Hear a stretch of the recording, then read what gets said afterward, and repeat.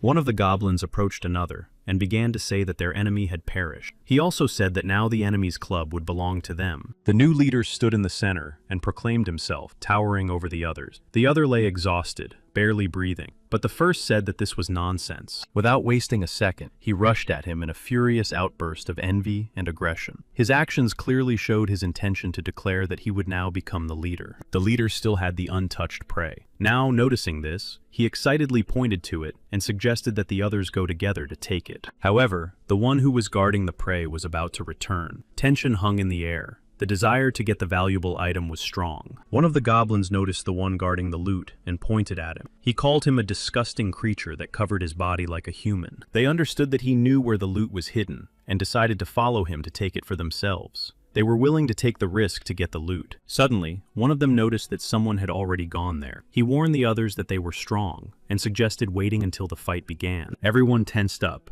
realizing that the situation could quickly get out of control and that they should prepare for a clash over the loot and any unforeseen circumstances. They rushed after the girl. One of them caught up with her and suddenly attacked. She began to scream loudly, begging for help and desperately trying to defend herself. She screamed desperately, begging them to let her go, saying she didn't want to have children with a goblin. Her voice was full of fear and pain as she fought for her honor. The girl screamed and begged them to stop the attack. Her pleas were loud, but the tension of the situation did not subside, and the danger remained real. Then she saw one of the goblins, standing aside and watching what was happening. She turned to the goblin who was watching them from the sideline, begging him to help and save her. She asked him to intervene to stop the attack. The goblin she addressed thought for a moment, and then ordered his fellow goblins to back away from her. His voice was very stern and authoritative. However, another goblin began to yell at him, calling him a freak, and saying that their former leader had died, and now his property and power had passed to them. He shouted back, warning that if that goblin dared to take her away from him, he would not get away with it. His voice was harsh and threatening. The other goblins did not take the challenge lying down. Enraged by their thirst for power and loot,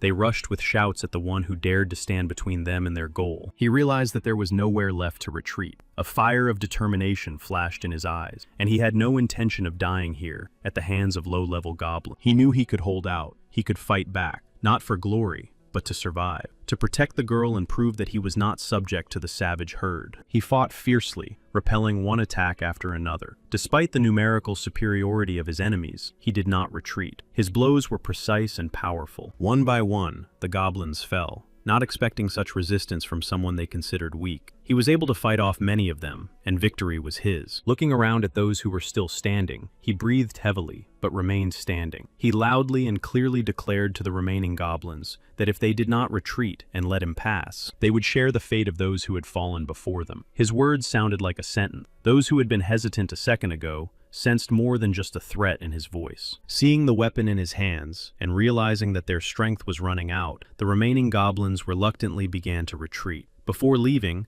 they promised that they would return. He watched them calmly, without fear. Their threats made no impression on him. He didn't care. He had already proven his right.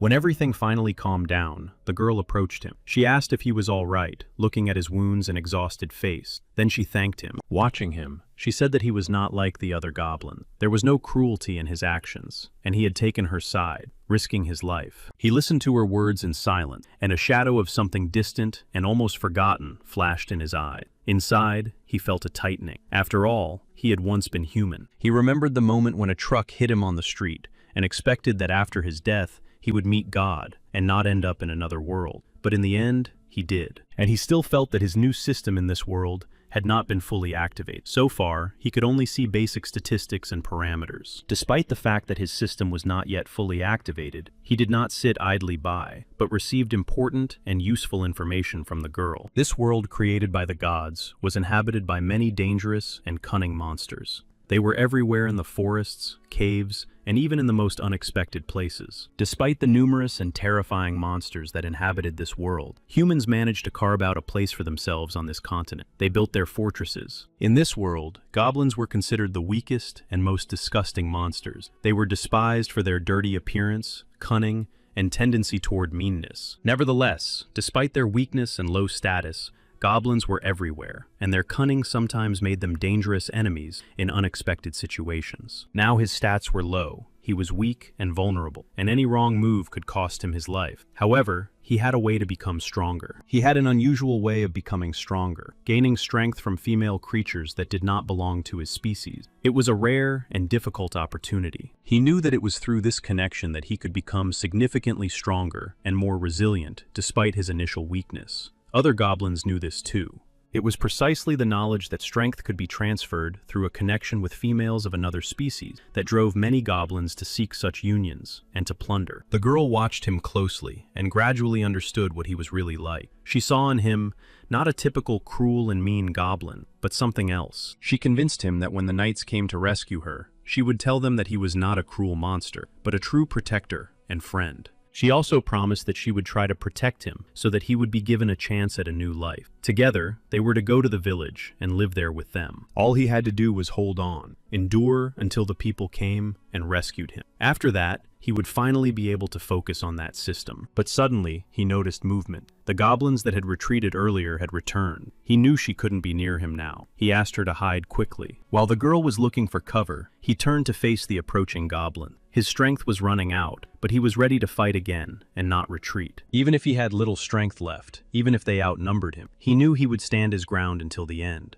They knew that through her, they could gain the power to rise above in this world, where goblins were considered inferior. They all wanted to take her away from him, but he had already defeated them once, and now they had returned to break him. But he was ready to stand between them and the girl again. One of the goblins jumped up first, trying to strike from the side, but he turned in time and parried the attack with his weapon, throwing the enemy back. The goblin fell immediately. Glancing to the side, he saw silhouettes approaching. They were people in armor with weapons at the ready. He immediately understood that they had come to rescue her. Deep down, she hoped that they were the ones she had been waiting for so long, the Holy Order. Unable to contain herself, she ran out of her hiding place and rushed forward. One of the knights moved forward faster than the other. Without hesitation, he plunged into the thick of battle and destroyed several goblins in a matter of seconds. The goblin stood in shock, unable to take his eyes off the knight who was easily destroying the goblins. It seemed to him that everything was happening too fast. He suddenly noticed that one of the creatures had torn his cloak. He glanced at the spot and was angry, calling the goblins vile creatures. The goblin who was watching the battle from afar saw such power and skill as the knights for the first time. He was amazed and could not believe that such power existed in this world. The girl quickly ran up to the commander of the knights,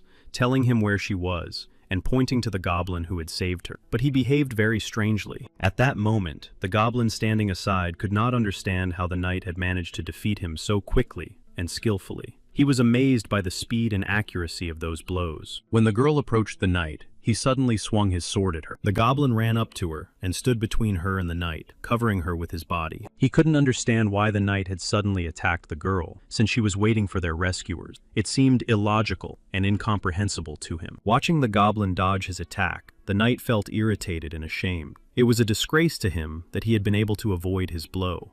The girl shouted loudly, and her name was Kelly. She was trying to get his attention and convey important information to him. He loudly declared that he knew who Kelly was, but his voice was filled with bitterness and anger. He said that she had already been defiled by goblins and despised her for it. He believed that Kelly had been disgraced and said that her soul was tainted and her honor lost. The only way out for her was to go to the Holy Mother. She cried and tried to explain that the goblins had not defiled her. Her voice trembled with despair when she said that the goblin standing next to her had helped her. He did not believe her words, thinking that she could have come up with something more convincing to defend herself. His distrust and cruelty manifested themselves again. He began to swing his sword at her again, not letting her speak. To him, her words seemed like empty excuses, and he did not want to hear her explanations. The goblin, not believing his eyes or what was happening, grabbed the girl by the arm and began to pull her toward another exit from the cave. He told her to run away. He had entered into battle with the knight without expecting such a turn of events. He was struck by the strength and skill of his opponent, which were far greater than he had anticipated. In the heat of battle, when the goblin was already beginning to feel the weight of the confrontation, a stern order suddenly sounded, and the knight had to stop immediately. The order to stop came from a saint who lived in their village. She suddenly appeared at the scene of the battle. The goblin standing next to her seemed very strange to her. The girl began to beg the saint to help her. She appealed to her with pleas for protection and salvation, hoping that the saint would hear her and intervene in the situation. Her voice was filled with sincere faith and hope, for she understood that only the power and blessing of the saint could change the course of events and save her from danger. The saint looked closely at the goblin and asked if he understood her words. The goblin realized that he was standing before the holy maiden, Ifreya, a representative of the temple. He understood that she was his only chance to survive. He replied that he understood everything the holy maiden was saying and revealed the truth that he had once been a human but had accidentally been turned into a goblin. He could tell her everything that had happened to him and explain his unusual situation. His words were full of sincerity and a desire to be understood. The knight, observing the goblin and his words, noted that he really showed intelligence and prudence, which other goblins often lacked. The holy maiden asked the girl if he had harmed her during the events. Kelly replied that, on the contrary, he had saved her and protected her from all dangers. The maiden came to the conclusion that the goblin was special and deserved attention. She decided that he should be taken with them to study his nature and origins. Kelly was sincerely pleased with the saint's decision. At that moment, the saint turned to the goblin and asked if he was ready to join them. The goblin felt joy and relief at the offer to join them. He replied with confidence that he would definitely go with them. He was glad that finally someone in this harsh world listened to the voice of reason and saw in him more than just a monster. This was his chance. Then the holy maiden loudly called everyone gathered behind her. Her voice was confident, calling for unity and calm after the conflict. As they walked along the path leaving the cave, the goblin walked slightly behind the saint, and his gaze showed sincere gratitude, which he expressed to her. The saint walked ahead, maintaining a calm and confident expression. She nodded in response to his grateful glances, pretending to accept them. As they moved quietly behind the saint, something unexpected happened, causing the knight behind them to suddenly draw his weapon and wound Kelly. He turned abruptly when he heard Kelly's scream and froze for a moment. He couldn't believe what he saw because the girl he was protecting had been wounded. He couldn't understand how this could have happened because they were already on their way to salvation. The world that had begun to make sense to him had cracked again. Then, seeing what had happened, the holy maiden turned to the goblin with a serious expression on her face. She said that now he had to pay her back for everything. A week passed. In the morning, a crowd gathered in the central square. Excited people shouted and pushed each other, passing on the rumor that the divine child was there. One of the knights, standing on a platform in front of the gathered crowd, reminded them of the recent goblin raid. He said that the raid had caused serious damage to the city. They had attacked unexpectedly under cover of night, when the guards were not expecting a threat. 30 people had died in the raid. It was a tragedy for them. The crowd, stirred up by the knight's words, began to stir. People began to shout, talking over each other, and anger could be heard in their voices. Many demanded revenge. The knight raised his hand, calling the crowd to silence, and spoke loudly, trying to drown out the growing noise. He confidently declared that revenge had already been taken. At that moment, the Holy Virgin approached the gathering. She said that the temple and its followers would always stand up for their people and help everyone. Returning to her chambers, the Holy Virgin smiled and said that today's sermon had been a success. She laughed at the simplicity and stupidity of her listeners. She was sure that after her sermon, the faith of the parishioners would only grow stronger. She believed that now people would pray even more fervently and bring offerings. Suddenly, a goblin called out to a saint named Ifreya. He was tied up. This appeal surprised Ifreya, and she looked at him with contempt. The goblin was covered in chains. His body was shackled with iron chains that tightly bound his limbs and did not allow him the slightest freedom of movement. She looked at him with contempt, noting how, despite all the torture and imprisonment, he continued to resist and did not give up. The mockery was cruel. Now she understood why people couldn't get rid of goblins. To test his strength,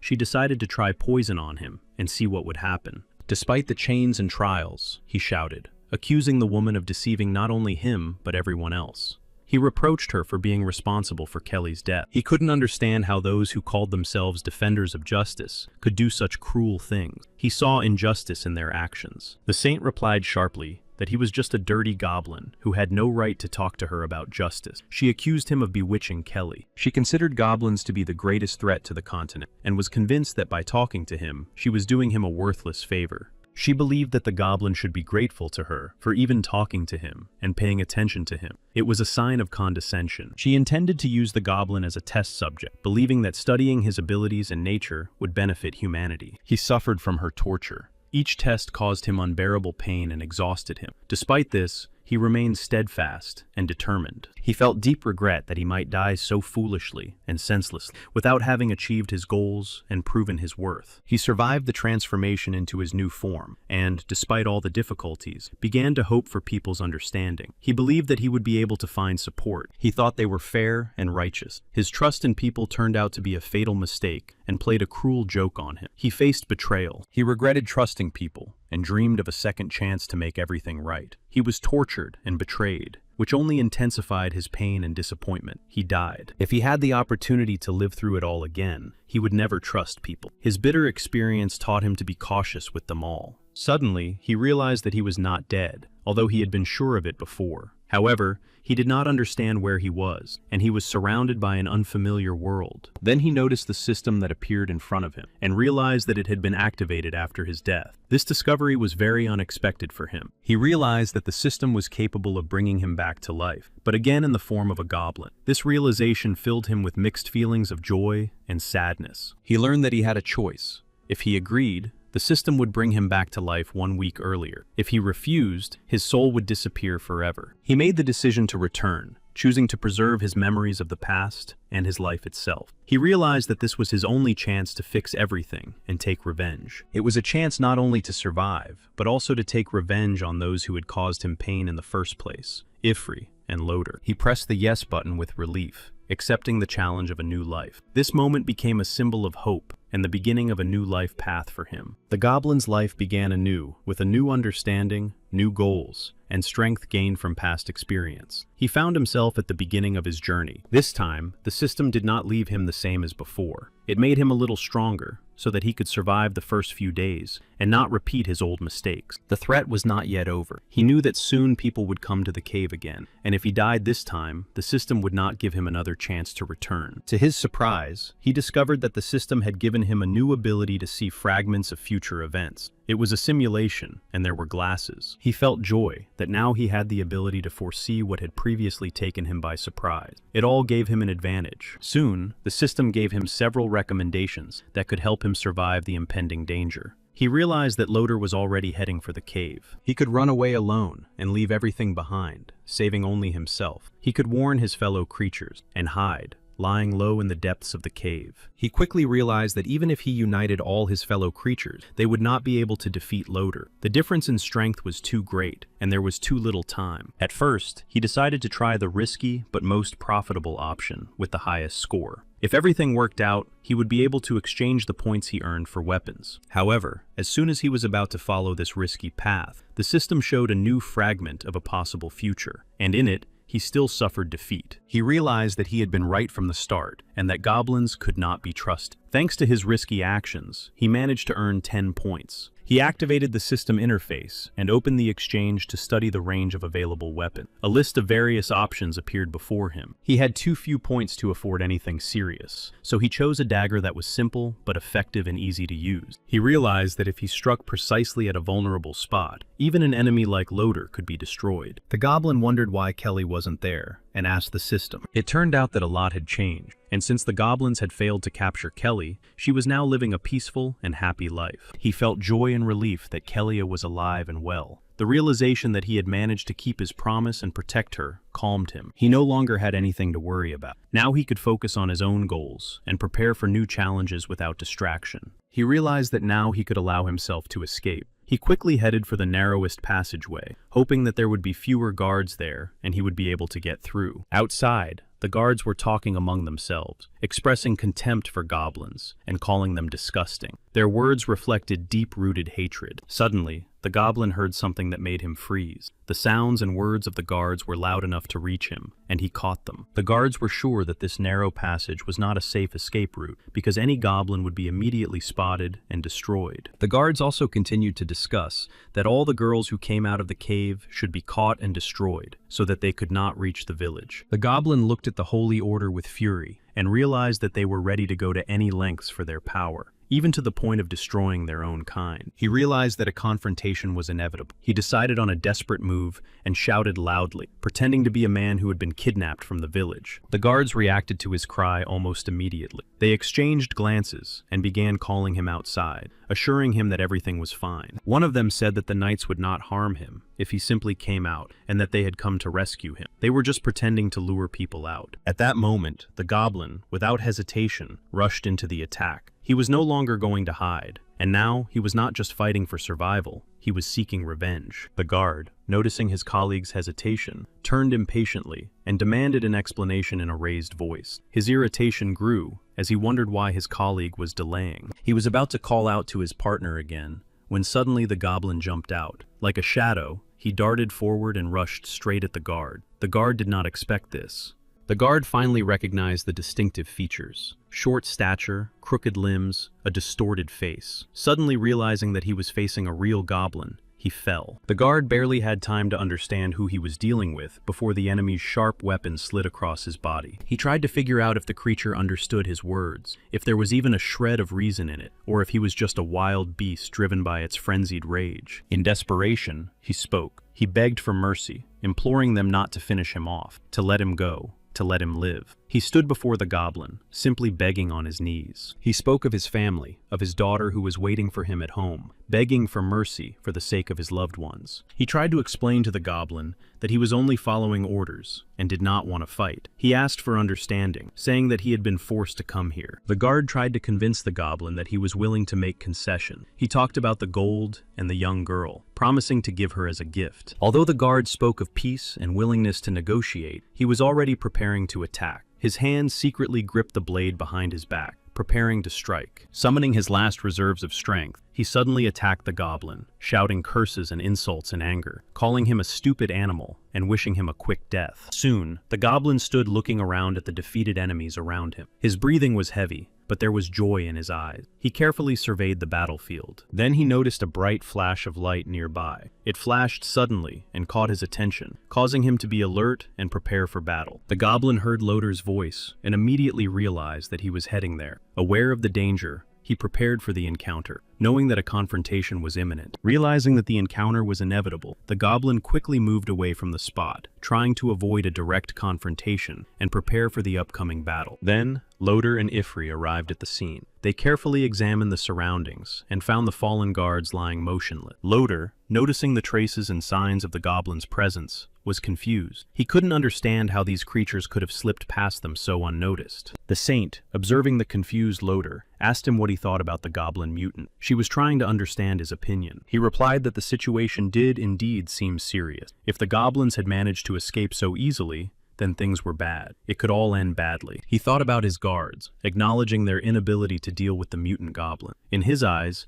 they seemed insignificant and powerless. For the saint herself, the information about the mutant goblins was extremely interesting. She believed that if they managed to catch one of the mutant goblins, they could have fun tormenting it. Her thoughts were filled with a thirst for power and cruelty. The goblin himself was genuinely glad that his plan had succeeded, and he had been able to save himself. A feeling of relief and pride filled him, despite all the dangers. Eating a delicious apple, he decided that if they hated and feared him so much, he would act in his own goblin way. He wanted to be cruel. He thought about how goblins could become stronger by reproducing. By improving his characteristics, he would be able to produce offspring stronger than himself. He decided to make it so that every man's only desire would be death, and every girl would be ready to do anything for him and be at his feet. Hearing a noise, he thought that Loder and his men were still looking for him. He quickly drew his sword and rushed forward toward the man in the cloak to strike first. His movements were quick, and he wanted to strike first. However, when he turned the man in the cloak toward him to attack, he was astonished to find a goblin standing in front of him. It was a female goblin. He was shocked by what he saw, and did not expect to meet a goblin in such a place. His eyes widened, and his breathing faltered as he tried to comprehend everything. Suddenly, he realized that the goblin girl understood human language. He was surprised by the female features of the goblin, because as far as he knew, only males were born among goblins. He understood that this was why they could only reproduce by mating with other species. She asked him not to hit her, and said that she had only come to fetch water. He couldn't understand how a goblin could speak human language so well. It contradicted his ideas about them. The female goblin was a third-level goblin, belonging to the class of God's messengers. If a goblin married a female goblin, he could then become a goblin god. She was afraid of him and tried to explain that she had come here just to fetch water. Her voice trembled with fear as she tried to convince him of her peaceful intentions. She was afraid not only of the goblin standing in front of her, but also of her own leader. If she did not bring water, she would face severe punishment in the community. Seeing her fear, he softened. He lowered his weapon and, trying to speak calmly, asked her forgiveness. He wanted to show her that he would not harm her. He asked her not to make any noise, explaining that if she continued, she might attract the attention of Loder and his soldiers. He didn't want her to get hurt. She looked at him in surprise, stunned that he could speak too. She didn't expect another goblin to be able to speak human language as well as she did. He thought about it and realized that ordinary goblins were rarely able to speak normally. Most likely, she just couldn't communicate properly. He was kind, unlike the others who only beat and scolded her. He was the first to show her even a shred of care. It was a new and unfamiliar feeling for her. Then he looked at her in surprise and asked if there really was a goblin tribe somewhere nearby. He found it hard to believe. He wasn't sure if Loder was following him or had already lost him. Now was not the time for thinking or other nonsense. The main thing was to find a safe place. She said quietly but confidently that she could take him to her tribe, but he was concerned about only one thing: finding subordinates for himself. Then he told her to take him there. Soon they arrived at a small, secluded valley, surrounded by dense trees and hidden from prying eyes. The goblins couldn't understand why he walked and moved like a human. To them, it seemed strange and alien, and they looked at him with contempt. The main character thought for a moment and noted to himself that there were quite a lot of goblins in this tribe. He decided to start his plans and actions with this village. He approached the gathered goblins and declared that he had come to join their tribe. Then he asked who was in charge, wanting to know who the leader was. The other goblins said that in their tribe, it was not customary to simply take and meet with the chief whenever one wanted to. They wanted to catch him. A female goblin bravely stood between him and the others, asking them not to touch him. She said that he was good and posed no threat, trying to protect him. Suddenly, the chief shouted loudly, demanding an explanation for why everyone had gathered in this place. His voice was stern and authoritative. He wanted to quickly understand the reason. The main character felt relieved that the chief had finally appeared. His appearance meant that it was possible to resolve issues and understand how to proceed. The chief was level 25 and was incredibly cunning, comparable to a fox. His skill was to anticipate moves and masterfully control the situation. The main character was surprised to learn that there was someone so strong and experienced among the goblins. He did not expect to meet an opponent of such a high level here. She explained to the chief that he had nowhere else to go and needed shelter. However, the chief was angry that she had brought a stranger to them. He came closer and looked intently at the goblin, carefully studying his face and behavior. He tried to read his thoughts and understand his motives. The other goblins insisted on destroying the stranger, seeing him as a threat to the tribe. They were determined and did not want to take any risks. But the goblin suddenly interrupted the argument, saying that he had the ability to make weapons. He asked for a chance to prove his usefulness to them. The chief immediately stopped the other goblins and thought about it. His gaze became focused as he weighed the possibility of accepting or rejecting the offer. He thought about the goblin's abilities, asking what exactly he could create with such skills. He did not believe that the goblin was capable of what he claimed. The main character stated that if he was given the necessary raw materials, he could make simple household tools for the tribe. He asked for a little time. He explained to them all that if the tribe had good tools, they would be able to deal with any monsters and also with humans. The goblins liked the idea that with such powerful weapons, they would be able to defeat any enemies, including humans. They felt confident and hopeful. The chief ordered him to find iron ore within 3 days and make weapons. He warned that only then would the goblin be allowed to live. He made it clear that if the goblin failed to complete the task, he would die along with the goblin girl who had brought him to the tribe. He understood that it was impossible to confront such an enemy directly, and that the enemy would quickly launch an attack. Therefore, he decided to buy time to create powerful weapons. Then they set off in search of iron ore, the main raw material for making weapons. The goblin girl was also nearby,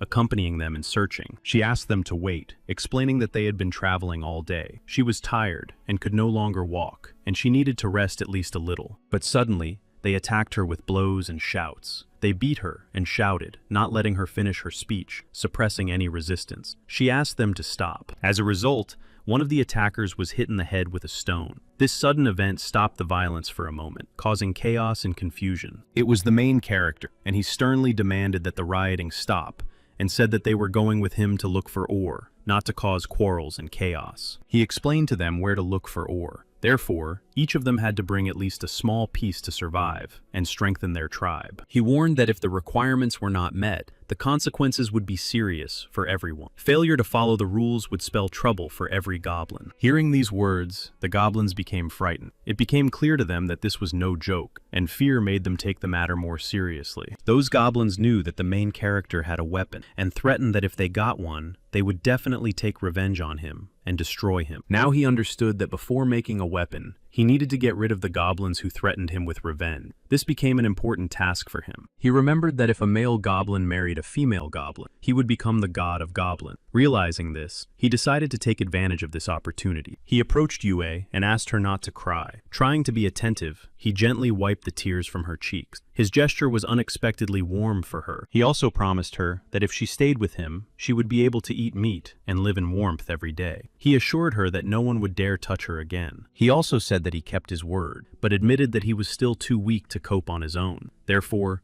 he really needed her help. However, she did not know how he could become stronger. Her gaze showed confusion. Although she wanted to help, she did not understand how. He replied that if she wanted to have children with him, it would help him become stronger. She was confused and bewildered. The words about children came as a surprise to her. The goblin believed that the most important thing was her sincere desire to be with him and have children with him. Everything else seemed trivial to him, not worth worrying about. Although nervous, she agreed to become his wife and start a family with him. She believed that together they would find their place in the world. Now that she had agreed to become his wife and start a family, everything had changed. They were supposed to have 7 children who would strengthen his bloodline. He not only raised his level, but also improved his physical condition. His body became stronger and his movements faster. He promised her that he would always protect her and considered her his own. He was ready to do anything to keep her safe and be a reliable support for her. She considered him a good man and believed his words. But suddenly, a cry for help rang out in the distance. It was a goblin running toward them, pursued by a demonic wolf. His panic and fear were obvious, as the beast was approaching quickly. Lin Tian noticed that the goblin had managed to find the ore needed to make weapons. It was an important discovery that could change everything. However, the goblin had also brought trouble with him, and the danger that followed him could threaten the entire tribe. This complicated their task. Lin Tian went into battle, and Yue asked him to be careful. She understood that the enemy was strong, and the threat was serious, so she was worried about his life. The demonic wolf almost caught the goblin, when Lin Tian intervened in time, and threw the beast away with his weapon. His quick and precise action saved his life. The wolf roared in pain and rage after the blow.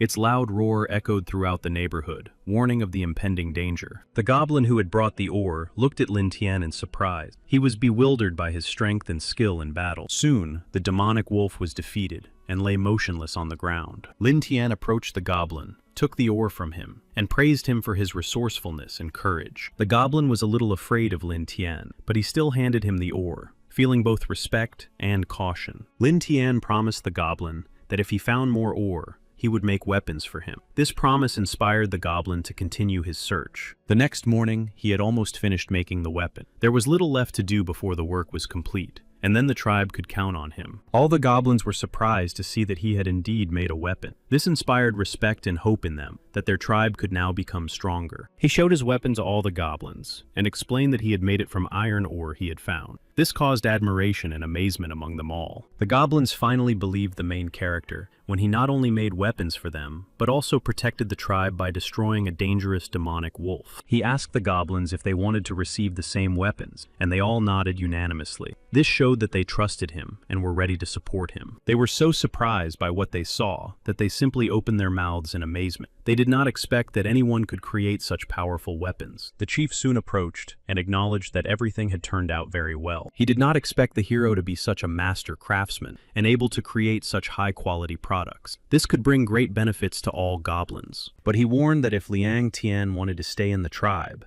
it would not be so easy. A new test awaited him, to make 50 items in 2 days. The goblins themselves considered their leader to be strict and even cruel. They were ready to help Lin Tian complete the task and support him in this difficult endeavor. Lin Tian himself smiled, confident that he would be able to complete all the tasks on time. On the appointed day, everything was ready. The weapons and tools he had made impressed even the most skeptical goblin. He had proven himself. All the goblins gathered around Lin Tian, calling him their brother. They felt trust and respect for him, seeing him not as a stranger, but as a true ally. The chief approached Lin Tian, carefully examined his work, and expressed his approval. He recognized Lin Tian's efforts and confirmed his importance to the tribe. Today was an important day for the tribe. Everyone gathered together to celebrate the arrival of their new brother. They prepared for a festive meal. A variety of dishes were prepared, and the goblins prepared themselves, uniting in a sign of friendship and strength. The chief watched their tribe's new ally. Yue brought Lin Tian food prepared especially for him. This gesture made him feel warm inside. He understood that her concern was sincere. He took the food Yue had brought and began to eat. It looked very appetizing, but soon he felt sick and his face turned pale. He was breathing heavily. Yue was frightened and couldn't understand what was happening to him. She was confused. The chief approached and remarked mockingly that he had expected Lin Tian to be smarter. He called the main character a stranger and expressed his dissatisfaction that he had encroached on his authority and dared to challenge his power. He realized that Lin Tian was now next to Yue and grabbed her by the scruff of her neck. Lin Tian quickly recovered and stood up to deliver a decisive blow and free Yue. His unexpected strength and courage surprised all the goblins. The chief was overcome with rage and anger at Lin Tian's audacity. He knew in advance that he would be ridiculed and that the meat was poison. However, the chieftain lacked the cunning to finish the job, and Lin Tian was smarter. The chief began to attack Lin Tian with determination and a desire to prevail in the confrontation. His actions were quick and precise, but despite this, Lin Tian managed to confidently avoid the chief's attacks, showing agility and quick reaction. He maneuvered skillfully, giving his opponent no chance. In the end, he managed to defeat the chief despite all the difficulties and resistance. Thanks to his skill and perseverance, he succeeded. The chieftain lay on the ground, defeated and exhausted. His strength was gone, and he could no longer resist, while Lin Tian confidently claimed victory. All the goblins of the tribe watched in horror, for now their chieftain was defeated and practically dead. They understood that losing their leader was bad. The goblins did not know what to expect from Lin Tian. His victory caused them both fear and anxiety. For now, the future of the tribe was very uncertain. In the end, Lin Tian proclaimed himself the head of the tribe. His decisive move shocked the goblin, forcing them to accept the new authority and prepare for change. He promised to fulfill all his plans. He promised to help defeat the elves and humans, inspiring his tribe to fight and uniting them for a common goal. He promised that the tribe would always have enough meat to provide food and strength for everyone. This promise delighted them all, and they applauded him. The tribe recognized him as their leader, fully accepting his authority and leadership. He declared that today was his gift to the tribe, a symbol of their unity and strength. It was a promise of new victories and prosperity. He gave them the old chief to tear apart, demonstrating his determination and final confirmation of power. This gesture became a symbol of a new era. Leading the goblins was only the first part of his plan. His next step was to target the elf tribe, preparing for a decisive battle with them. The spy from the elf tribe could not understand what the noise coming from the goblin territory was, and what had happened there. She had no accurate information about the events. Then she returned to her tribe, without revealing the essence of what had happened. Her mind was full of guesses and anxious premonitions. It turned out that the spy was Princess Kasana. Upon returning to her tribe, she was spotted by her subjects, who greeted her. She headed for her mother's chambers, intending to report everything immediately. Someone tried to stop her, but Kasana was adamant. She quickly opened the door to the chambers and entered without waiting for permission. In a serious voice, Kasana announced that she had very urgent information. However, upon entering, Kasana immediately realized that she had chosen an unfortunate moment. Her mother was not alone and was clearly busy. Realizing that her presence was inappropriate at that moment, Kasana decided not to insist. She bowed and was about to leave, intending to return a little later. But as soon as Kasana turned to leave, her mother stopped her. In a calm voice, she said that if the matter was really important, she should report it. Kasana said she wanted to report on the Goblin tribe. She emphasized that something unusual had happened there, and that it could affect them. Her mother could not understand the seriousness of Kasana's words. She considered the Goblin tribe to be weak and dirty monsters. It seemed to her that they posed no threat. Kasana said that this morning she had found a huge bear in the enchanted forest. This event was unusual and alarming, indicating that something was changing. There were signs of a struggle at the scene, and the sharp smell of goblins was everywhere. These signs clearly indicated their presence. The bear was the most ferocious beast in the enchanted forest. She did not believe that the goblins were capable of defeating it, but the outcome of this battle remained unknown. But a few days later, she saw that the old goblin chief had been killed by some youngster. Perhaps it was thanks to him that the goblins had become stronger. Her mother ordered to destroy all the goblins, sparing no one, but at the same time, to take several of them hostage. She believed that they could be used to make a potion. Kasana accepted the order and said she understood its importance and was ready to carry out the task. She was aware of the seriousness of this mission. Her mother wanted to reward Kasana for her good work, but she replied that she still had important business to attend to and could not stay, and she left immediately. The goblins told Lin Tian that there were about 30 elven buildings and trees in the forest. They were all very tall, which gave the village special protection. He decided that he would soon capture the two elves and called for preparations to be made for the upcoming event. They couldn't believe it and rejoiced. They all decided to prepare their weapons for battle, realizing that the coming battle would be decisive. Everyone prepared with great seriousness to meet the enemy. There are about 30 elven houses in the forest, each of which is home to about 2 elves. It turns out that their entire village has about 60 inhabitants. In addition, they have mines, which automatically increases their numbers. Before that, he led all his warriors to fight monsters in order to increase their combat level and prepare them for the upcoming battle with the elves. As a result of these battles, they acquired many valuable skills and experience, which significantly increased their combat effectiveness. Now the warriors were ready. In addition, they mastered the stone skin skill, which significantly improved their defense, making their bodies more resistant to blows and various injuries. They also mastered the skill purification, which allowed them to recover quickly from injuries and get rid of the negative effects of combat. They learned to climb rocks and trees, which gave them a tactical advantage in battle and allowed them to move more easily over difficult terrain. The combined combat power of the elves was only 200 units, which meant they posed a relatively small threat. They could handle it. Now the goblins significantly surpassed the elves in strength, skill, and training. Thanks to persistent training, they could now defeat any enemy. But in the end, he decided to attack the elves secretly, so preparation and caution were especially important to ensure that nothing would interfere with the success of the mission. The system informed him that he now commanded an entire army of goblins intended for attack. The target was a tribe, and its location had been determined. However, the system warned that even if they successfully infiltrated the village, there was a risk of being discovered. In that case, the squad would be trapped. Once the elf chief caught him, he would immediately order his destruction. A mistake could cost not only his life, but the lives of the entire goblin squad. Soon, Lin Tian realized something important that could affect the outcome of the entire operation. Realizing the possible risks, he decided to make changes to his plan. He also realized that someone was watching them closely. This discovery made him wary and caused him to act even more cautiously. He was on his guard. Knowing that goblins have very keen hearing and sensitivity, Lin Tian decided to find the spies who could be secretly watching them and listened carefully for sound. As a result, Lin Tian managed to discover the place from which they were being watched. He explored the surroundings and determined the location from barely noticeable traces. Realizing the threat, Kassan immediately took action. She understood that the goblins were going to attack the tribe and immediately decided to report it. But as soon as she began to act, she was immediately caught. The ambush worked flawlessly. The enemies had planned ahead. She did not have time to pass on the information. She no longer had the strength to resist. Her body would not obey her, and her consciousness began to cloud over. Exhausted and wounded, Kasana fell to the ground. She felt as if she had been torn away from reality. Her thoughts were confused, and it seemed that she no longer belonged to herself. Everything around her was blurred, as if she had been poisoned. Lin Tian did not expect it to be so easy to catch the elf. He was sure he would encounter cunning and resistance,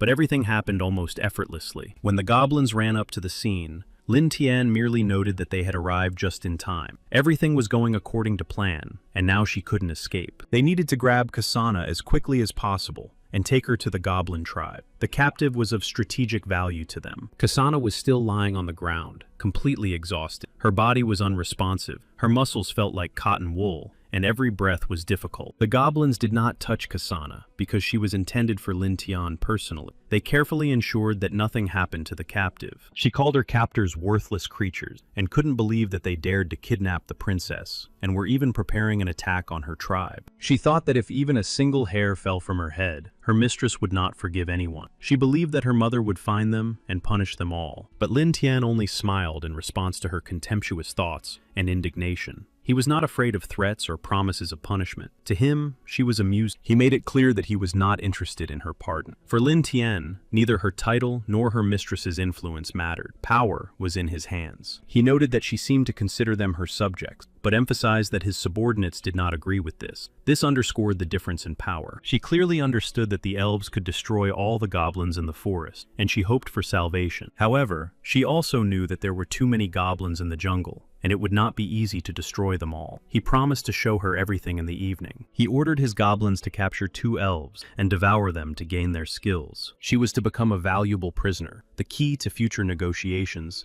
and an important strategic resource. Her presence could have an impact. Kasana's mother was still immersed in her entertainment and affairs, not paying enough attention to the serious events taking place around her. She considered the potion to be truly excellent. If she had known about its effect earlier, she would have ordered more goblins to be captured. One of the elves entered the room and reported with concern that Princess Kasana should have returned long ago, but had not yet appeared. Her mother became alert. He asked if the lady would like to send a few elves to search for her, hoping that on the way they might not only find Kasana, but also encounter the goblins. Kasana's mother reluctantly agreed to let them take a few elves and go in search of her. However, she did not take the situation seriously. Suddenly someone shouted, a loud, desperate voice declaring that Kasana would not return. This unexpected cry surprised everyone present. It turned out that it was Lin Tian who had shouted. He stepped out of the shadows with confidence in his eyes and approached her without hesitation. His intention was clear: to conquer their village. She did not expect this. His sudden appearance and bold challenge stunned her. He calmly declared that he had captured Kasana and that she would soon have children by him. It was both a challenge and a blow. He added that from now on, they would be one family. It was ominous for her, not a gesture of reconciliation,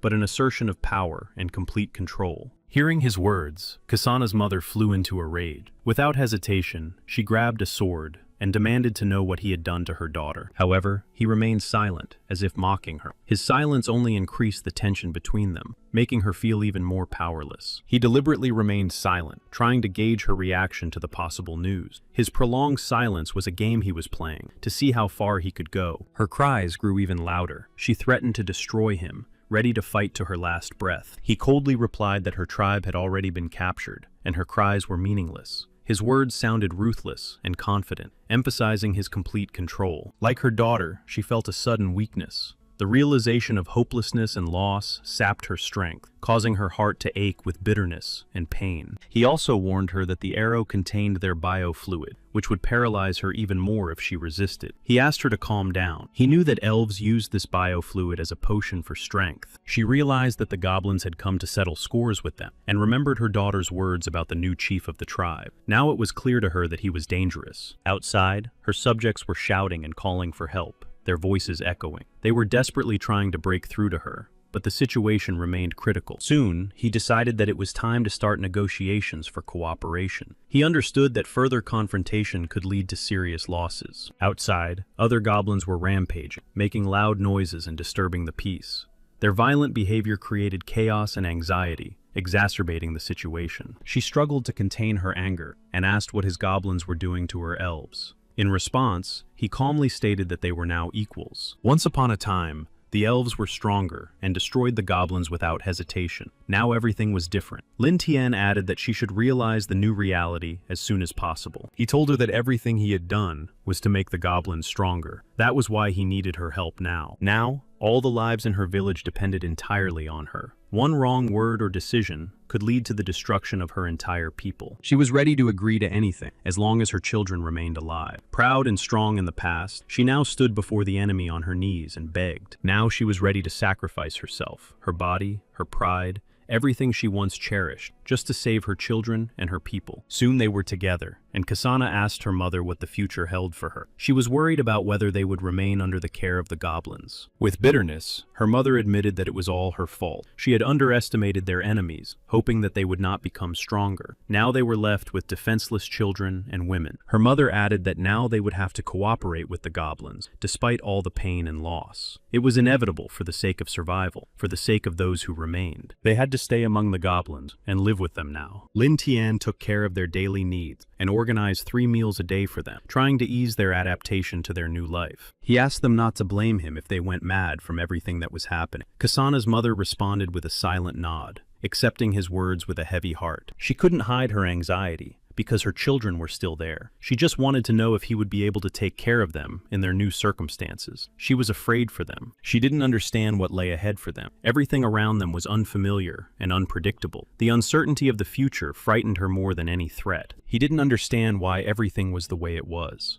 He thought it was because of her character. She had boundless maternal love for her children. Yu said that he would not be able to raise the children on his own. And although he agreed with some hesitation to let others help her, he wanted to wait until the children grew up, to give them time to adapt and grow stronger in their new circumstances. Only then did he plan to elevate his family. He wondered if he had really raised his qualifications to the highest level. The unexpected gain of points transformed into new strength and power. It seemed that he would have to hurry up with producing offspring. His new strength, responsibility, and circumstances demanded more from him than before. He felt that even with his current strength, he was already capable of crushing Loader. But he decided to wait until the elves grew up, and then finally meet him. 2 weeks later, newborns began to appear en masse in the tribe. This was a clear sign of change. Life was bustling, and the tribe was growing. The female elves refused to accept their newborn children born to Goblin. They considered them ugly, alien, and very repulsive. In total, about 30 or 40 newborns appeared in the tribe. Kasana suddenly cried out. Her voice instantly attracted everyone's attention. Kasana's mother begged her to hold on. It was her first childbirth. She turned to Lin Tian and asked him to help her daughter. Kasana was too weak. Lin Tian and Yue agreed to help without hesitation. Seeing Kasana's suffering, they realized they couldn't stand aside. Yue prepared everything necessary. They helped her through this ordeal. Yue supported Kasana. Kasana cried and said she couldn't take it anymore. But Lin Tian told her to be quiet. After all, they were his children too. Soon the children were born, and they were already crawling everywhere. There were 3 of them. Yu noted that he was very smart, and even during childbirth was able to remain calm and handle the situation. When the other goblins began to mock the elves again, Lin Tian immediately intervened and punished them. He made it clear that no one had the right to touch them. No one dared to touch the women without his permission. He knew that the women needed to recover. He said that if it happened again, he would not spare them. From now on, no one would ever dare to touch the elves without his knowledge, under any circumstances. His voice was loud and uncompromised. Kasana's mother told him that he seemed different from the other goblin. After the elves gave the tribe children with strong qualities, he decided to seek revenge on Loader. Confident in his strength and the support of his offspring, he had to try to destroy Loader, and the goblins promised to support him in this endeavor. Joining forces, they prepared for the decisive battle. Lin Tian understood that despite his own strength, it was dangerous to underestimate his enemy's allies. Their capabilities and influence could play a decisive role. He predicted that when Loader was cornered and nearly killed at the most critical moment, an assistant would appear who would change the course of the battle. He understood that he could then die at her hand, for it was she who could change the course of the battle. At the same time, she was capable of saving Loader by intervening. He did not understand where this swordswoman had come from, or why she was so strong. He also knew that Loader could leave the city, and then it would be impossible to find him. He had to hurry. Time was running out, and every moment could be decisive. If he didn't act quickly now, Loader could be gone forever. Yu continued to care for Kasana and her mother, showing them attention and support in the most difficult moments. She helped them recover after their trials. As he left, he said that he was going to go around Loader's territory, and that she would now have to take over the leadership of the tribe. This would take a few days. He had long harbored a grudge against humanity, and thirsted for revenge. But when Kasana's mother found out about this, she opposed it. She believed he would die. Then she offered her help.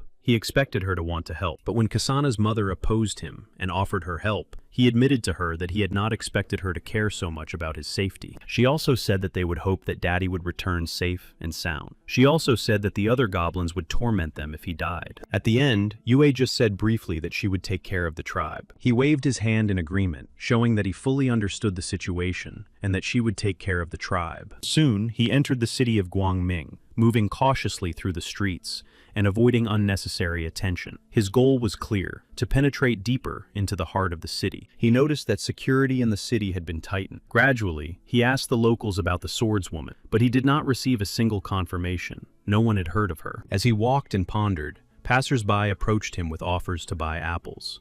The merchants tried to distract him with their persistence, but he did not listen. He continued to persistently try to find out the information he needed. Despite the lack of direct information, he did not give up, striving to find out at least something. Then, he noticed a crowd of people gathered in one of the streets. They were loudly discussing something important. This made him stop to understand the essence of the conversation. The crowd was loudly discussing the ranking of the city of Guangming and the local knights. He noticed a board on which faces were posted, probably the ranking of the knights of Guangming. He carefully studied the board with the images, and quickly realized that his enemy had taken first place in the ranking of Guangming's knights and rose above the others. He understood that without clues, his plan for revenge was doomed to failure. To achieve his goal, he needed to find even the slightest clue. Passing by one of the taverns, he heard that today that very knight was treating everyone to drinks. This was an unexpected pleasant surprise for him. As he approached the tavern, through the noise of voices and laughter, he suddenly recognized the voice of his enemy. Now he knew for sure that his target was very close. Everyone was praising Loader, and one of the men said that he had saved him one. It was when the demonic monkey attacked that he arrived just in time. Even the saint praised him, saying that without him, they would not have been able to cope. He watched from the sidelines as she almost worshipped Loader. Someone in the crowd remarked loudly that the monkey was funny. Laughter rippled through the crowd, and the tone of the conversation changed for a moment. One of the knights suddenly turned to another. He quickly asked what was happening with his group and ordered him to go to them immediately. The other knight did not flinch and replied with confidence that his team would prevail, even if they had to fight him. His voice sounded defiant, as if he knew everything in advance. The bartender told the gathering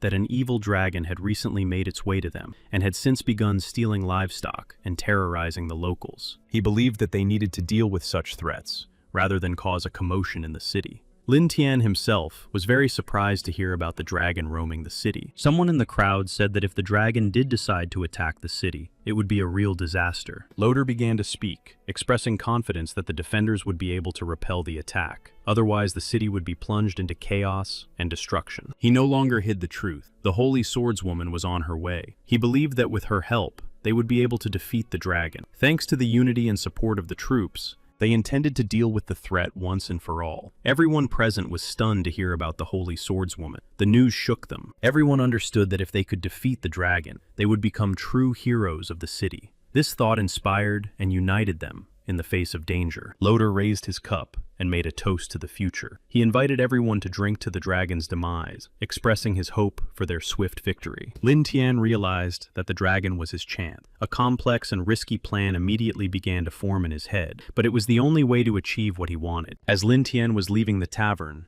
Loader asked him if he would join them for a drink, but Lin Tian was already immersed in his thoughts and plans. Of course, he refused, realizing that it was more important for him to focus on his plan. He replied that it would be better to postpone it until later. Then Loader thought that this stranger was very strange. Then Loader headed to the mentor of the Holy Sword. His visit was important. He was looking for support and wisdom to strengthen the alliance and prepare. He immediately reported to her, and the mentor learned that an evil dragon was approaching the city, and no one dared to oppose it. This meant that the threat was close. She wanted to understand how the preparations and execution of the task were going. She was concerned about whether enough effort was being made to protect the city, and how ready everyone was. He replied that 10 hunters and a squad of warriors had been stationed at key points in the city, according to plan. She said that was excellent, and asked them not to fail. The crowd outside, noticing the holy sword, was struck by her beauty and grandeur. Her presence inspired admiration and awe. She was a symbol of hope. She told Loader that this was a special time and urgent measures were needed. She insisted on the evacuation of all residents, emphasizing the importance of their safety. At that very moment, a dragon suddenly appeared in the sky and swiftly attacked the crowd. Its powerful wings stirred up the wind, and it caught its first victim. The Holy Swordswoman instantly grabbed her sword, preparing to defend the people. Her movements were swift and precise. She was ready to fight the dragon. She immediately ordered Loader to head for the city wall, realizing that it was there that an effective defense could be organized and resistance mounted. The goblins gathered in a noisy crowd, looking at each other and talking among themselves. They did not know what to do, and therefore decided to turn to their leader. Time was running out, and anxiety grew with every passing minute. The goblins huddled together, confused and agitated. They understood that they had to act immediately. Lin Tian himself finally announced that the game was about to begin. This meant only one thing: the battle was about to commence. The decisive moment was approaching. The Holy Swordswoman and all the warriors watched the battle unfold. Below, someone opened fire on the dragons, and the first arrows flew,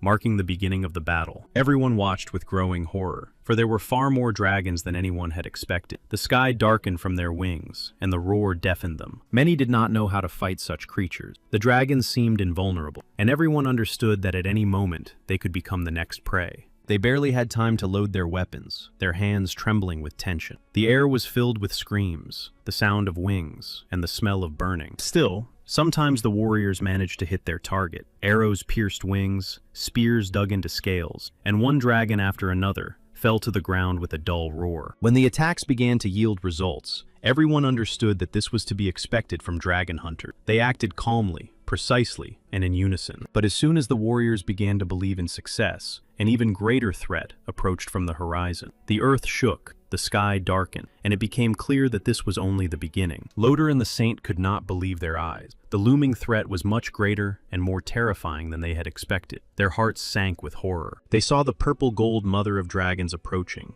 a majestic and formidable creature whose appearance promised a new and even more terrible battle. They fought in unison, firing arrows, trying to pierce the purple gold mother dragon's defenses and protect their allies from impending doom. However, they failed to strike the purple gold mother of dragons. Her scales were like armor, and her movements were lightning fast. All their efforts were in vain. The soldiers panicked, realizing that the wall was about to collapse. The crackling of stone and the rumbling sound indicated that a breakthrough was imminent. Unable to withstand the pressure, many fled. Just as fear took hold of the warriors, the holy swordswoman intervened. Her blade flashed with a bright light, and she stepped forward into danger. Despite the appearance of the holy swordswoman, it was clear to everyone that the city's defense must continue. Retreat would mean the end. The city was still holding out. Lin Tian watched from the sidelines, amazed that the holy swordswoman had been able to repel the dragon's attack. Her strength seemed almost unbelievable. Who would have thought that the mother of dragons would be so powerful and terrifying that even the most experienced warriors would tremble at her strength and horror? He understood that he was facing a true monster. The mother of dragons was a level 79, unmatched and terrifying. Alice, the holy swordswoman, was level 80, slightly stronger than the mother of dragon. Her strength and skill made her the only hope in this battle. Although the dragon was inferior to the holy swordswoman in strength, it possessed incredible endurance and robust health. This allowed it to withstand numerous attacks. Lin Tian thought that the holy swordswoman would soon run out of steam. Her strength could not be limitless. He foresaw that a protracted battle would exhaust her energy. This was Lin Tian's chance. He understood that if the holy swordswoman ran out of steam, he would have the opportunity to take revenge on humanity. The city would be defenseless, and the people would fall into his trap. The goblins stood in the shadows, ready to act on his first command. They were loyal to their leader and ready to help. The dragon invasion did not subside, and the streams of fire left trails of ash behind them. The warriors tried to hold back the onslaught, but their strength seemed endless. Loder realized how difficult it would be to defeat the dragon. Their power and endurance exceeded all expectations, and each attack caused destruction. But a beast is a beast, even if it comes from Africa, and nothing is impossible for it. Loder believed in his strength and thought he could overcome any obstacle. Soon, people began to flee en masse, shouting that goblins were taking over the city. Panic gripped the streets, and residents fled in fear. Loder loudly called for calm, claiming that the goblins were in the forest and could not enter the city. He tried to stop the panic by reassuring them. However, he soon realized that the opposite was true, and that the goblins had already entered the city. His eyes could not believe what he was seeing, as the enemies took over the streets step by step. He understood that the fate of all the inhabitants now depended on his determination and strength, and his anger only spurred him on to fight. One of the warriors, barely able to stand, called for help. He understood that there were very few dragons left, and that with support, they would be able to hold back the onslaught. Loder and the Saint wasted no time and rushed towards the goblin. Their faces were full of determination. They understood that they had to act quickly before the goblins took over. Loder himself was furious. His eyes burned with rage, and his steps became heavier and faster. He had no doubt that the goblins would not escape. Despite their determination, the goblins proved to be more cunning. In the heat of battle, they deftly spread a sturdy net, and the Saint was caught, her movements restricted. She tried to break free, but to no avail. Knowing that she couldn't do it alone, she shouted to Loder to help her. But he was lying on the ground, unable to get up. The goblins surrounded them in a circle, giving them no chance to get up or regroup. They attacked in a coordinated and ruthless manner. Soon, Lin Tian himself emerged from the shadows. His appearance seemed to stop time, and all the goblins parted, giving way to their leader. It was at this moment that Loder noticed him. Lin Tian's confident and calm figure stood out against the backdrop of chaos. None of the remaining warriors could stop Lin Tian. He moved forward,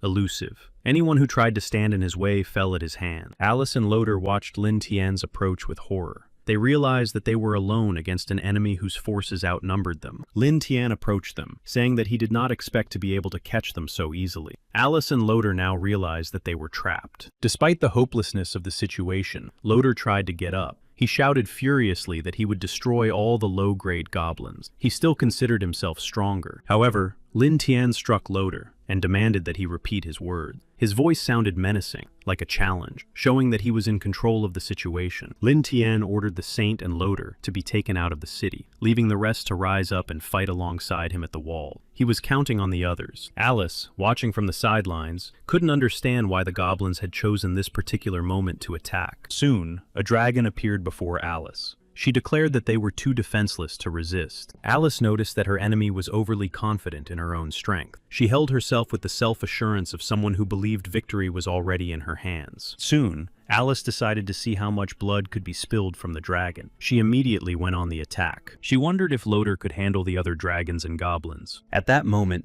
she heard a powerful explosion shaking the ground. It was like a harbinger of doom. She immediately realized that the others were probably unable to cope with the enemy. Then the dragon said goodbye to the swordswoman Alice and flew away somewhere far away. She warned Alice that as soon as her wounds healed, the dragon would return and destroy her. However, Alice did not chase after her. She watched as she disappeared and thought that she would reach the dragon's nest, and then everything would end differently. Returning to the city, she immediately began calling out to Loader, loudly announcing that the goblins had been destroyed. Her voice sounded tired, and the battle was finally over. One of the warriors approached her with a grim face and reported that Loader and Ifri had been captured by the goblins. She couldn't understand how this had happened, because the goblins seemed weak, but now it was clear that they were much stronger than she had thought. Alice looked around and saw how many warriors had fallen in battle. Armor and broken weapons lay scattered everywhere. She realized that they had become stronger than before. Even Loader had been unable to do anything against them. Then she decided to go to the enchanted forest and destroy all the goblins hiding in its depths. The inhabitants begged her to stay, because if the enemies returned,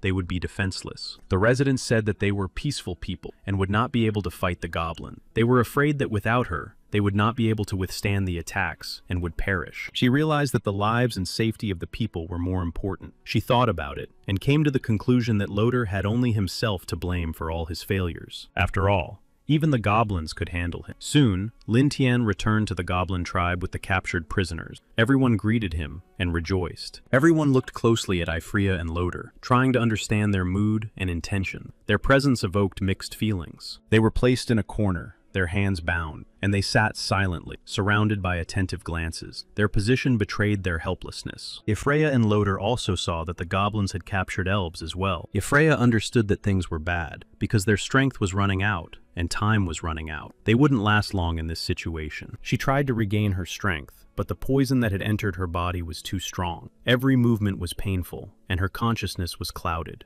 Lin Tian himself did not expect the poison to take effect so quickly. He watched with surprise as Ifreya weakened before his eyes, and realized that her recovery skills were weak. She couldn't understand how he knew her name. It confused and alarmed her at the same time. She couldn't remember ever meeting him before. He suddenly dug his claws into her leg, causing sharp pain and shock. She screamed in horror when he suddenly dug his claws into her leg. The pain pierced her, and fear paralyzed her mind. Her heart was pounding, and she didn't understand anything. Loader yelled at him, demanding that he immediately remove his hand. His voice trembled with panic. He tried to break free and help her, but before he could react, the other goblins hit him and demanded that he be quiet. In his rage, he threatened them with the holy martyr, assuring them that she would soon punish them all. He shouted that she was the chosen one, and that with her help, he would destroy everyone. Lin Tian replied that the holy swordswoman would also become his prey, but her time had not yet come. One of them had already covered all traces so that they would not be found. He sent the goblins to the second forest to destroy as many monsters as possible. Their goal was clear: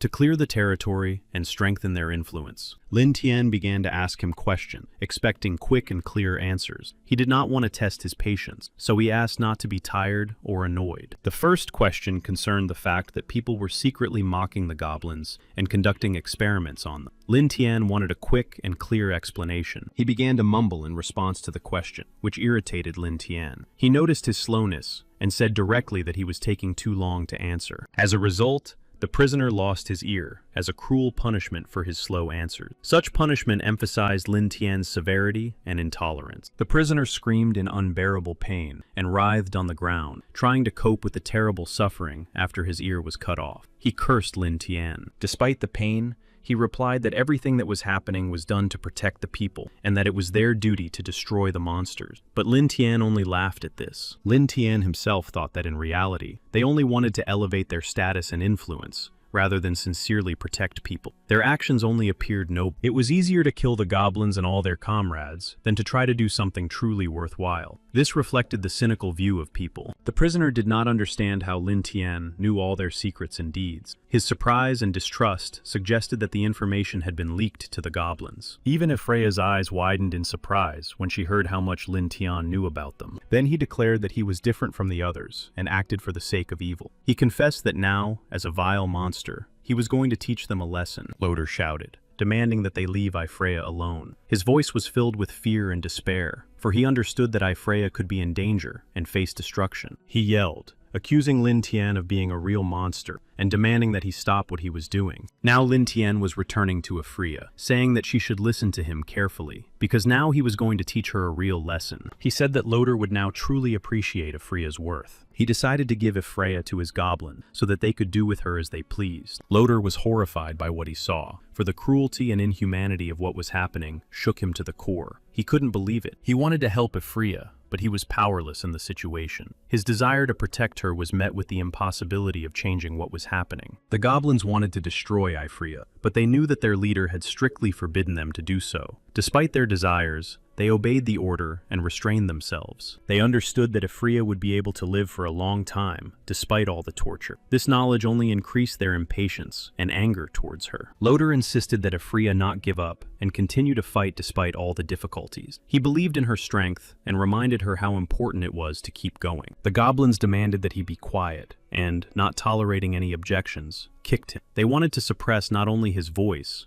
but also his spirit. Kasana and her mother watched as Lin Tian's hatred for humans grew. She believed that humans were much worse than they were. Yu said that Lin Tian constantly talked about his thirst for revenge. He openly expressed his hatred for people and repeatedly stated that one day he would take revenge on them. Kasana's mother considered him the most amazing goblin she had ever met. There was something special about his behavior, his gaze, and his actions. She gradually realized that Lin Tian possessed enormous strength, not only physical, but also internal. His confidence and determination commanded respect. Soon, the second generation of goblins returned from their mission. They were exhausted, but their eyes burned with the fire and evidence of the battles and experiences they had endured. However, Lin Tian himself was wary and felt that the second-generation goblins had returned too early. He thought that something had gone wrong. Lin Tian soon realized that this goblin was worthy of being part of the second generation. He was quick, dedicated to his work, and possessed almost perfect characteristics. Lin Tian wondered why they had returned so early, and asked about it. He was concerned and wanted to understand the real reasons for their premature return. They said that they had destroyed all the monsters in the area and then moved west, where they encountered large goblins who were destroying the small ones. Lin Tian wanted to find out which tribe these large goblins belonged to. He wanted to understand their origins and motives in order to better assess the threat. These large goblins belonged to the Bloodtooth tribe, and he realized that he was facing a serious threat. Earlier, while hunting, they had already encountered similar ones. These goblins from the Bloodtooth tribe were known for plundering other tribes. Their cruelty and strength allowed them to attack mercilessly. Lin Tian realized that if they could capture the tribe's leader and use him to create a third generation of stronger goblins, their chances of resisting humans would increase significantly.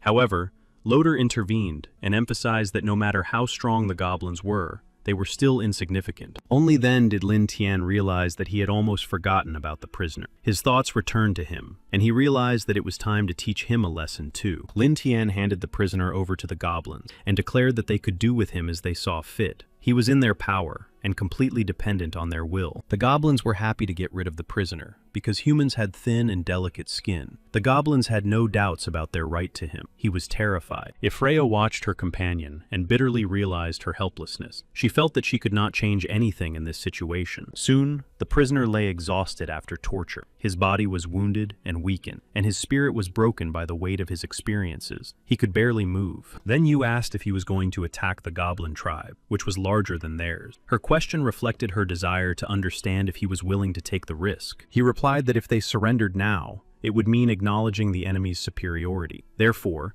they would not only attack, but also capture the leader. Finally, he made a decision about the name of their tribe. It would be called Tian Mao. This symbolized a new era for the goblins, united by a common goal. All the tribe members appreciated the new name. It reflected their traditions, united everyone, and inspired a sense of pride. Everyone liked the name. Yu was worried about the threat from the enemy, who were stronger and larger. However, Lin Tian noticed her anxiety and made it clear that he had everything planned and was ready. He mentioned that he had prepared something special for them. It seems he was referring to the people he had captured. He had probably decided to hand them over to the enemy. Then he headed to a place where a beautiful view opened up before him. He wanted to understand what the enemy was capable of, assess his strength, and predict his next move. It was an enchanted forest filled with ancient magic and mystery. He saw how his opponent lived. Now Lin Tian waited, observing every detail. But he did not understand why they were so frightened. He wondered where their leader was. Something was wrong, and he noticed it immediately. But soon he spotted the leader. He was standing on a hill among the trees. His posture was tense, his gaze focused, and he seemed very arrogant. Lin Tian realized that he was not just a leader, but an elite warrior of the high-level 50th rank. His aura was powerful, and his movements were confident. With a combat effectiveness of 900 points, Lin Tian was confident that with such power, they could easily deal with a dozen goblin fighters. Depending on their size, each goblin had a different degree of resistance to poison. He needed to carefully select the appropriate poisons. Incidentally,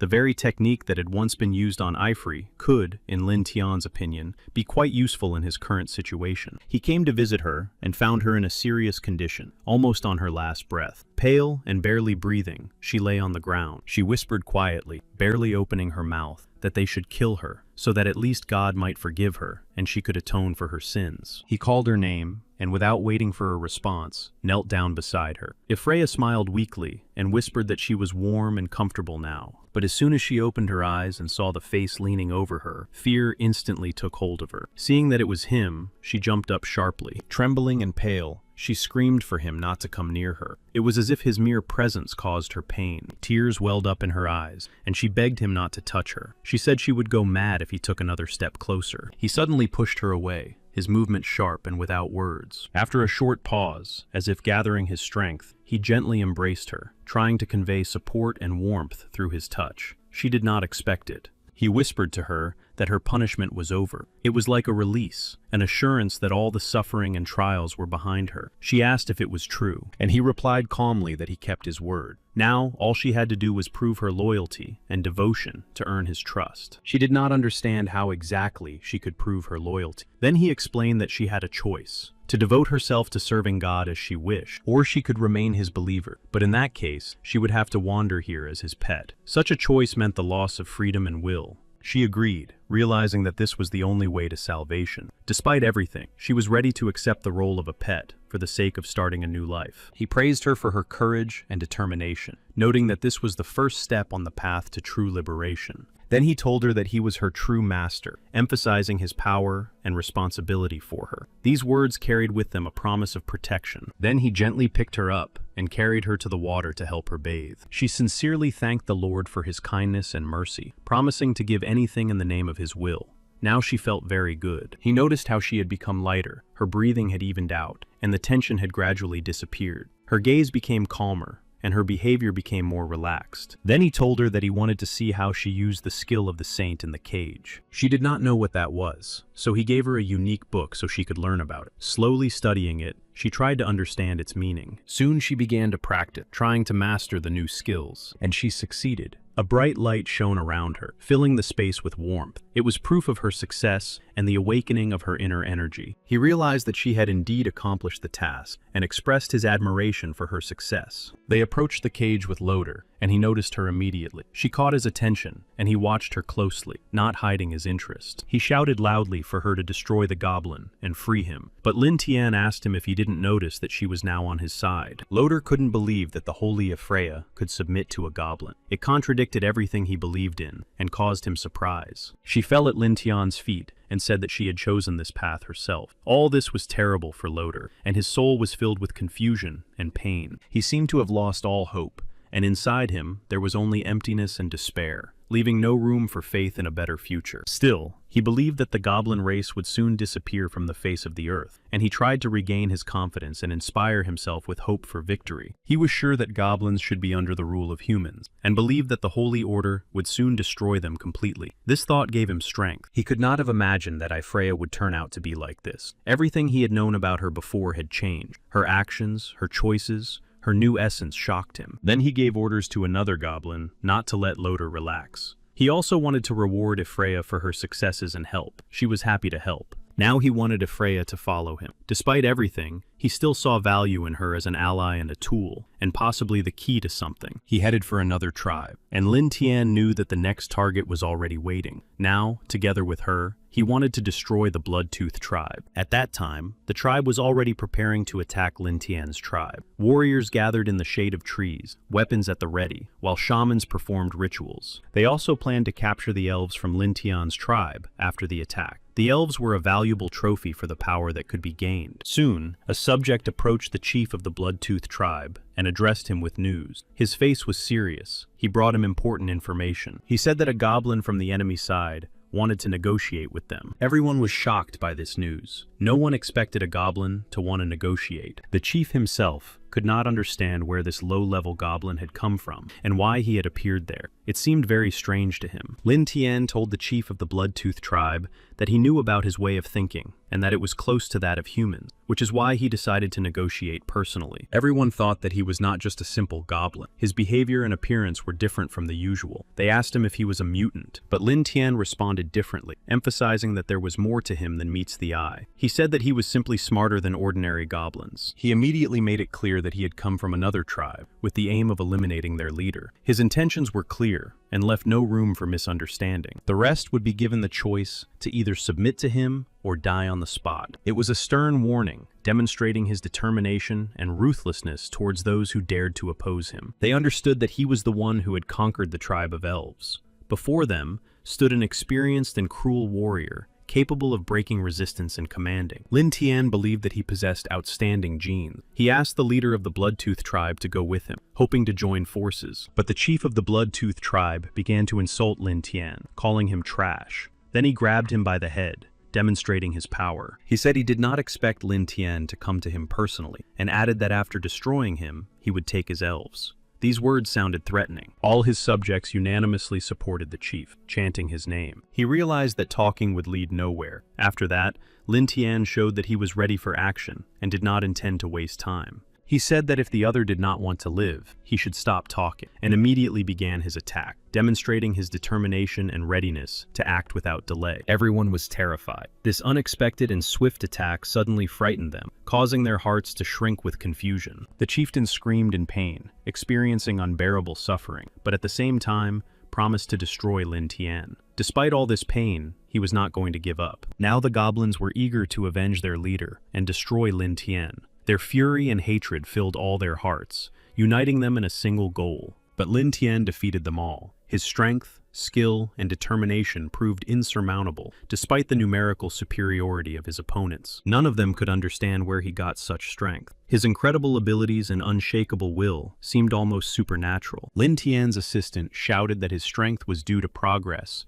and constant development through training and the acquisition of more and more new knowledge. They needed to crush the enemy tribe immediately to prevent them from recovering and mounting resistance. Time was not on their side, but now the chief himself could not understand where such a huge number of goblins had come from. Their sudden appearance stunned him and caused fear. Lin Tian was pleased that everything was going according to plan and running smoothly. His strategy was working flawlessly, and each step brought them closer to certain victory. Now he could relax, knowing that his opponents were far behind him and unable to match his abilities and strength. They couldn't escape. The chief attacked Lin Tian again and declared that even if he died, he would take him with him. At that moment, Lin Tian turned to Freya, calling on her for help so that together they could repel the impending attack. He knew that he couldn't do it alone. Freya immediately used a special technique, directing her energy to affect the holy cage. The magical power began to break through. Instantly, under the effect of Freya's technique, the enemy was drawn into the holy cage. The magical bars closed with deafening speed. He couldn't stand the bright light coming from the holy cage. Every second inside this cage became unbearable torment,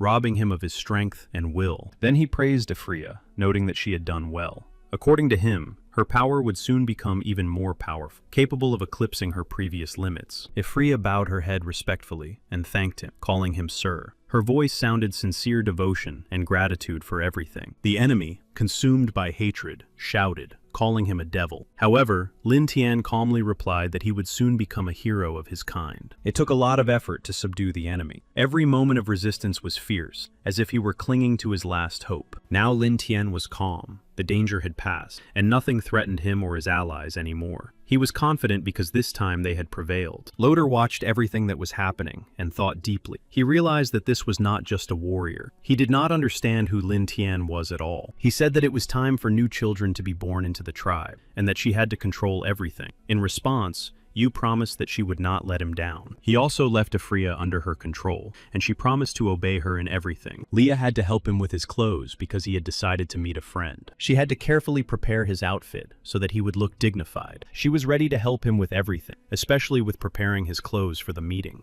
Judging by Loderu Lin Tian's face, he knew that reinforcements would soon arrive in Guangming. With their current strength, they could fight the knights, but not the saint. It would take time to raise a goblin hero, so he needed to find an assistant, and he needed to hold back the Holy Swordswoman. He decided to hide among the bulls and summon a dragon. He believed that the smell of blood would help him do this, and indeed, soon one of the dragons noticed. The huge winged creature flew up to him, ready to take its prey back to its cave. Lin Tian realized that it was impossible to resist such a smell. The dragon lifted the bulls into the air, and Lin Tian found himself hidden inside them. He was glad that his plan had worked, and that everything had gone exactly as he had intended. A feeling of satisfaction and confidence now filled him. In the end, the dragon suddenly dropped Lin Tian into the cave. He tried to get out of the bulls. Now he had to find the dragoness, because he did not expect the dragon to live alone. Soon she was behind him, and Lin Tian did not immediately notice her presence. Only when he felt a faint rustle and movement in the air. At first, she didn't understand why he had come, but soon she recognized him and, in her opinion, he was the very goblin who had led the army to the city of Guangming. She was ready to eat him, but restrained herself, realizing who he really was. Her instincts and reason were at war within her, for she was facing a goblin. He tried to stop her, explaining that he wanted to talk about cooperation. He wanted to prevent conflict and find common ground. She did not understand how this was possible, and where it had ever been seen that they would offer cooperation. To her, it seemed impossible and very strange. Then she decided to listen to him after all, because he had helped her before. This memory made her give him a chance despite all her doubts. She said that if he could convince her, she would not eat him. These words were a test of his sincerity, on which his fate depended. He understood that she also wanted revenge on the Holy Swordswoman, and hoped that they would join forces. The plan was for their army to distract the enemies. She asked in surprise how low-level monsters could talk about resisting the Sword Maiden, saying that he had piqued her interest after all. Now she wanted to know exactly what he was going to do. She was interested in a specific plan of action, because only by understanding his intentions could she help. He explained that it was simple, and that he wanted her to send her soldiers to attack the city of Guangming. This approach would allow them to attack together. However, she also wanted to understand what exactly the goblins would be doing at that moment. Despite his explanations, she still did not believe that the goblins were capable of opposing the humans. It seemed unlikely to her. She believed that it was not worth fighting the enemy directly, and that it was much more effective to attack their weak points. This would lead to victory. She also stated that the goblins' weapons would not harm her soldiers anyway, so there was nothing to fear. Her words dispelled his doubts. Then he asked if she was ready for a deal, and she agreed. She did not think that goblins could be so intelligent. She began to see them not just as enemies or weak creatures, but as strategists and allies. The more she looked at him, the more she liked him. He realized that even the dragoness herself was ready to establish a connection with him. It was no longer enough for her to just look at him. She really liked him, and he was ready to give her something special, not just as a sign of respect, but as a symbol of a possible alliance and trust. The gift was meant to strengthen their bond. Then she thought for a moment about what exactly she wanted. Loder was pacing, wondering why the knights had not yet arrived to help. The prolonged silence made him uneasy. He realized that he could no longer remain where he was, and that it was dangerous to delay. A feeling of anxiety grew inside him, and he clearly understood that he needed to run away quickly. At that moment, he looked up at the sky and froze. For the silhouette of a dragon was slowly floating across the sky. A chilling fear gripped him. He began to scream. He begged to be released and untied. Otherwise, he would burn alive from the dragon's breath. Panic seized him, and he could already feel the approaching heat. All the goblins, seeing the silhouette of the dragon in the sky and hearing the screams, immediately began to prepare for battle. Their instincts kicked in, and they grabbed their weapons. But soon one of the women noticed something strange on the dragon's back. There was clearly someone there. Then the dragon landed, and everyone saw that it was Lin Tian on its back. He said he had returned and brought with him a solution to all their problems. Despite their surprise, the goblins began to greet him and rejoice at his return. He ordered the dragon to step aside and rest, giving it time to regain its strength. Loder couldn't understand how Lin Tian managed to do all this, and wondered if he was really a goblin. His behavior and abilities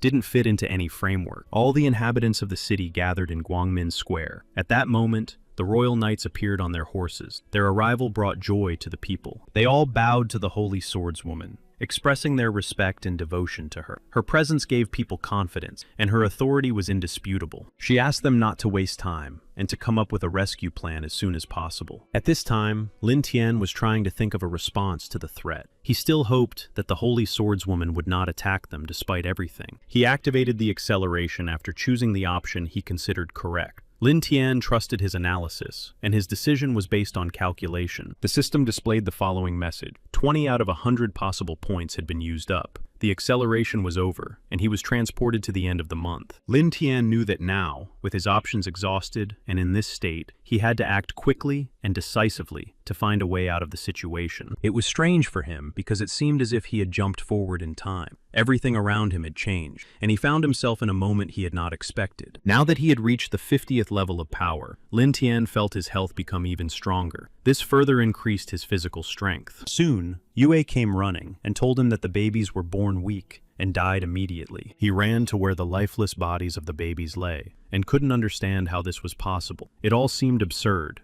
and he couldn't find an explanation. Lin Tian realized that the third generation was indeed weaker. He couldn't understand what exactly they had done wrong, because everything had been planned. Loder laughed at them, saying they were brainless if they thought they could raise strong offspring. His words were full of contempt. After listening to Loder's mockery, Lin Tian thought about it. He realized that maybe Loder was right about something. Maybe they really had underestimated some aspects. Loder continued to laugh, saying that the higher the goblin's level, the more difficult it would be to bear their children. Then Lin Tian decided to thank him, that is, to punish him. He was sure that Loder had reported the news too late, and now he would have to answer for it. He handed Loder over to the goblin for torture, deciding that his insolence and willful behavior must be punished. It was not so much an act of revenge as a lesson, but Loder screamed that even as a ghost, he would haunt Lin Tian. His words were full of rage and hatred, and his eyes were filled with malice. Lin Tian himself believed that it was too late to save the babies. Now, it was important to think about how to remedy the situation and prevent similar tragedies. He thought about how to strengthen the goblins, to avoid further losses, and ensure their survival. He approached the dragon and noticed something interesting in its behavior. He noticed that the dragoness was ready to bear his child. This union would be a powerful step forward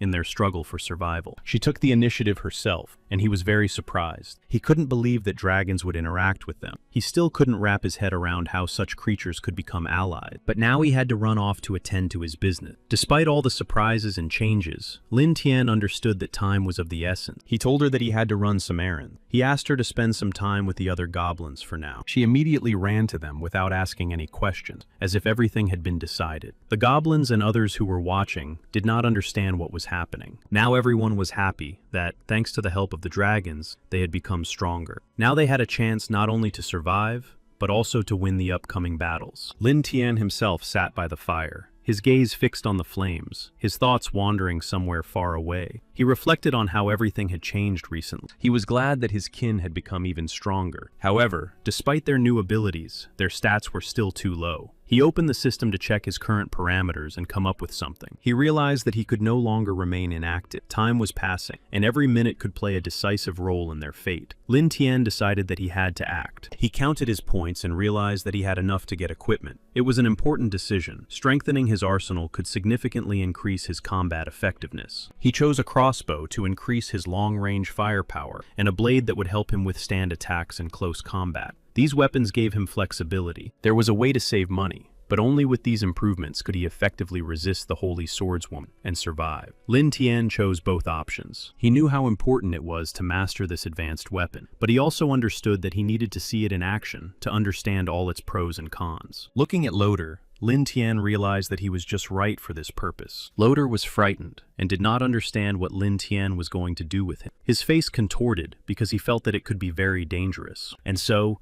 Loader became the first person to learn the power of Lin Tian. At that time, there was a group of people in the forest, and they had not come for the monsters. One of them said that the Mother of Dragons often disturbed the city, and the Holy Swordswoman was not going to take care of the goblins as well. That was why they had come here. He believed that they could thank Loader for providing such a wonderful opportunity. Soon, they all noticed something moving nearby. It was something unusual, and the attention of the whole group immediately shifted to these movements. It was a huge spider slowly moving toward them, its legs stretching across the ground, each step shaking everything around it. One of them said, not understanding why her friends were afraid, that it was just a third-type bug. She didn't see anything so scary about it. But the captain, noticing the concerned looks on his people's faces, said that something was wrong after all. The captain knew that they had to be ready for anything. As they got closer, they realized that it was not just a giant spider. It turned out to be a huge and powerful goblin, hiding its true form. They were terrified and couldn't believe that their expedition would end so quickly. Their entire strategy seemed pointless in the face of this enormous monster. Nevertheless, despite their fear, they all continued to believe that victory was still within their grasp.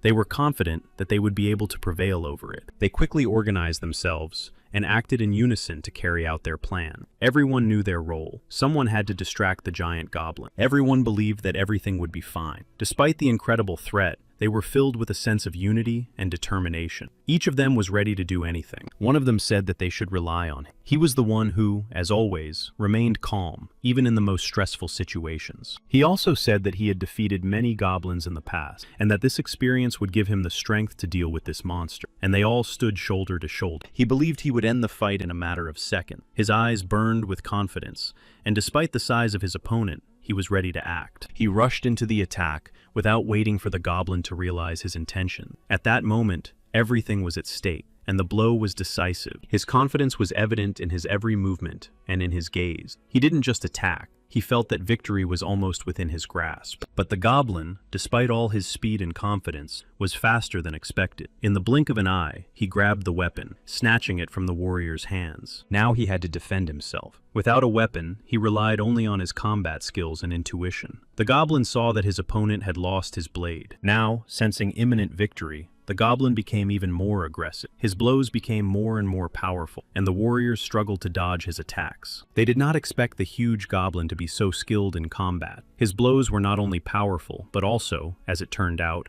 very accurate. But despite the enemy's power, they still believed that their bodies were protected from such attacks. Each of them was wearing armor, and hoped that it would be enough. Soon, despite all their efforts and defenses, the goblin managed to break through their defenses. At the moment when everyone was focused on fighting him, he killed the girl. They realized that the only way to survive in such a situation was to stay close to each other. Each of them now risked becoming the goblin's next target. Soon, one of the girls noticed something suspicious on the horizon and called out to the captain. She pointed to something that had caught her attention. Suddenly, other goblins began to emerge from the darkest corners of the forest. There were not 2 or 3 of them, but an entire army, as if crawling out from under the ground itself. They tried to resist, but it became increasingly clear that the forces were unequal. Their blows could not pierce the enemy's armor. One by one, they began to fall. After their victory, the goblins began to celebrate, but one of them stood out from the rest. He grabbed the girl and declared that she would now be his prize. Another goblin looked at him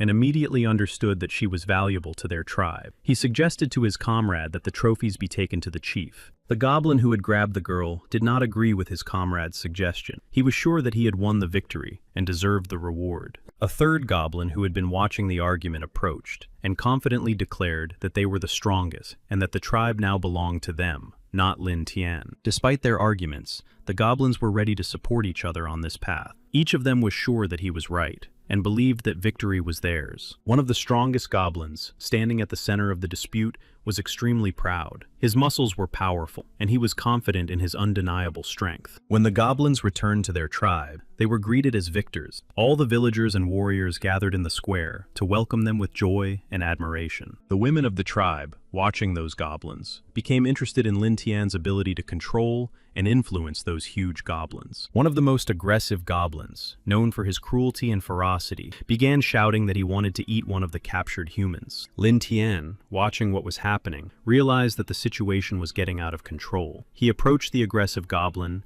and ordered him to release the man. The goblin began to make demands, asking for a girl who was among their group in exchange. He clearly had no intention of letting the captive go so easily. Lin Tian froze for a moment, assessing the situation. He understood that if he gave in to this goblin, he would lose the respect of the others. Lin Tian looked at the goblin and asked him if he understood what he was saying. He emphasized that this goblin had dared to make demands to the chief. Noticing that the situation had become serious, the goblin suddenly gained confidence. He tried to wriggle out of it by saying that he and another goblin were much stronger than him, and that perhaps it was worth checking which of them was really more powerful. Lin Tian realized that the rebellion had been caused by those two. He ordered the one to destroy the other. The goblin continued to insist that Lin Tian was no match for him and that he would become the new leader. The situation required an immediate and quick decision. The moment the goblin declared that he would become the new leader, the other goblin, without hesitation, pounced on the cocky upstart and destroyed him immediately. The conflict between the goblins flared up rapidly, and Lin Tian watched them without intervening directly. He knew that in this chaos he had to maintain power. It was now clear that the mad goblin, who had attacked his fellow tribesmen, was even worse than him. His attack was so fierce and unexpected. Lowering his weapon, he approached Lin Tian. He said that he had realized many things recently. Lin Tian had been watching him silently and calmly all this time. The goblin took a breath and continued, saying that unlike the others, he had always been loyal to the chief, but had never doubted his absolute strength and power. Turning his head slightly, he said that Lin Tian had once defeated the old leader. Now that he had the chance, he was ready to defeat Lin Tian and become the leader himself. Lin Tian was clearly surprised by such candor. He did not expect one of his own subordinates to challenge him at this very moment. Now Lin Tian carefully studied his opponent, and as soon as he noticed that this goblin's strength exceeded 1,000 units,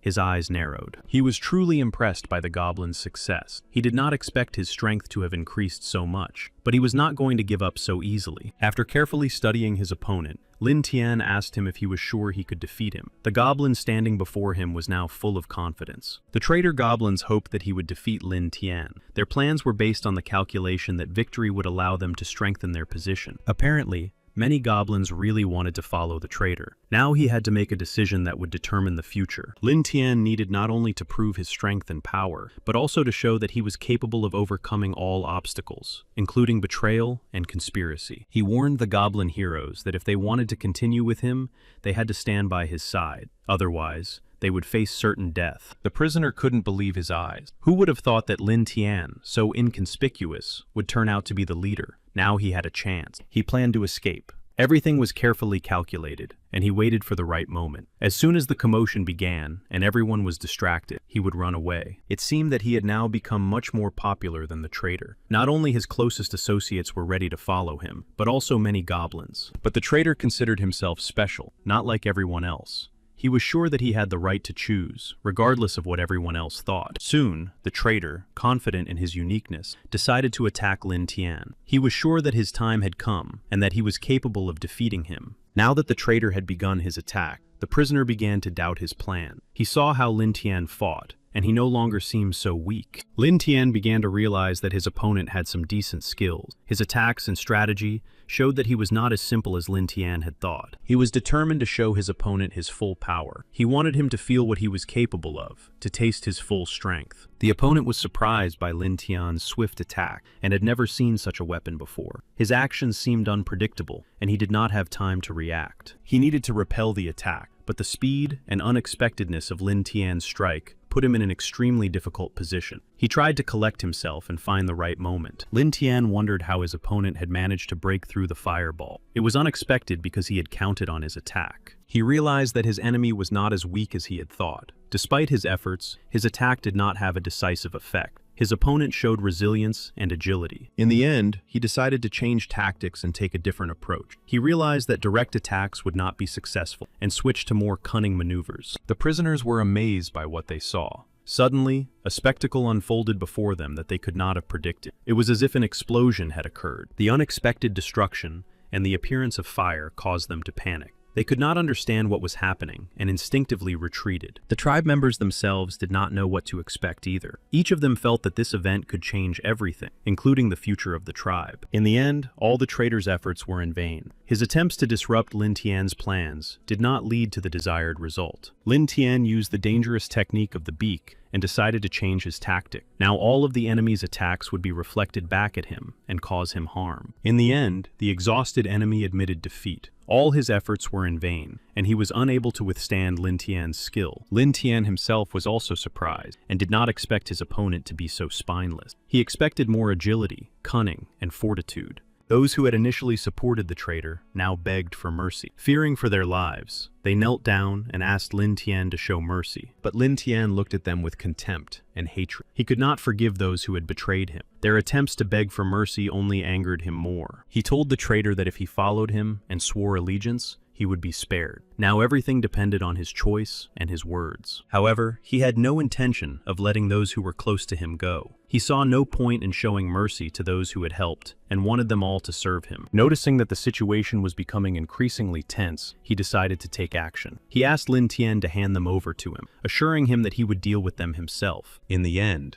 the traitor destroyed his own followers. Realizing that they could no longer be saved and that they had become nothing but a burden, he decided not to spare them. Then, he ordered his subjects to devour the prisoners to become stronger. They thanked him for the opportunity to serve and become part of the team. One of the prisoners, realizing what was happening, said that Lin Tian was not just a goblin, but rather a real monster that the entire empire should avoid. Lin Tian approached Loader, looked him straight in the eye, and said that he knew he was waiting for something more. He knew that Loader believed that someone would come to save him, but at the same time, he believed that Loader was placing too much hope in help. Despite Lin Tian's words, Loader continued to hope that the swordswoman would come and save him. He believed that then they would all meet their doom at her hands. He despised Lin Tian, considering him and all who followed him to be filthy scum. In his eyes, they were no better than trash, creatures unworthy of existence. The other captive, the captain, also turned to Lin Tian, claiming that as soon as the swordswoman dealt with the dragons, she would come with an entire army and surely save them. Lin Tian smiled and asked the prisoner if he really believed that the dragon would go to Guangming alone. In any case, Lin Tian was glad to hear the prisoner's assumption, but he was sure that everything would be fine with the dragon and their mission.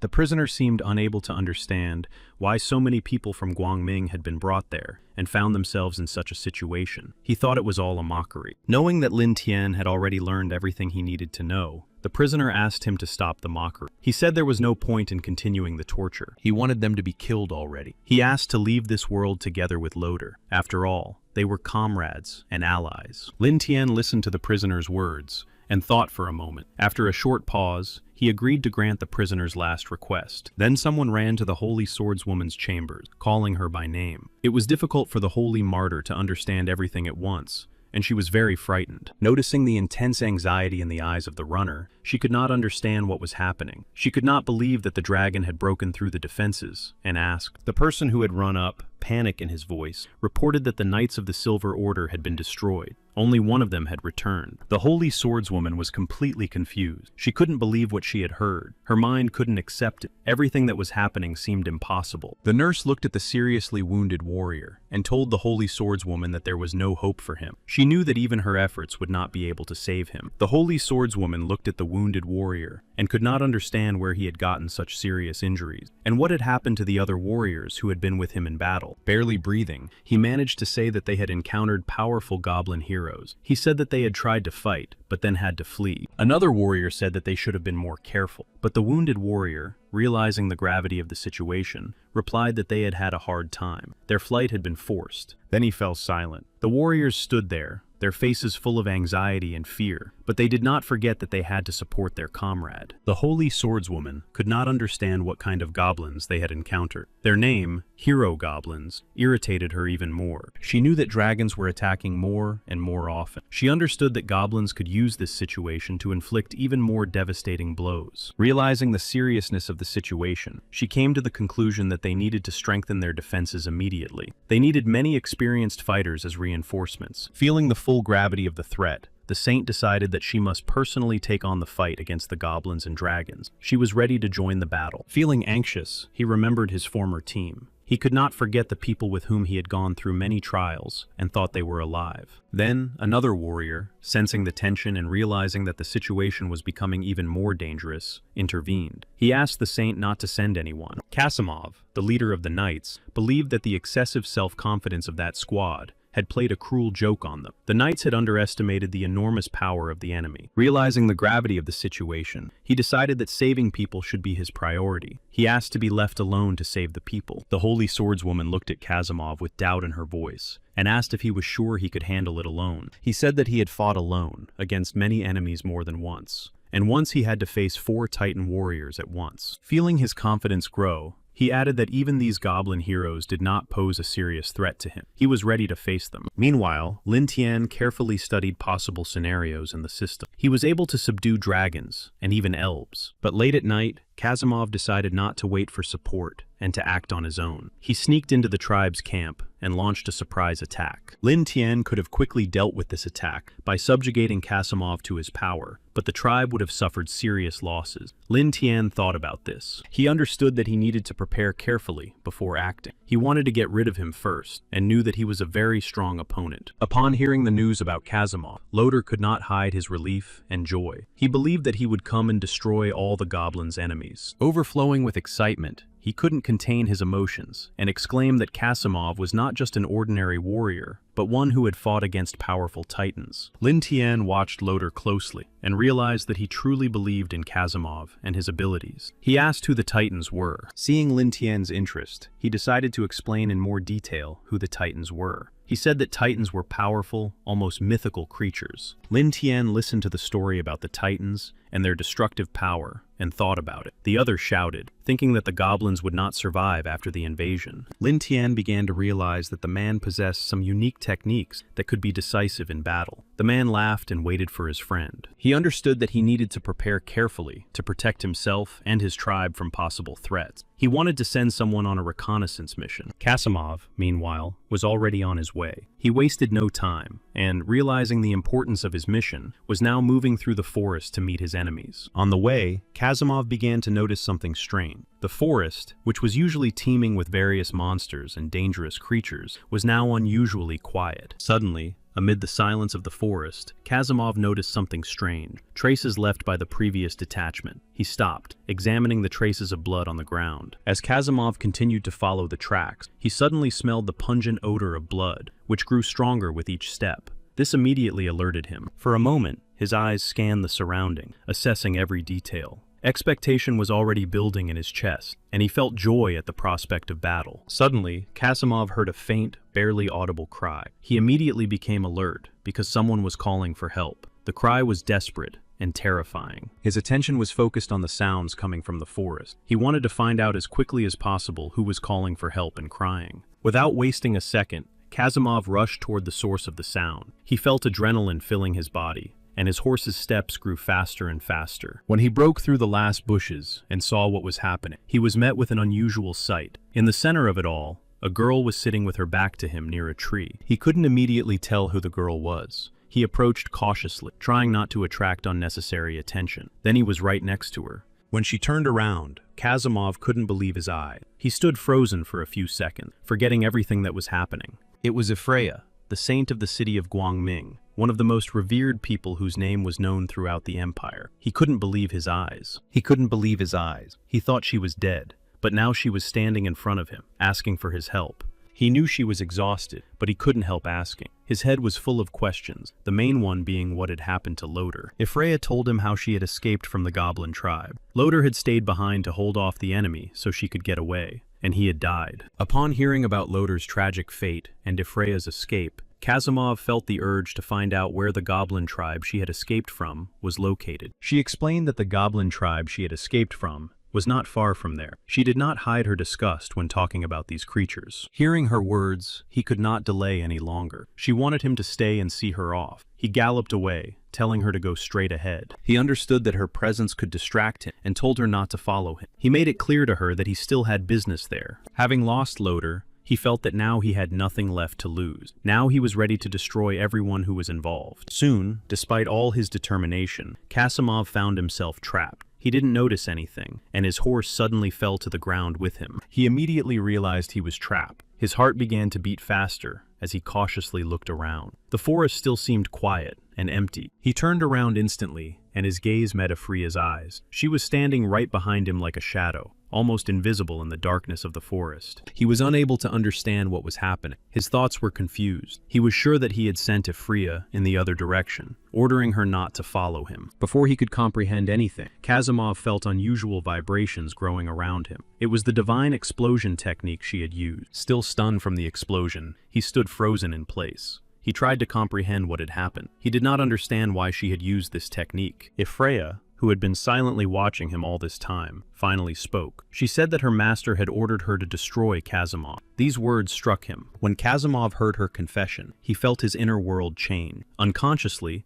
a wave of rage and disappointment arose in him. Unable to contain his rage, he grabbed Freya by the scruff of her neck and lifted her into the air. He asked her how she dared to attack him despite being allies. Grabbing Afria tighter, he said that since she had come to him herself, she would now receive no mercy. After all, he loved to destroy not only monsters. This was the moment when he felt his rage reach its peak. Everything that was happening seemed to him to be the perfect chance to destroy Afria once and for all. When he was ready to destroy Afria, he suddenly heard a voice that made him stop. It asked if he had really decided to go after them alone. Lin Tian noticed that he not only had good fighting skills, but also good weapons. And Lin Tian knew that if he used his attack, it would lead to serious consequences for his tribe. That was bad for him. But he was angry, not understanding how that goblin dared to take everything into his own hands. His blade. Deep down, he was afraid that the outcome would not be in his favor. Kazimov was angry at Afria, unable to understand how she could have sided with the enemies for her own survival. He knew that she had betrayed them, but Lin Tian still thought that Afria had turned out to be a good beast. However,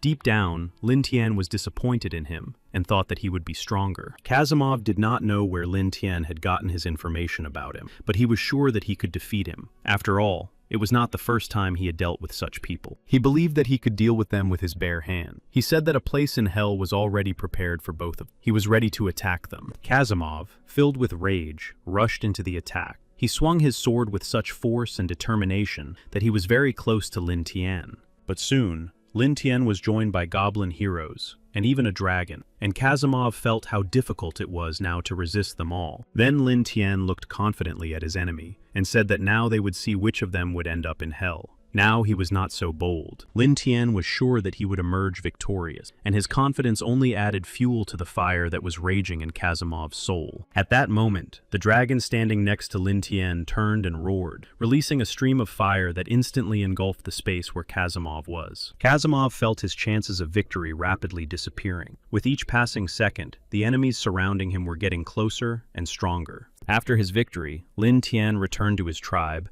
and was greeted as a hero. The entire population took to the streets to welcome him with enthusiastic cheers and applause. Loader did not expect Lin Tian to return victorious. He was sure that the outcome of the battle would not be in their favor, especially after Kazimov entered the fray. Lin Tian approached Loader and, without hiding his pride, announced that his vaunted ally had been unable to withstand his power. He had once again proven himself right. He was angry at the Holy Swordswoman and her decision, especially the fact that she sent warriors alone, despite the danger, and they died. Lin Tian himself believed that now that the battle was over, it was time to focus on another important matter, namely, the breeding of rare species of goblins. Lin Tian ordered one group of goblins to eat the prey first. When the first group was full, they had to leave the leftovers for the next group. He decided to select special goblins with talent to focus his efforts on their development. He organized a special program for these goblins. He chose the type of goblins that were perverted and hypocritical, but that was exactly what he needed. Outwardly, they might seem simple or even weak. He also checked the information about the Holy Swordswoman. He knew that she had only 3 knights, and all of them eventually fell into his hands and died. He realized that if the people of the Holy Swordswoman learned of Kasimov's death, her reputation would be irrevocably ruined, and most likely, she would take action. Then Lin Tian decided to use the system to look into the future. The system allowed him to predict possible outcomes of events. Lin Tian knew that the Holy Swordswoman was very greedy, and this trait could work in his favor. He was sure that victory would be on his side. Then, Lin Tian announced a recruitment drive for the army. He decided that tomorrow, his fighters would embark on a grand mission. Each of them had to be ready. Lin Tian knew that the time for destruction had come. He was ready to deliver the decisive blow, and his strategy had already been carefully thought out. Soon, Kasimov's lifeless body was brought to the Holy Swordswoman. His death and defeat were a heavy blow to her army, and to her personally. She couldn't understand how this was possible. Kasimov, one of her strongest and most experienced knights, had been defeated. How could such a warrior have died? The Holy Swordswoman began to understand that the attacks of the goblins and dragons were not a coincidence. Everything had been thought out and planned in advance. The Holy Swordswoman realized that the 2 races, goblins and dragons, had indeed conspired, and now it was impossible to remain inactive. The puzzle was now complete. Realizing the seriousness of the situation, she immediately decided to take action. She ordered all her groups to go out in search of allies for the upcoming battle. The squad rushed at full speed, knowing that even if they were fast, they would not reach their destination for at least 4 days. One of the warriors offered to help the others, saying that he was ready to go alone to find allies, while the rest returned to guard the city of Guangming. However, one of the girls in the squad thought that this could be the Saints' move. Even if something went wrong along the way, at least someone had to return. But the problem was that no one in the Holy Sword Maiden's squad could handle dragons and goblins. No one wanted to help. That is why, despite all the risks and doubts, the Holy Swordswoman decided to send her warriors in search of help to protect them. Soon, one of the warriors who led the squad suddenly shouted for them to stop. His voice was alarming, and everyone immediately became alert. They noticed that the bridge they were supposed to cross had collapsed. It was like a harbinger of disaster. Huge debris lay near the bridge. One of the girls in the squad said that it was no accident, and suggested changing direction, believing the destroyed bridge to be a trap. The captain watched the situation and thought about it. He believed that an ambush could be waiting for them on the other path, and this made him doubt the other route. The captain decided that a new bridge had to be built before dark. The destroyed bridge blocked their path, and it was already impossible to turn back. When it was almost dark, the bridge was ready. Despite the hard work and limited time, the captain's squad completed the task. The squad moved forward, feeling time slipping away. They understood that with every moment, their chances of success were diminishing. Soon they realized that night was falling faster than they had expected. The sun had almost disappeared behind the horizon, and darkness began to fill the forest and the surrounding area. Then the captain realized that things were much worse than he had expected. A faint noise could be heard in the distance, but his experience told him that it was no accident. He froze when he felt the air around them begin to tremble. His heart began to beat faster. He looked up and saw that there was a dragon. Its massive wings created a storm like something out of a nightmare. They also noticed a goblin on the dragon's back. The captain realized that their end had come. When the captain and his squad saw the goblin sitting confidently on the dragon's back, it became clear that the goblin was not alone, but with the dragon. Lin Tian noticed that instead of going around the destroyed bridge, they decided to build a new one. Could it be that they were afraid he might ambush them on the way? At that moment, the captain realized that the destruction of the bridge was not an accident, but part of Lin Tian's strategy. Everything became clear. Lin Tian had broken the bridge on purpose. The next moment, a deafening roar swept over them. It was the dragon. With a furious roar, it directed its fire straight at the newly built bridge. They had to jump off the bridge. When the dragon began to breathe fire, the captain realized that they would not have time to cross. The bridge was collapsing before their eyes. As a result, they found themselves without a bridge again. Retreating, the captain and his squad returned to the destroyed bridge, which was now completely unusable. The captain was so angry at the goblin that at that moment he was overcome with almost uncontrollable rage. He literally wanted to kill him with his own hands. Lin Tian watched the situation with some interest. He wasn't sure that the captain and his squad could handle an enemy like a dragon. The captain's squad was trapped. Goblins hidden in the shadows of trees and forest thickets began to approach them from all sides. The flames had already dissipated. The situation was becoming increasingly desperate. Some still believed they could escape, but there were those who already understood that the battle was lost. Realizing that time was running out, the captain made a decision that could be their last chance. He sent Bane to deliver the news to the Saint. Then he was the first to rush into the attack. He threw himself at the nearest goblin with fury, fighting not for victory, but to change something. Bane, realizing that everything depended on him, wasted no time. He ran forward, fighting his way through the dense ranks of goblin. His movements were swift. He shouted that the holy swordswoman would soon arrive and destroy them all. He continued to run, knowing that their chances of survival were slim, but there was still hope. When the goblins finally surrounded them, it became clear that all attempts to break through had failed. The girl shouted to the commander that everything had gone wrong. The goblins had not simply surrounded them. They had allowed Bane to escape so that they could use him as bait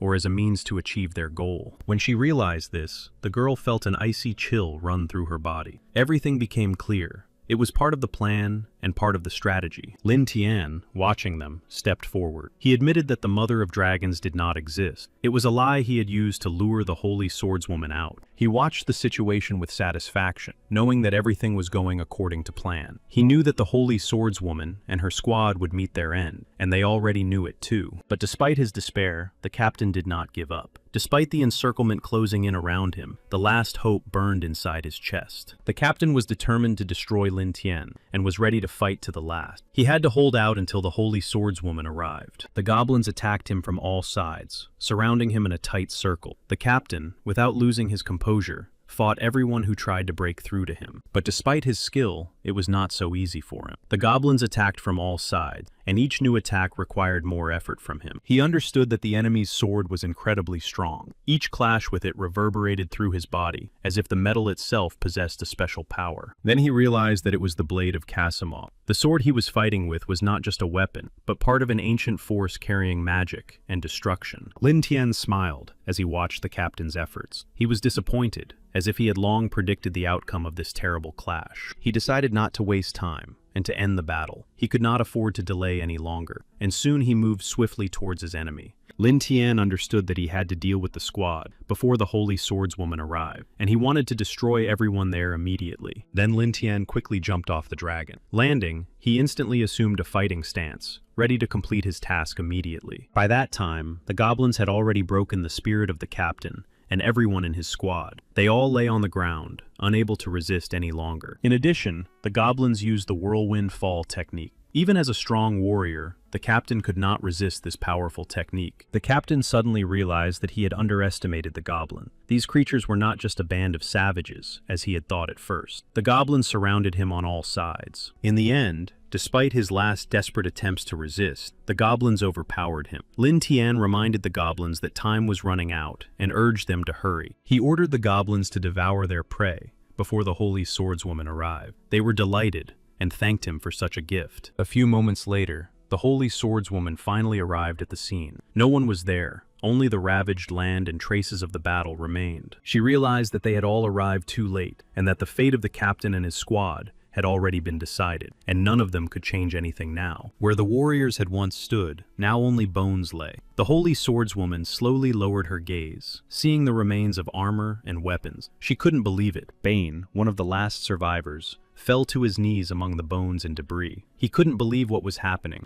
and wanted to avenge his comrades. The Holy Swordswoman stood in the middle of the empty field, stunned by what she saw. Nothing remained of her squad except bones and fragments of their armor. She suspected that the goblins had joined forces with the dragons again. Such an alliance was extremely dangerous and rare. She was confused and didn't know what to do. Bane said he had seen one of the enemies, a powerful leader who commanded the goblins and dragon. He knew that this was their leader. He was not just a leader, but a force that united darkness and directed the battle. This information changed the whole situation and showed how dangerous the enemy was. The Holy Swordswoman was shocked by what she heard. This information struck her, revealing the scale and complexity of the threat they were about to face. Now the Holy Swordswoman understood that it was this powerful leader who had ordered the dragon to burn the bridge. This explained the suddenness and scale of the destruction. However, after thinking it over, the Holy Swordswoman realized that there were very few dragons among the enemies, and that the main force consisted only of various goblins. Suddenly, a thought struck her, and she understood something. She realized that what was happening was not just a coincidence, but a carefully planned trap. She ordered her warriors to retreat immediately and head to the city to prepare for the next battle. She realized that they had been distracted. Bane was shocked by what he heard. The new information shook him, forcing him to rethink the whole situation and understand how serious the threat was. When they arrived in the city, they were met with a scene of complete destruction. The streets were deserted, and buildings lay in ruins, a reminder of the recent attack. The Holy Swordswoman felt as if the whole world around her was collapsing. The sight of the destroyed city and the dead plunged her into despair. She fell to her knees. She couldn't understand how this could have happened. She refused to believe what had happened. Her mind resisted this cruel reality. After the goblins attacked the city of Guangming,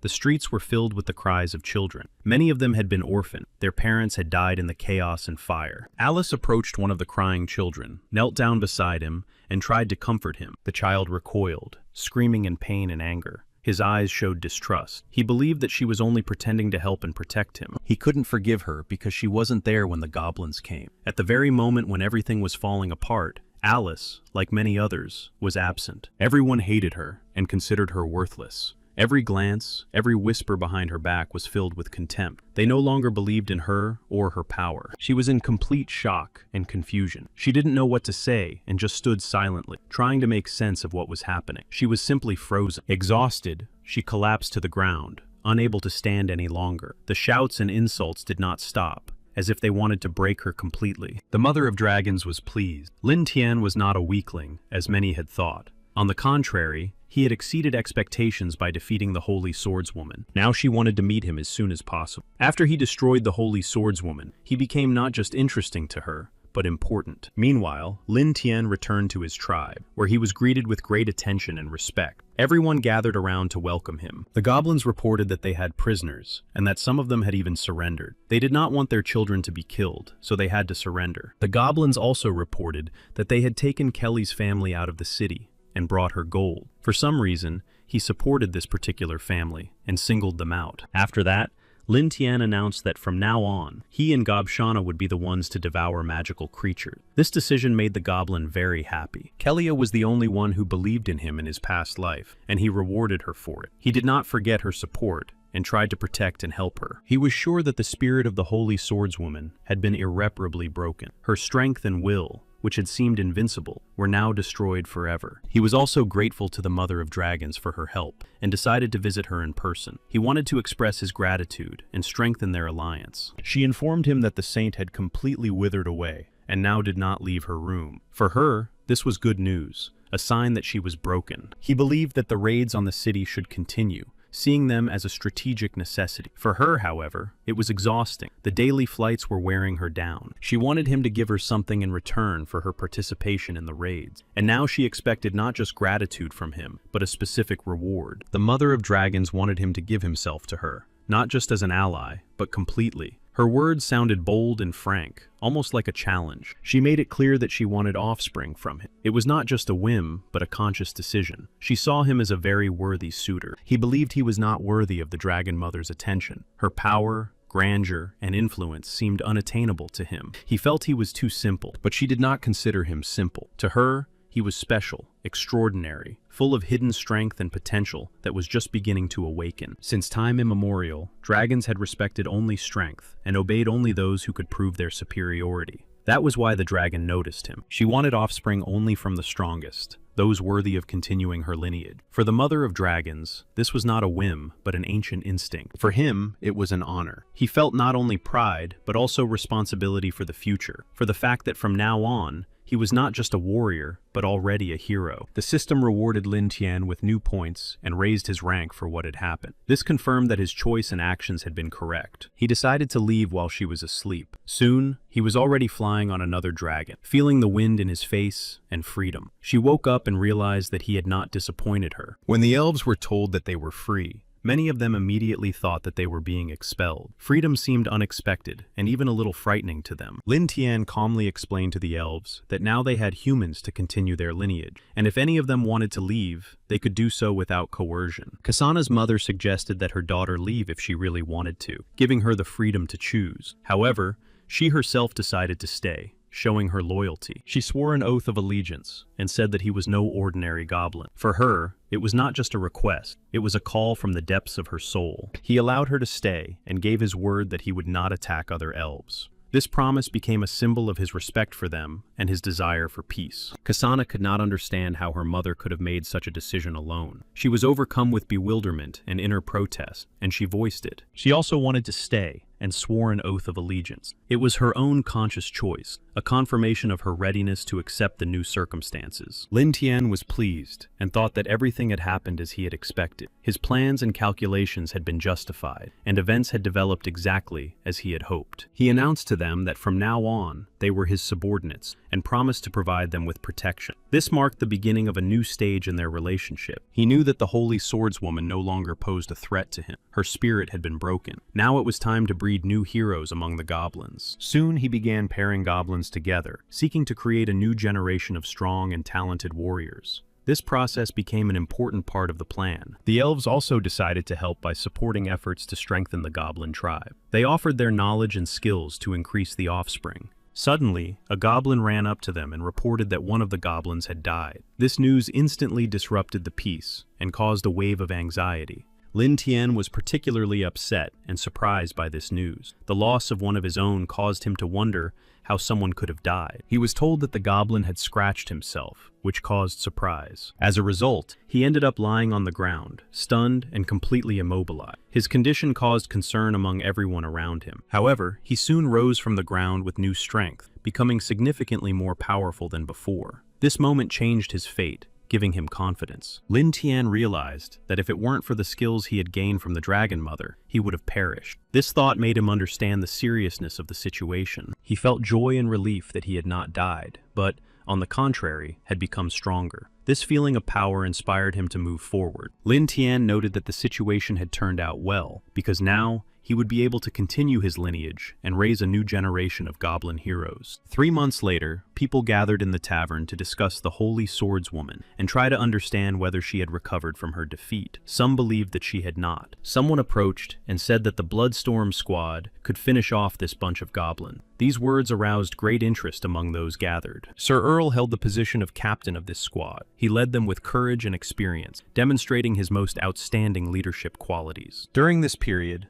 Lin Tian managed to acquire 150 goblin children, which was a significant event and greatly influenced his life. At the same time, the kingdom allocated significant funds to destroy the goblin tribe, considering this operation a priority. This time, he had to face his enemies again, and for this, he needed to prepare carefully and develop a strategy. He knew that diamond-ranked fighters were the true elite of humanity, and even epic-ranked fighters were significantly superior to even saints. This time, the system did not provide him with any guidance or assistance, leaving him alone to face the upcoming difficulties and trials. Then the elves approached him to report on the current situation. Their message was important and would help him better understand the situation and their future steps. The elves reported that the new generation was growing up quickly and becoming stronger, but they were on the verge of a serious problem: hunger. In addition, the elves noted that the mines had been depleted and the goblins lacked proper facilities, which would be a major threat in the upcoming battle. He realized that it was necessary to move to a new place, where there would be more resources and where greater security could be provided for the tribe. He gave the order for everyone to gather quickly and set off immediately. Urgent mobilization was necessary to leave the unfavorable location. His subordinates were surprised by the sudden order, but they obeyed without hesitation and hurriedly roused everyone else,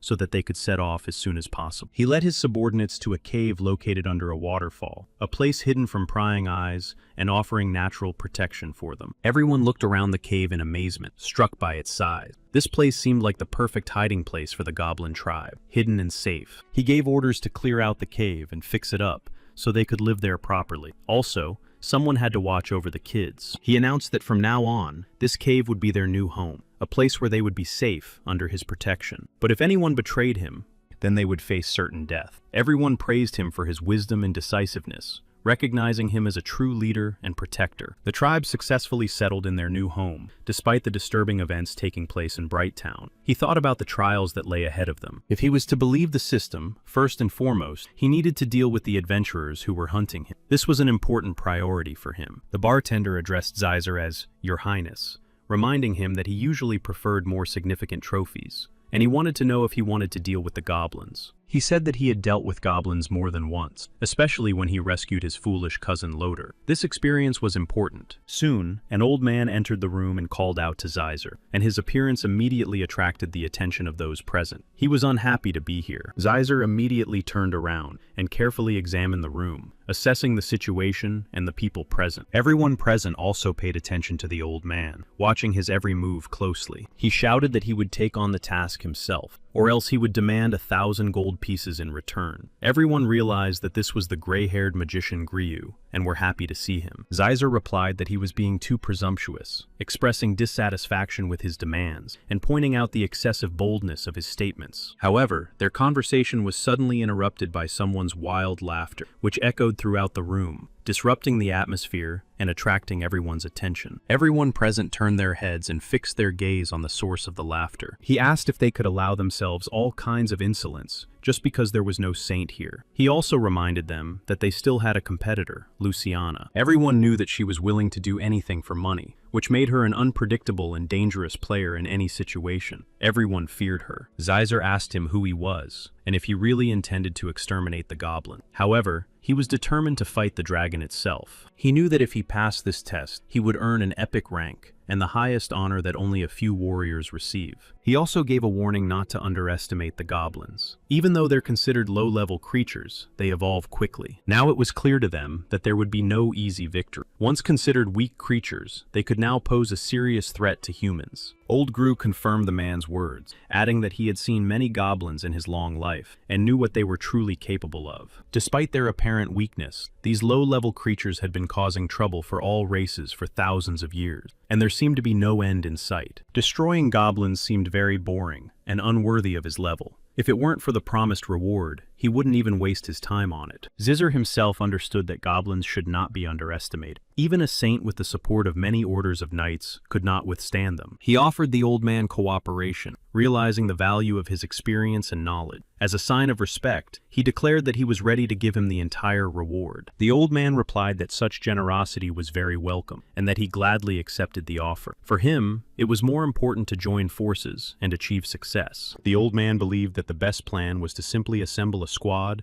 and immediately set out to storm the forest. The main thing was not to give the goblins a chance to fortify their position. Zeiser believed that it was necessary to conduct reconnaissance and draw up a detailed plan of action. Only then could they prepare for the upcoming battle. The old man replied that young people always want to be cautious, but they had enough experience and strength to deal with the goblins on their own. Zeiser remained silent and listened attentively, pondering the old man's words. His calm face showed that he valued the veteran's experience and opinion. Then his gaze fell on a knight in armor standing nearby. This warrior radiated confidence and strength, as if ready to enter the fray at any moment. The old man suddenly said that he did not expect to see a knight here. Clad in armor, he approached slowly, as if darkness itself were walking on the earth. Zeiser's heart beat faster, and he felt a sense of fear. However, gathering his thoughts, Zeiser approached and apologized, explaining that he simply did not recognize the knight. His fear was replaced by awkwardness. He was embarrassed. The knight was indeed strange, with a voice that seemed to have been altered by ancient spells. Zeiser couldn't wrap his head around it. The old man said that he had once killed the leader of the goblins with his own hands, and destroyed 1,000 enemies in one battle. His name had long since become legendary. Hearing the story of the knight's heroic deeds, Zeiser felt admiration and respect. Thinking that he could fight on their side, he made an offer. But the knight replied sharply and without hesitation. He said he did not need partners, believing that they would only get in the way. His voice sounded without a hint of doubt. The old man shook his head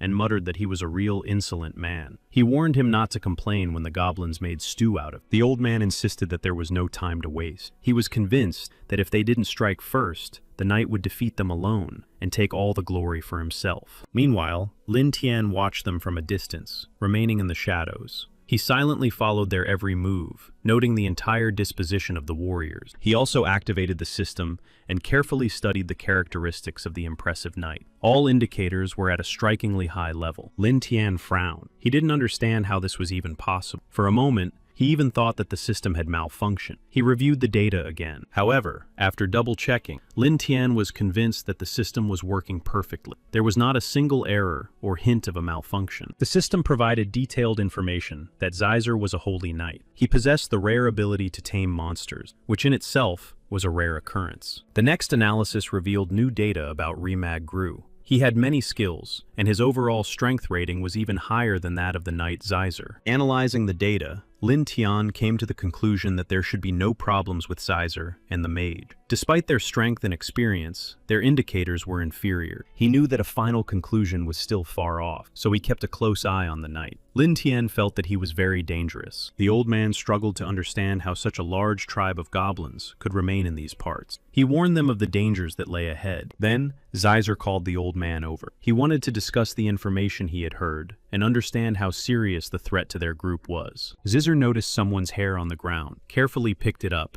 and handed it to the old man. This small clue could reveal a lot about the presence of enemies. The old man examined the hair and immediately realized it belonged to an elf. This discovery surprised him. Could it be that the elves were helping the goblins hide? They had combed through the entire forest and found no place to hide. They believed that it was most likely the elves who had helped the goblins escape. The old man released a butterfly into the air and explained that these insects were attracted to the scent of elves. It was a kind of signal that allowed them to track them down. He believed that this move would really help them, and that the butterflies attracted by the scent of the elves would lead them to the trail of their hidden enemies. Soon the butterfly lost the trail, which made them think that the goblins had probably already crossed the river. This turn of events complicated the task. Xizor suggested not rushing and waiting for the night, despite the old man's desire to rush forward. Hasty actions could lead to mistakes. However, the old man suddenly noticed something on the bank, right at the edge of the forest. His gaze focused on this object, or perhaps even a trail. It turned out that a goblin was walking on the shore at the very edge of the forest. Its presence was unexpected, and now they had to decide what to do next. Without wasting a second, they instantly followed the goblin. Moving stealthily and quickly,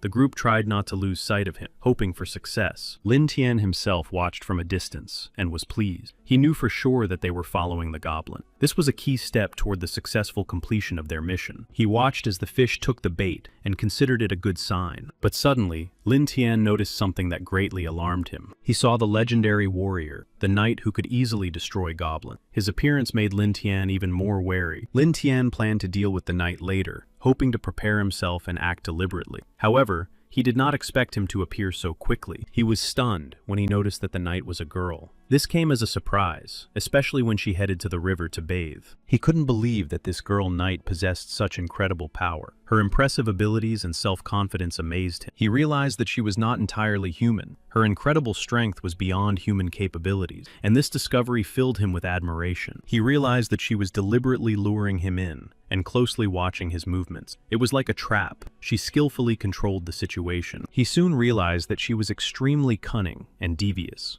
Her actions were thoughtful and clever, as if she was always one step ahead of everyone else. However, first he had to deal with those two, Xizor and the old man. However, he understood that he would soon be able to figure out what kind of creature was hiding behind the knight's appearance. There was something greater and more terrifying behind her appearance. He was eager to unravel the mystery behind her. Curiosity and the desire to understand the true nature of this creature spurred him on. Xizor stopped abruptly and warned everyone not to slack off. In his opinion, the enemy was very close. He was sure he could hear footsteps nearby. But to their surprise, at that very moment, an attack suddenly descended upon them. The goblins gave them no time to prepare. Everything instantly descended into chaos. The old man shouted loudly, ordering everyone to retreat immediately. He understood that survival was more important in this situation, and that they needed to conserve their strength. They quickly realized that it was all a trap. The sudden attack and the need to retreat clearly showed that the enemies had prepared thoroughly. Xizor was glad that the old man had managed to successfully repel the sudden attack, while preserving his strength and fighting spirit. Their team was able to withstand the onslaught. However, even more goblins were waiting behind them. The enemies surrounded them from the rear, blocking their retreat. Now they had no chance at all. They urgently needed to come up with a plan. The situation was becoming critical. Surrounded on all sides, they understood that it would not be easy to escape. All the warriors needed to focus and act in unison, understanding that the enemy of the heroic class was much stronger than ordinary enemies. The old man instantly used the fireball technique, releasing a powerful burst of flame in front of him. The fiery tornado engulfed all the nearby goblins. They themselves were safe under the protective dome created by the old man. This magical barrier now reliably repelled the attacks of all enemies. However, their attack failed, and they could not believe their defeat. Despite all their strength and determination, they faced the powerful defense of the goblins. They quickly realized that they had fallen into a trap. The goblins were not only numerous, but also unusually strong, and among them were elite fighters. No one could understand where the goblins had gotten their iron swords and armor. Such high-quality weapons and armor seemed unbelievable to them. They tried to regain their strength, using every second to restore their magical energy. They understood that a difficult battle still lay ahead. Then the old man concentrated and released icy spikes that rapidly descended on the advancing goblin. The attack slowed their enemies down a little. In addition,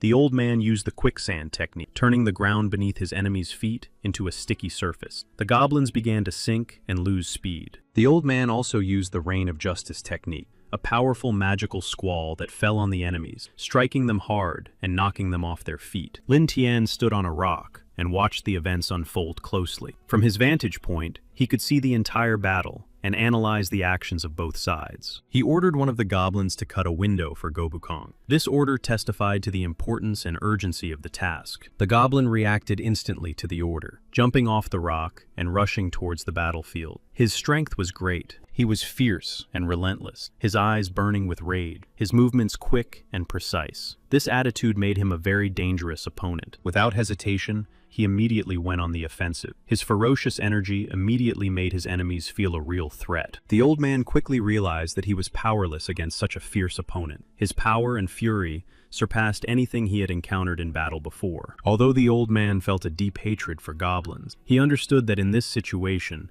he could not stop them. His strength was insufficient. The goblins were incredibly strong and numerous, and it was simply impossible to stop them. Their fury and tenacity seemed completely uncontrollable. Zeiser asked everyone not to panic and to maintain order. He understood that only coordinated action and discipline would help them resist. But the goblins were everywhere, surrounding them on all sides and advancing in a relentless wave. Deep down, Zeiser prayed to God, asking him to grant him the strength and endurance to win this difficult battle. His prayers were sincere. Soon, Zeiser used the Holy Light spell. A stream of light burst from his hand, blinding and scaring away the goblins, damaging them all. Then he loudly ordered everyone to gather around the wounded and protect them. His team had to maintain order, despite the chaos of the battle. He believed that despite the difficulties, they could win. This confidence gave him strength and inspired the whole team not to give up. Lin Tian thought that the Diamond-class squad was much more capable than he had imagined. He knew that they could defeat any other goblins, but unfortunately for him, they were in the wrong place. Their mistake disappointed him, because right now, a mutant goblin, a powerful creature that threatened everyone present, had descended upon them. Its appearance only exacerbated the situation. Everyone immediately understood the seriousness of the threat. The appearance of the mutant goblin inspired fear and despair, because they knew that defeating it would be impossible. The knight, who was a girl, thought about how amazing and powerful goblins were, despite their evil and wild appearance. The old man felt very ill. Fatigue and wounds were taking their toll on him. His strength was waning, and the pain in his body prevented him from concentrating. They understood that they were in a hopeless situation, as if doomed to defeat. The enemies were too strong and numerous, and there was no chance. The goblins rejoiced, celebrating their imminent victory. Their cries of triumph echoed across the field. They were confident that they were about to break their enemies' resistance. Zeiser was struck by what was happening. The power and determination of the goblins exceeded all his expectations. He realized that he was facing an enemy far stronger than he had anticipated. He did not want Gru to die. For Zeiser, this man was important not only as an ally, but also as a friend, and the thought of losing him filled his heart with fear. Gru shouted loudly for help. These cries were a call to action, and a reminder that every second counted. Zeiser was shocked by the goblins' cruelty. Their ruthless actions and fury struck him so hard that he collapsed to the ground in shock. Zeiser jumped up abruptly, and the thought flashed through his mind that these were not just goblins, but demons. Fearing for his life, he ran away. Ryu continued to beg for help, his voice growing weaker and weaker. He hoped to survive despite the danger and the hopelessness of the situation. Zeiser himself ran, feeling the goblins running behind him and getting closer and closer. Their footsteps and furious cries echoed in his ears. He had suspected that the elf archers would appear, and his premonition proved to be correct. Their presence somewhere nearby added to his anxiety. Then, running out of the forest, Zeiser suddenly saw the knight's daughter standing in front of him. She stood motionless, as if wanting to block his path. He began to beg the knight's girl to save him. He no longer thought about pride or honor. He just wanted to survive. His body trembled with fear. Zeiser was still trembling, unable to hide his fear. His body shook with exhaustion and terror, and his breathing was uneven. He knelt before the knight. He thanked her,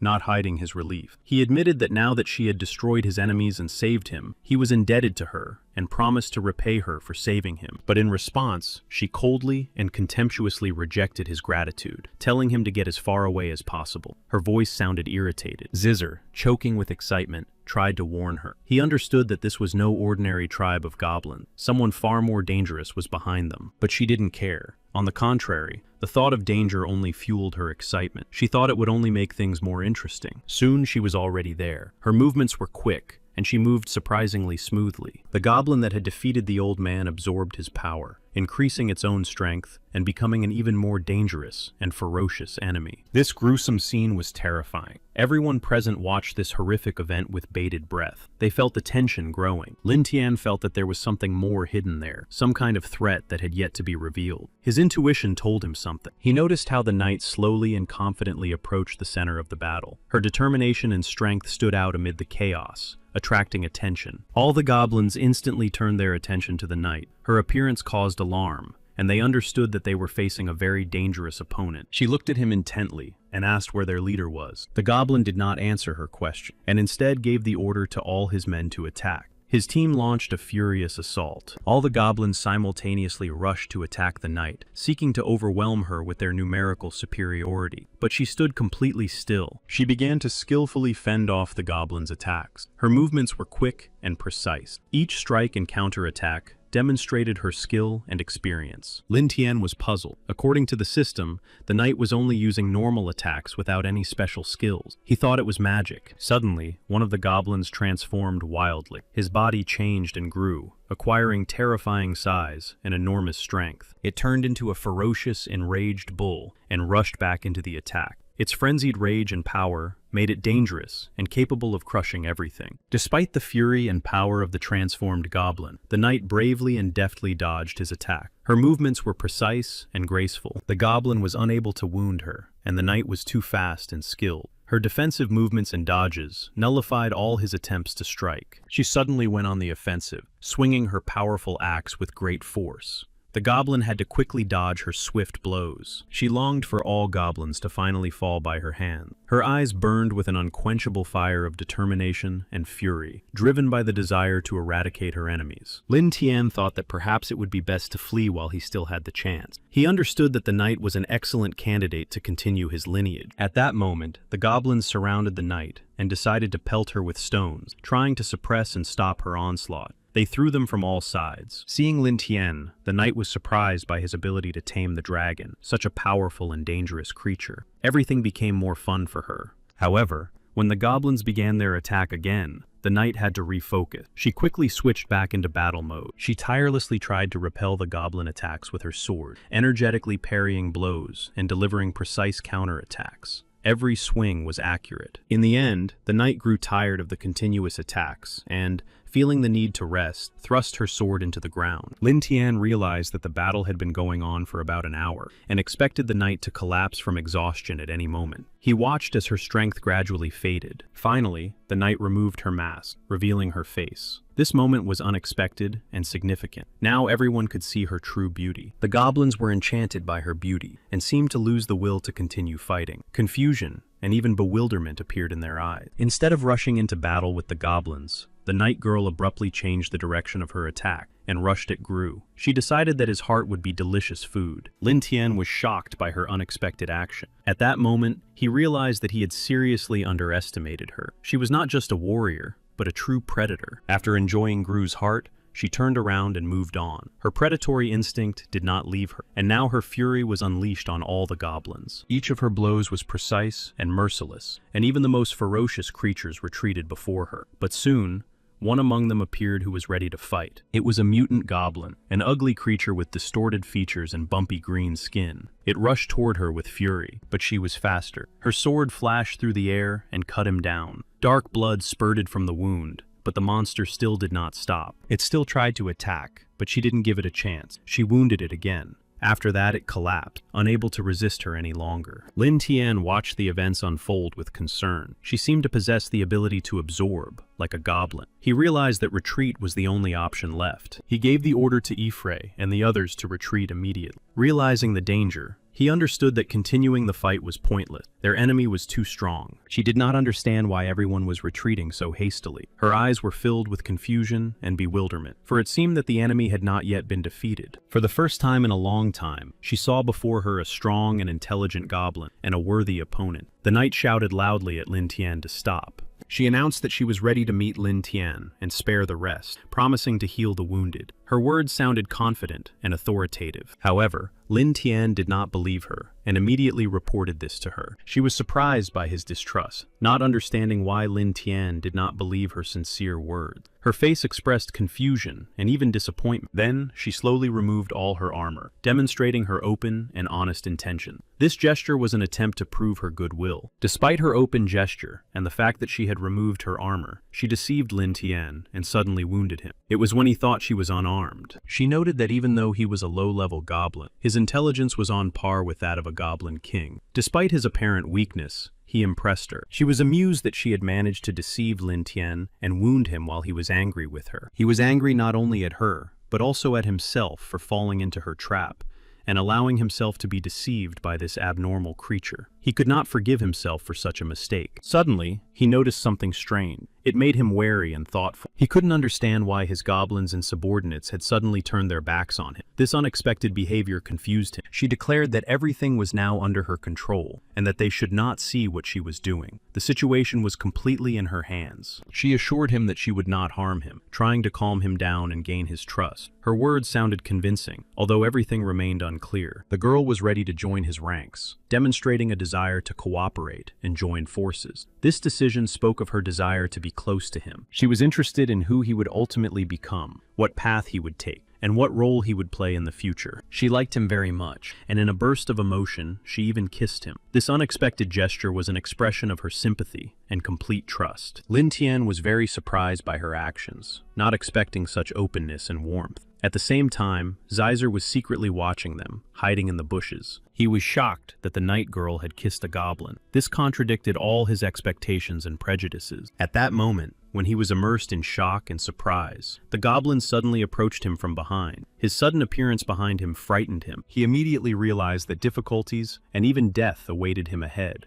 and in fear and despair, he shouted loudly, begging the goblin not to touch him. When they approached the goblin's hideout, Lin Tian did not want the girl to go inside. He warned her that it would not be pleasant if she disobeyed. But she was not afraid of his warning, so he asked her where she got such power, and how she managed to control the goblins, and even him. She asked him if he would let her join them, if she told him everything. This expressed her willingness to openly exchange information. He replied that he would allow her to join them, but only if he liked her answer. He wanted to make sure she was honest. Then she told him that she was a descendant of the Goblin King. This revelation surprised Lin Tian, and explained her unusual abilities and influence over goblins. However, Lin Tian could not understand why. As a descendant of the Goblin King, she looked like a human. This fact raised doubts and questions in his mind. She suggested that her human appearance was probably inherited from her mother. She was the daughter of one of the humans whom the Goblin King had once abused. This mixed ancestry explained her human appearance. Usually, the higher a goblin's rank, the more difficult it is for them to produce offspring. Only a few manage to survive and grow up healthy, and she still managed to do it. 10 years ago, she personally killed her father when he tried to abuse her. This cruel moment left a permanent mark on her soul. By consuming him and his power, she absorbed the power of royal blood,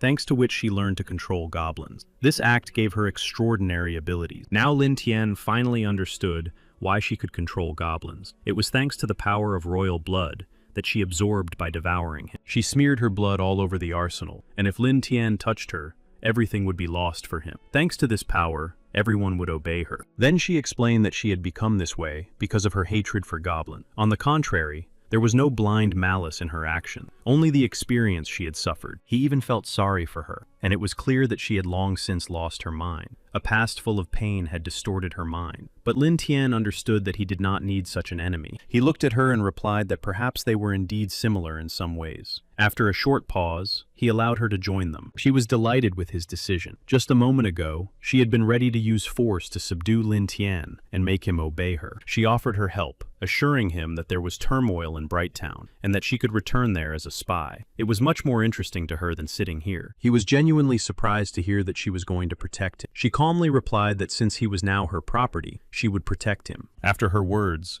Lin Tian's jaw literally dropped in surprise. He did not expect to hear such a thing, especially with such seriousness and confidence. Lin Tian noticed that he had become even stronger. His body reacted faster, his movements became more precise, and his internal energy became more stable. All this was thanks to the girl. When Zeiser saw Loader, he was shocked. He couldn't imagine that his cousin was still alive. Since the day the chaos of battle began, he had considered him dead. Zeiser turned to his cousin with a smirk, saying that he was bringing shame to their family. He also said that now it was clear why the saint did not want to save him. He considered Zeiser an idiot. His words and behavior seemed foolish and short-sighted to him. He did not understand why Zeiser was wasting time on reproaches. He pointed to the cauldron and warned Zeiser that he would soon end up there. When the goblin grabbed him and began to lift him up, he immediately began to panic. His heart began to beat rapidly, and a feeling of hopelessness and danger overwhelmed him. He screamed like a nobleman, begging for mercy. To beg for leniency, he even promised to give them women,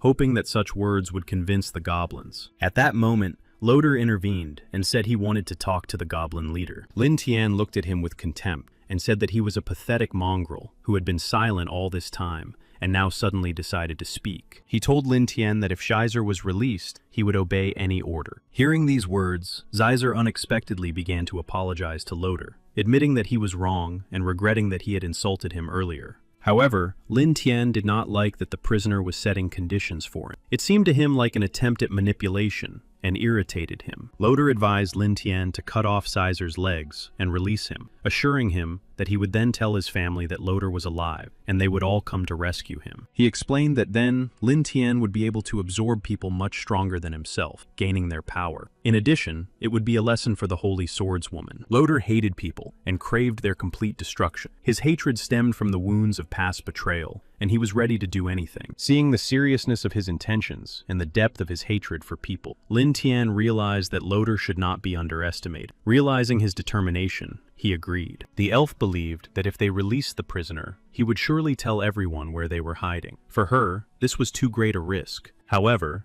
Lin Tian assured her that he had everything under control and asked her not to worry. He was confident in his plan and in his ability to succeed. Soon, one of the warriors burst into the town tavern, shouting loudly that someone's end had come. His cry attracted the attention of everyone present. He also said that he had seen Zeiser riding to the royal city without a leg. Everyone in the tavern was frightened and realized that their squad had failed the test. They knew that hard times lay ahead. One of the men asked in confusion if only one person had survived from all the squads. Such a massive loss seemed almost impossible. A female knight passing by confirmed what she had heard, and said that only one person had indeed survived. She reported that the only survivor was Zeiser, while the rest had perished. This news shocked the people. One of the warriors asked if the knight had participated in the battle, to which she confirmed her participation. She said that she had witnessed all the events. She also said that hundreds of goblins and goblin mutants had fallen by her hands. Everyone present was horrified to realize how powerful the knight was. Her battles and victories over goblins and mutants instilled fear in them. They knew that this knight was a true destroyer of goblins, and that they should not expect mercy or weakness from her. Her reputation as an uncompromising warrior. The bartender, trying to lighten the oppressive atmosphere, announced that today everyone could drink as much as they wanted on his tab. He hoped this would help distract people. Someone in the crowd, shaken by what was happening, said excitedly and desperately that there were too many mutants among them. Soon, bats burst into the tavern with a loud noise. They spun around the ceiling at breakneck speed, forcing people to duck. People were frightened, and the tavern was filled with screams, clattering, overturned dishes,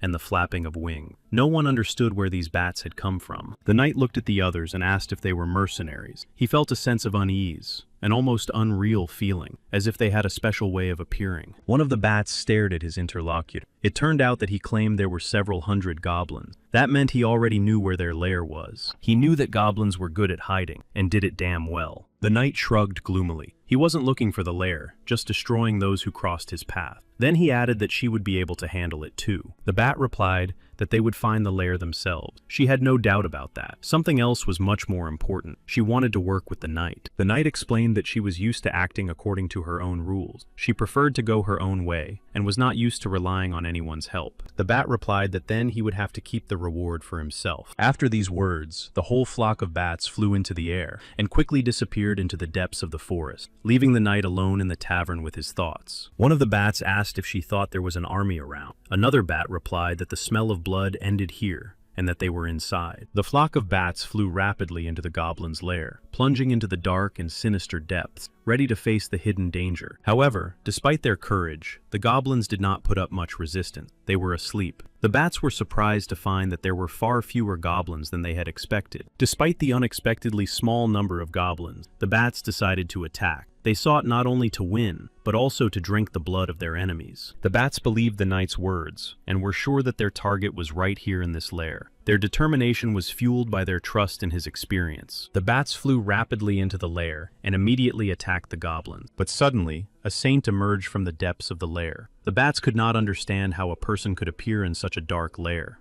It seemed impossible. For a moment, the bats were confused and froze, unable to understand what to do next. A bright torch burned in her hands, casting a warm light, and she seemed to have decided to trap them all. At that moment, the goblins also woke up and gathered together in front of the saint and the bats, ready to defend their lair. They were confused and did not know where to go. They found themselves trapped between the saint and the advancing goblin, not knowing which side to expect an attack from. Lin Tian stepped forward and said that they dared to come here and drink their blood. He added that vampires are very brave creatures these days, as far as he can see. These words immediately alarmed some of the bats, and they sensed a threat and realized that they were facing not just an opponent, but a dangerous enemy. The captain of the bats flew up to Lin Tian and immediately revealed herself. Realizing that Lin Tian had revealed their presence, the vampires decided to destroy the goblin. They joined forces and prepared for the decisive blow. Lin Tian himself understood that the vampires were powerful and that these enemies posed a serious threat. He knew the battle would be difficult and would require all their strength. He was glad that, thanks to the system, he already knew everything about vampires and was prepared in advance. This gave him confidence, and he understood their strengths and weaknesses. The vampires menacingly declared that they would see who would burn first in the flames of this battle. Their words were filled with defiance and confidence in their own power. However, the goblins were also ready for battle. Despite the vampires' threats, they gathered in tight formation and prepared for fierce resistance. Soon, the vampires were blinded by a bright light, which proved to be a serious blow to them. They were stunned and lost control, which was a difficult test. The vampires could not understand how such insignificant creatures as goblins could have mastered such powerful skills and used them against them. It amazed them. After that, Lin Tian suggested that it might be better to talk after all, and then Lin Tian asked if there was really any point in continuing the fight. He believed that they had come here for rewards and benefits. He thought that this could be the basis for negotiations, if the parties could agree. Lin Tian asked if the vampires understood why they needed money, since they lived off blood. He wanted to find out if they had any special purpose. She said that if the vampires had not signed an agreement prohibiting them from drinking human blood, then who would go and earn money to buy blood? She explained to him that the Holy Church and the Holy Sword were not stupid at all. Their actions and decisions were always well thought out, and they knew how to use this to their advantage. He thought that if he could get them on his side, it might open up new opportunities for his race. He looked at her and asked what she thought about cooperation. It was important for him to understand whether she was willing to consider an alliance with those who were enemies. He also said that he could provide them with blood in the required quantities on a regular basis. He offered to take the first step towards cooperation. She just smiled, not taking the offer seriously. In her opinion, goblin blood was not sufficient for long-term and stable use, but he said that they had other sources of blood, suitable for bloodthirsty creatures like them, and that they had found alternatives in other means. The vampires were greatly surprised by his words. They did not expect that there were alternative sources of blood, capable of replacing human blood. Legend said that there were once creatures called succubami, who consciously gave up blood in their time. They chose a different path. He understood that he could give them what they needed, not through sacrifice or battle, but with the help of biomaterial. He said that goblins always had more than enough of this power. One of the vampires admitted that she had heard of such creatures. This aroused her interest. Other vampires thought that it might even be a deception. Another said it was too risky when the head vampire decided to try it. She asked if they shouldn't wait for the count. She replied that too many of their sisters had died over the past few hundred years. If it was true, and they would no longer have to suffer, then she was ready to try. She was confident in her decision. Despite her fear and past losses, she understood that this was the only way and was ready to go all the way. Then Leah came to Lin Tian's aid, because the vampires, inspired by the leader's determination, also wanted to try a new way to quench their thirst for blood. In the end, the main vampire accepted his interesting proposal. She wanted to understand what exactly he expected from her and what she had to do in return. Lin Tian explained that it was dark here all year round, which made it an ideal place for vampires to live. Such an environment suited their nature. He wanted the vampires to take on the task of guarding the cave and protecting it from possible invasions. This cooperation was beneficial to both sides. She agreed to this condition, understanding the importance of protecting the cave in order to preserve their new base. This cooperation now strengthened their position. Then she silently turned and left. But it was clear to him that she was satisfied. Meanwhile, the events were being discussed again in the tavern. Contact with the mercenaries had been lost, and now everyone believed that the defeat of the goblins had failed again. Some claimed that the goblins had humiliated and defeated them, while others advised not to put too much pressure on them, so as not to aggravate the situation. He was also indignant that he did not have time to collect gold for him. At that moment,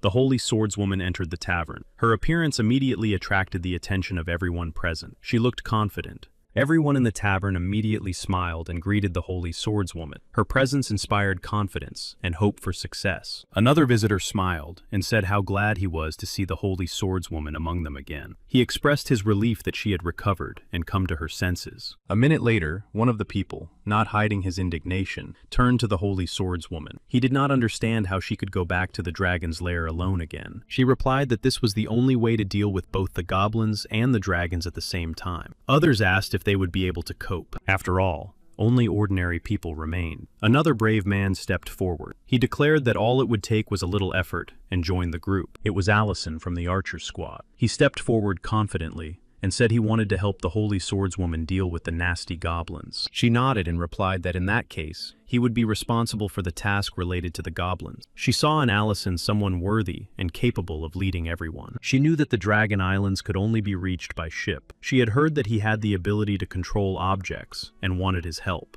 It was a different person. He stepped forward and respectfully said that it would be an honor for him to fight side by side with the holy swordswoman. Then he bowed. He thought that after this mission was over, he would have the epic rank of traveler in his pocket. That was his main goal. The mother dragon was in her cave, carefully guarding her egg. Suddenly, she heard unusual sounds from outside. Something was wrong. The mother dragon became alert, sensing danger approaching, and instantly focused. Other dragons were circling in the sky above the cave. Their powerful wings cast shadows, and they watched closely what was happening around them. She immediately realized that enemies had arrived, namely Alice and her squad. The mother dragon did not expect that she would be able to recover after the battle and return. The mother dragon was unhappy that this threat had arisen at the most inopportune moment. She understood that her offspring were particularly vulnerable. She told them that their father was a special goblin, distinguished by his strength and wisdom. Then she left the cave, ready to fight her enemies. She was angry and ready to defend her offspring and territory, filled with strength and rage. She considered Alice to be foolish, underestimating her strength and determination. To her,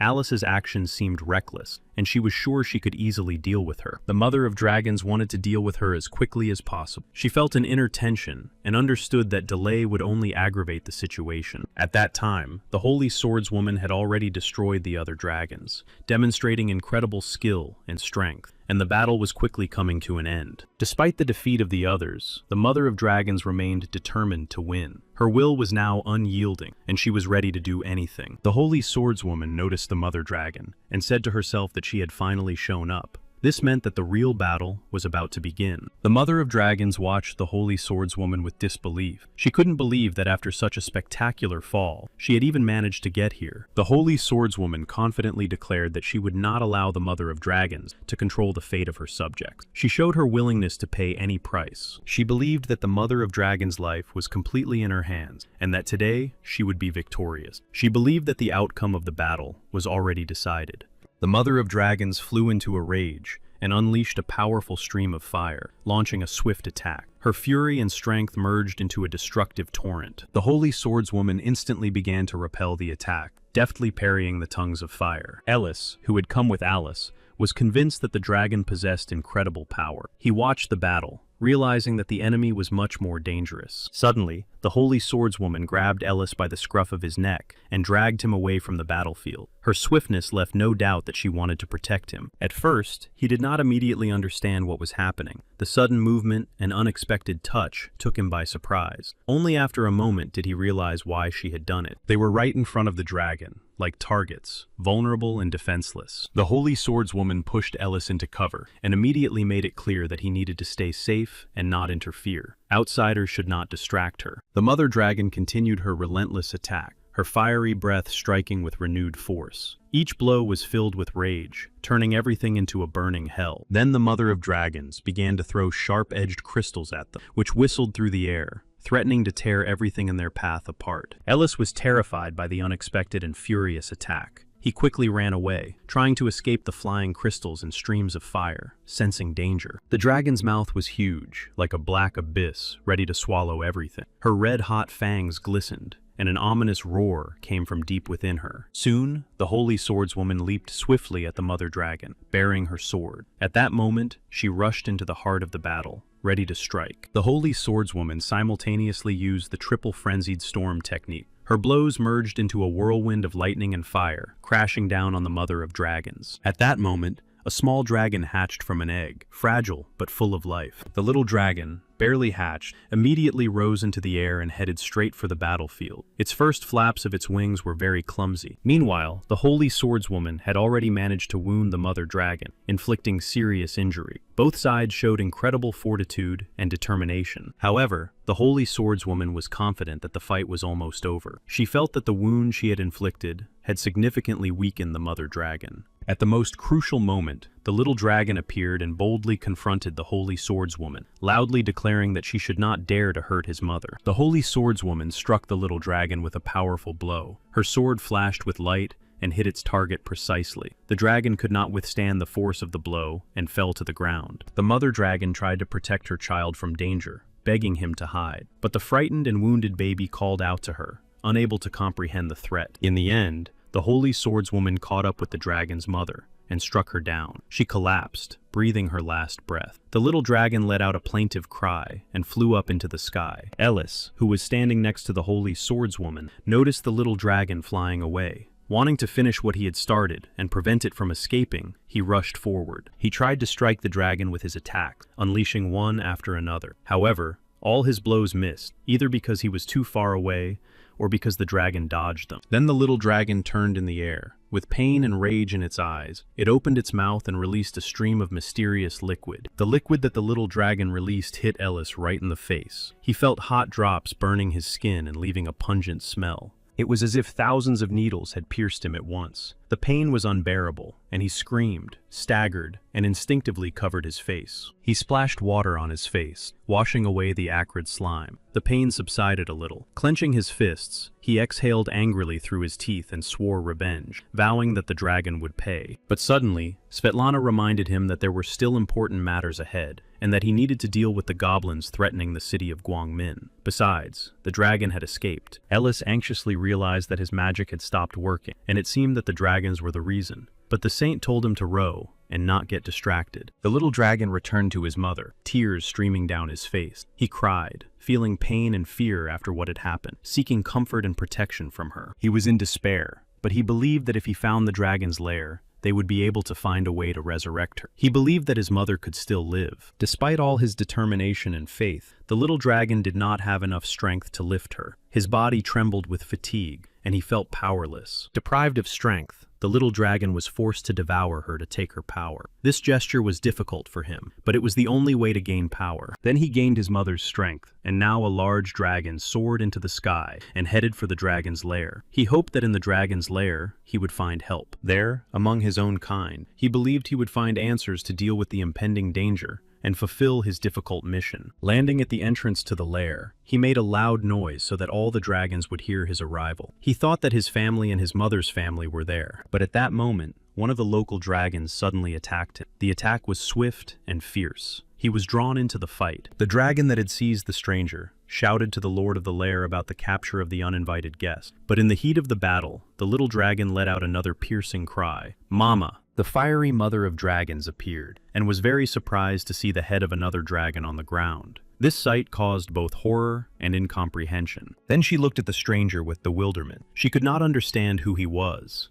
or where he came from. She came closer and asked him who he was. The dragon begged her to save his mother. He said that he had found this place from his mother's memories. He believed that they were her family, and that they would help him. They carefully examined the dead dragon. It had deep cuts and traces of divine power. It was clear that she had fought a holy swordswoman. They felt sorry for her, but they knew she had gone to the outside world of her own free will. They recognized that the little dragon was her child, but at the same time, they could clearly see that it was not a real dragon by nature. Its difference was puzzling. He said that his father was a goblin, but he had never seen him himself. Only his mother had told him about him. That was all he knew about his origins. The dragons were stunned by what they heard. For them, it was an unexpected and shocking revelation that the dragon's child carried goblin blood. Now the dragon who had attacked him declared with contempt that he was a disgrace to the entire dragon race and demanded permission to destroy the stranger. The mother of the fire dragons paused for a moment. Her gaze flashed with the struggle between her duty to maintain order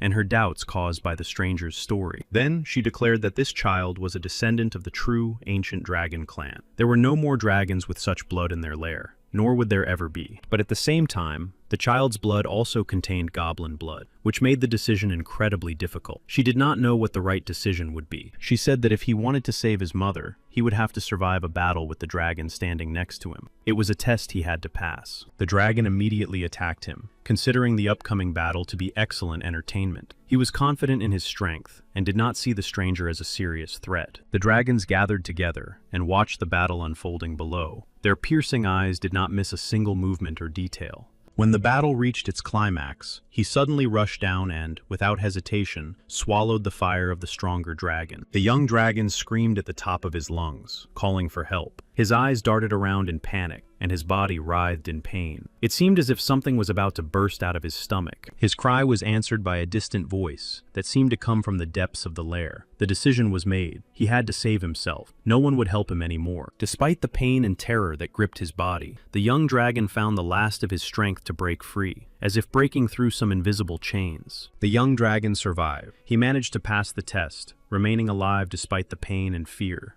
Now that he had endured, he wanted to save his mother as soon as possible. She announced that he was now a true dragon and could address her by the name of Neater. He also became this dragon's servant. Despite the Fire Mother's instructions, the young dragon thought of only one thing: when his mother would be saved. All other words faded into the background. She told him to take Phoebus's head and bring it to the world tree. She also ordered him to connect Phoebus's head to the roots of the tree to create a tree dragon. This ritual was the key to the emergence of a new creature. She explained that this was the only way to help resurrect his mother. Connecting Phoebus's head to the roots of the tree was a complex and ancient ritual. At that time, Lin Tian was reading a report. It described how they used the cave's landscape to set traps and create defensive structures. He understood that in order to withstand the attack of the travelers, they had to prepare thoroughly. The necessary resources had already been gathered. Many high-ranking goblins died. Their remains became a source of energy, capable of accelerating the evolution of Goblin. Now the survivors had a chance. The surviving goblins absorbed this energy and instantly evolved to level 50. Now they became goblin heroes ready for battle. Alongside them, giant goblins fought with insane fury, showing no mercy and destroying everything in their path. Alongside them were the goblins of darkness, stealthy masters of the blade,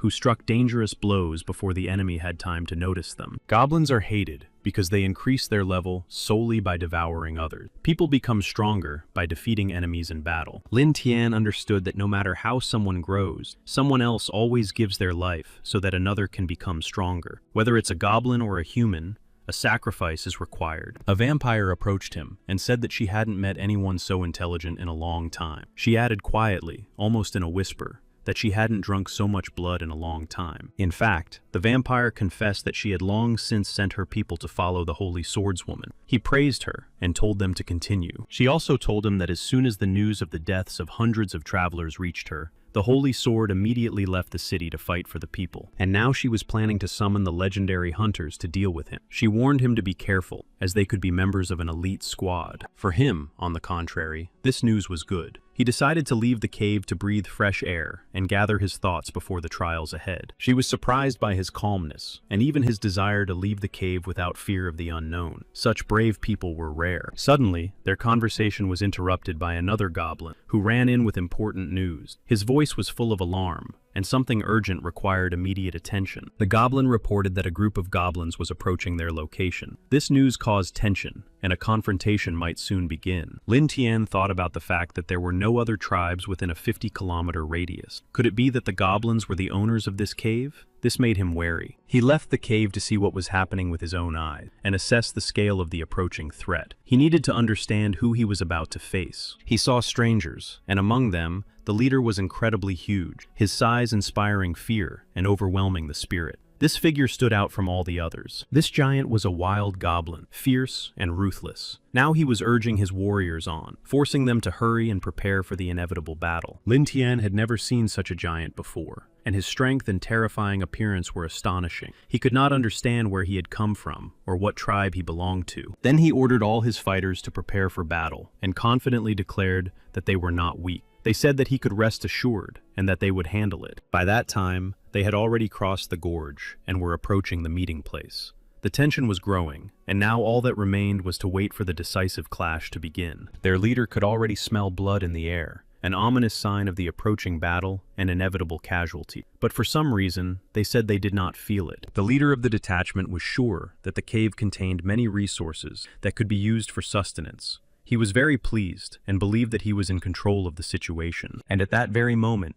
Lin Tian's goblins suddenly attacked. Their speed and determination took them by surprise. They did not understand where they had come from. The goblin immediately ordered his fighters to prepare for battle. His team quickly took up positions, preparing to meet the sudden attack of the other goblins. Then the goblins attacked Lin Tian's goblin, but he was not so simple, and his mutated body gave him incredible strength and endurance. Seeing his strength, the goblins began to retreat and flee, realizing that it was pointless to continue fighting him. Those goblins began to retreat in order to report as soon as possible that the master had already appeared in the cave. They had to report this news to their allies. Then one of the retreating goblins was caught. He was knocked down before he could escape and was captured. Now Lin Tian had a chance to learn more. The captured goblin was beside himself with rage, because losing to a low-level goblin, as he thought, was humiliating for him. He considered the others worthless. Lin Tian realized that this goblin had come from the depths of goblin lands. This meant that something, or someone,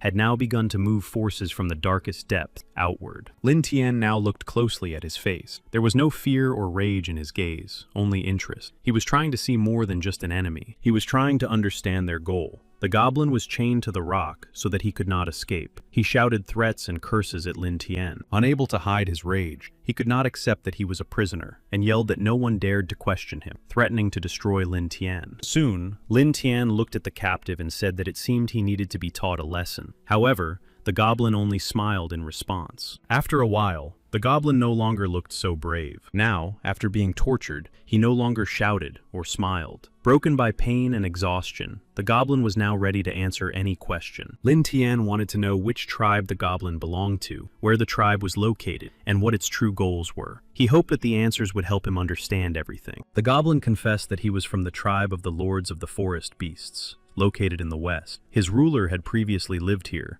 and was connected to this territory. Now his ruler had asked him to return to collect something, and they did not know that others had already settled here. He told everything as it was. Lin Tian asked the goblin what level their leader was at. He replied that he himself was the leader of the goblins, and would soon become the hegemonic ruler. Lin Tian's eyes widened in surprise. What he heard was much more serious than he had expected. The goblin was not only a strong warrior, but also a contender for power. He went on to explain that they had come for the treasure. He suggested that Lin Tian try to find it, hinting at the importance and necessity of their mission. Lin Tian was surprised by what he heard, but he did not lose his composure and expressed his willingness to go in search of the treasure. He understood that this could be the key to everything. It turned out that the treasure was a ring with incredible power, and its owner could trap anyone's soul inside it. All that was needed was the blood of the opponent. Lin Tian had no idea that such an artifact as a ring existed. The goblin asked Lin Tian to let him go, since he had told him everything he knew. Lin Tian agreed to let the goblin go, but warned him that his body could leave, but he would not let his soul go. He wanted to imprison his soul in this ring. The goblin did not understand why Lin Tian was behaving so strangely. Soon, the goblin's soul began to leave his body, as if breaking free. He felt an unusual and frightening sensation as his essence split apart. The goblin screamed and begged him not to do it,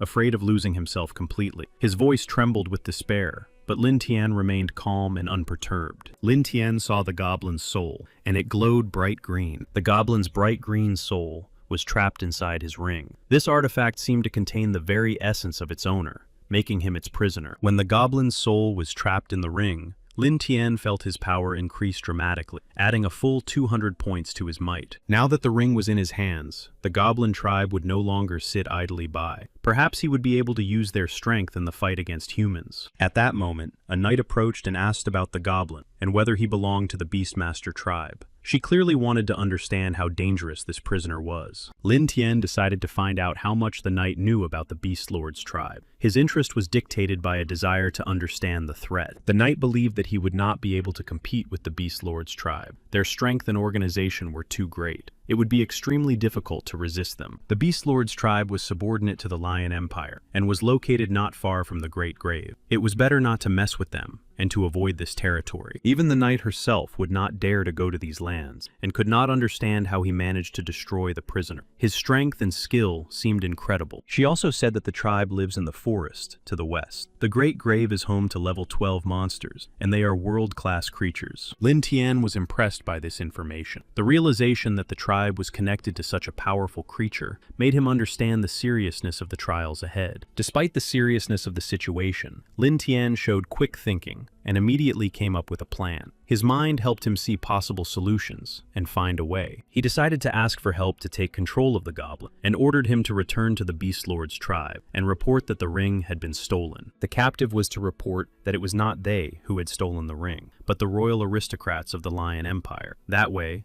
they would avert danger and threat. She asked him if he meant the Sturd and Philemon family. He confirmed that he meant them. Now she knew his entire plan. He deliberately let Satel go, setting a trap. Using Mr. Philemon, he intended to gain more experience and get rid of his opponents. Conflict between two sides always leads to the emergence of a third party that benefits from the confrontation. When Xyler returned home, his father, the Count, yelled at him furiously, accusing him of disgracing the family and demanding that he leave the house immediately. He was beside himself. However, his son tried to justify himself by explaining his actions and claiming that these goblins were not only strong, but also intelligent, and that they even surpassed them. He also mentioned the numerous losses among the troops and said that Loder was still alive. Despite the accusations, he tried to justify himself and convey the information. Philemon shouted and demanded explanation, wondering how they could have lost to the goblins. He reminded them that the heirs of two great families had lost to the goblins. Philemon said that everyone was mocking them, and that it was a disgrace to their clan. In response, Xyzer apologized to his father, realizing the seriousness of the situation. Despite his pleas for forgiveness, Xyzer was still afraid, for the goblins were truly terrible and posed a serious threat. His fear did not go away. He was on the verge of insanity. His fear of the terrible goblins and the pressure from his father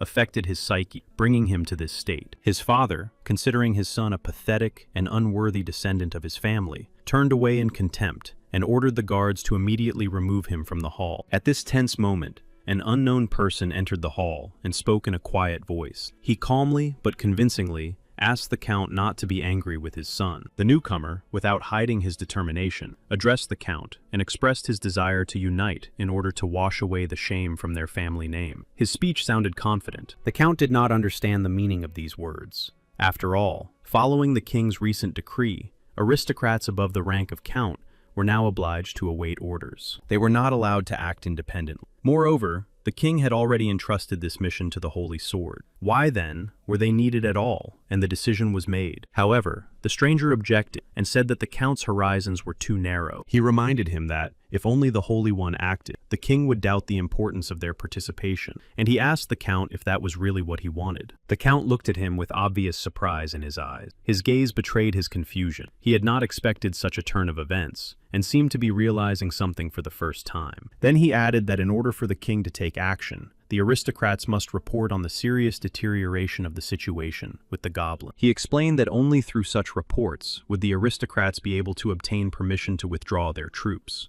After that, the Count thought for a moment. He replied that the stranger should not think that he had turned a blind eye to his true intentions. At the same time, he emphasized that his son, that scum, would go to the king.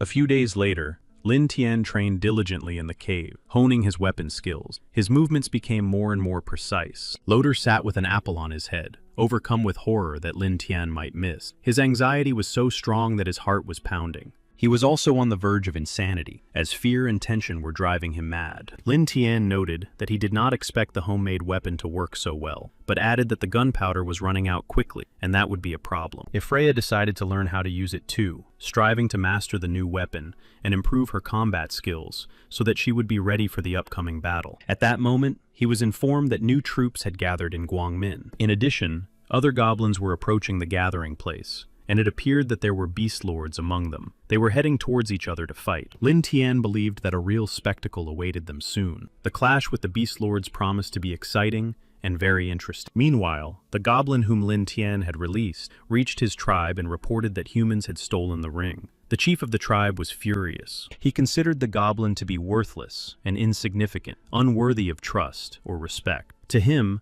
this goblin was weak and useless. He demanded that the ring be returned, considering it his inviolable property. For him, this item was of great importance and value. Soon, all the troops gathered in the city of Guangming. Preparations for the upcoming battle reached their peak, and the armies took up their positions, ready for the clash. Count Philemon also arrived in the city. Everyone greeted Count Philemon with respect and reverence. The person standing next to the Count asked about the whereabouts of the Holy Swordswoman. He was told that the Holy Swordswoman had gone away on business, and asked what exactly he wanted to know. When they said they would not waste time if the Holy Swordswoman was not there, he was indignant that he was a brave warrior fighting alongside the Holy Swordswoman. Even without her, he would not tolerate being ignored. Then he realized that he was not a weakling, and explained that they had come precisely because of the goblin problem. But suddenly something began to happen, and the silence was broken by sudden sounds and movements that instantly attracted the attention of everyone around. Everyone looked up to see what was happening. Their eyes were drawn to the sky, where strange silhouettes began to appear, foreshadowing an impending threat. It turned out that it was the goblins advancing. They did not understand how the goblins had managed to break through the gates and the guard. This confused the defenders. The Count shouted orders to capture the goblins and strike them a decisive blow.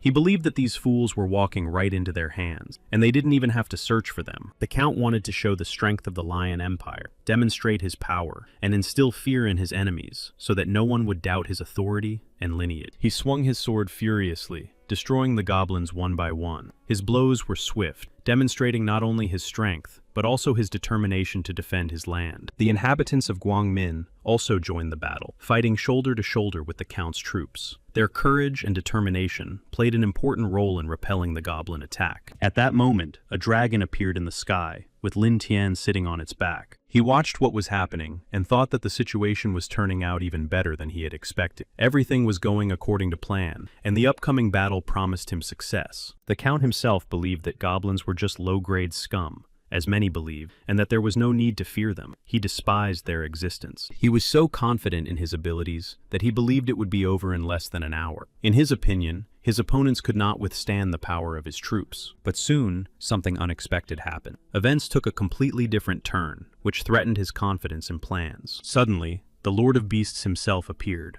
a mighty and fearsome leader.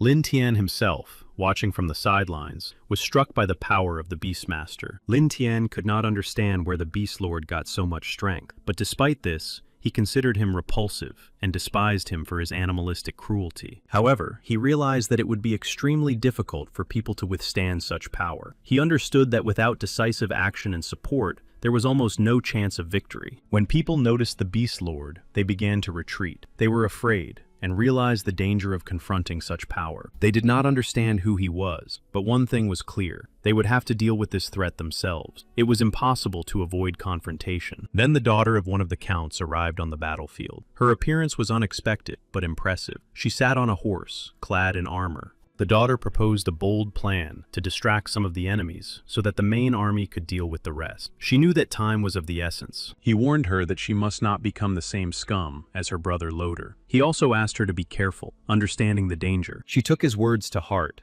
and despite his warnings, rushed into battle. Her determination was clear, and she had no intention of falling flat on her face. They fired a fireball at the goblin, which instantly engulfed him in bright flame. The enemy was shaken but not broken, and this only fueled his rage. He ran after them. Their goal was clear, to lure him out of the city, where he was more dangerous. They expected to be able to deal with him better outside. For now, the people continued to follow their plan, ignoring the warnings. They believed they could lure the enemy out and win. But for Lin Tian, this was bad. If he retreated, they would have to face his subordinates, which would make their task much more difficult. He did not want to fight him. Soon, the monster was outside the city, which gave his pursuers the opportunity to lure him further into open space and destroy him. But soon he realized that Lona, Loder's sister, was very lucky. She had not fallen into his clutches, while many others had already died at his hand. She was on the brink, and the danger was still very close. Someone from her group shouted that the goblin's teeth would be his first trophy. It was clear that they were going to not only win,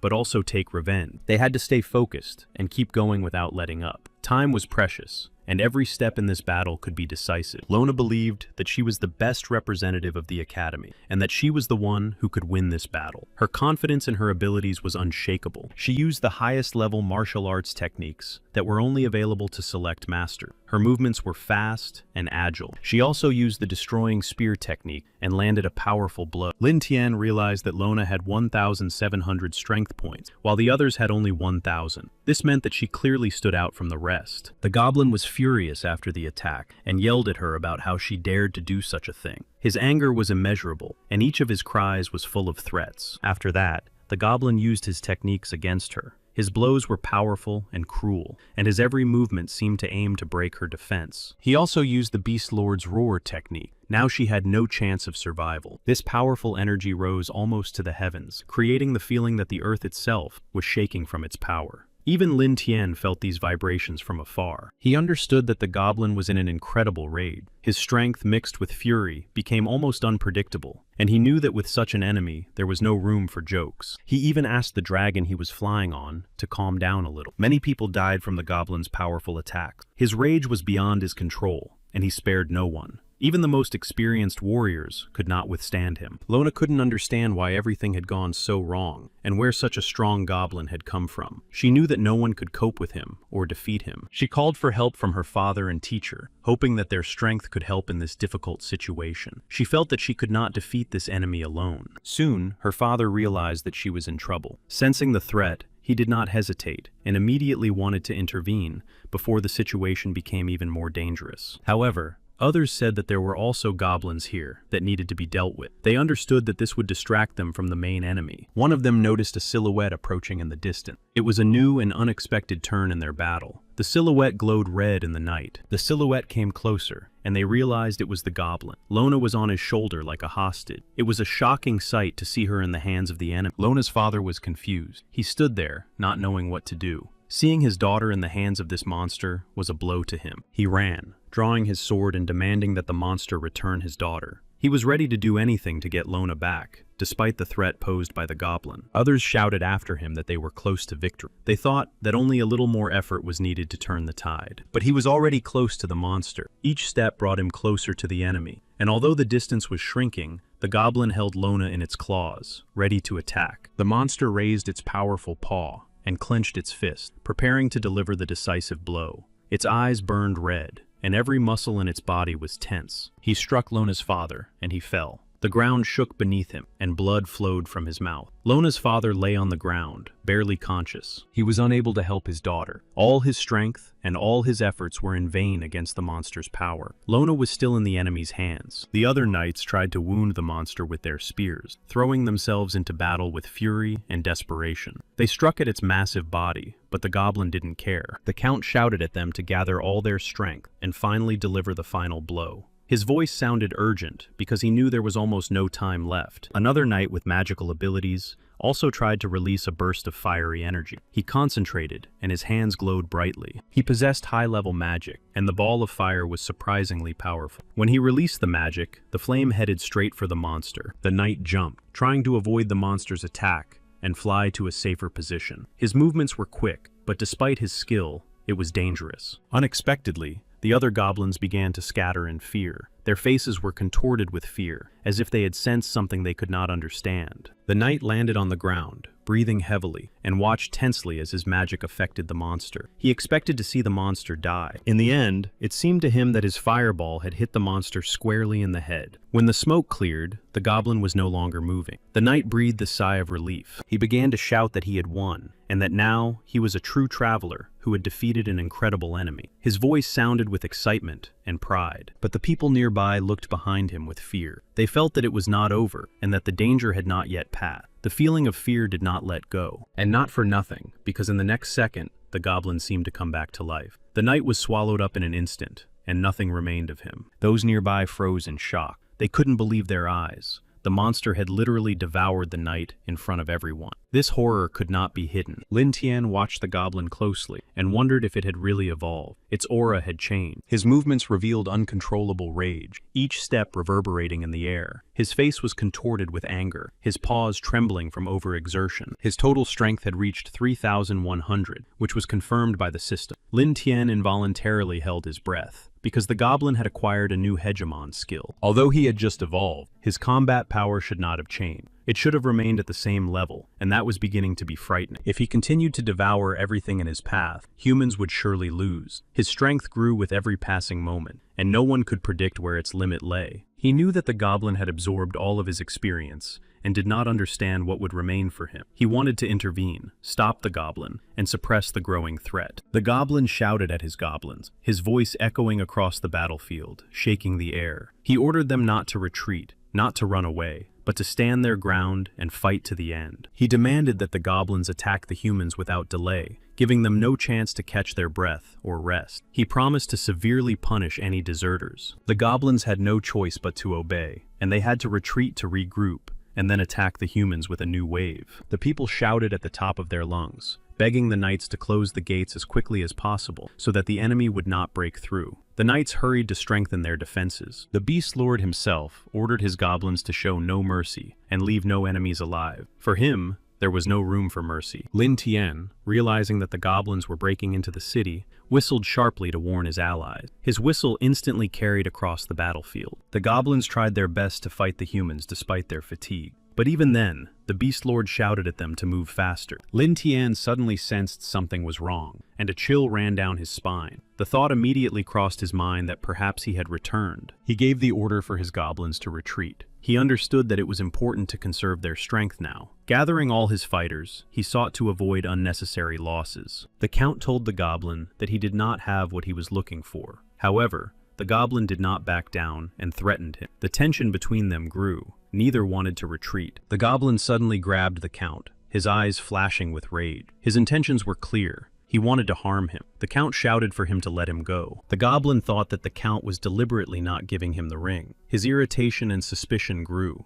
It seemed that some kind of trick was behind it. At that moment, someone suddenly attacked the goblin. The attack took him by surprise. Right in front of him, a sword plunged into the ground with a crash. The goblin froze, feeling the tension rise instantly, and the threat become incredibly close. He couldn't understand who dared to get so close and attack him. The goblin's eyes darted around, trying to track down the enemy, but there was no one there. Suddenly, the enemy's powerful force knocked the goblin off his feet, leaving him unable to resist. He collapsed to the ground, realizing that someone was as strong as he was. It was Marxer, the man who came to his aid at the most critical moment. In addition to Marxer, Austin and Ima also came to help. The people were very happy to see them. The Count himself felt sincere joy at seeing the Holy Swordswoman and the group of hunters. Their arrival instilled in him hope and confidence in their victory. Meanwhile, dawn was breaking. The first rays of the sun cautiously broke through the dark clouds, illuminating the battlefield. The new day brought them hope.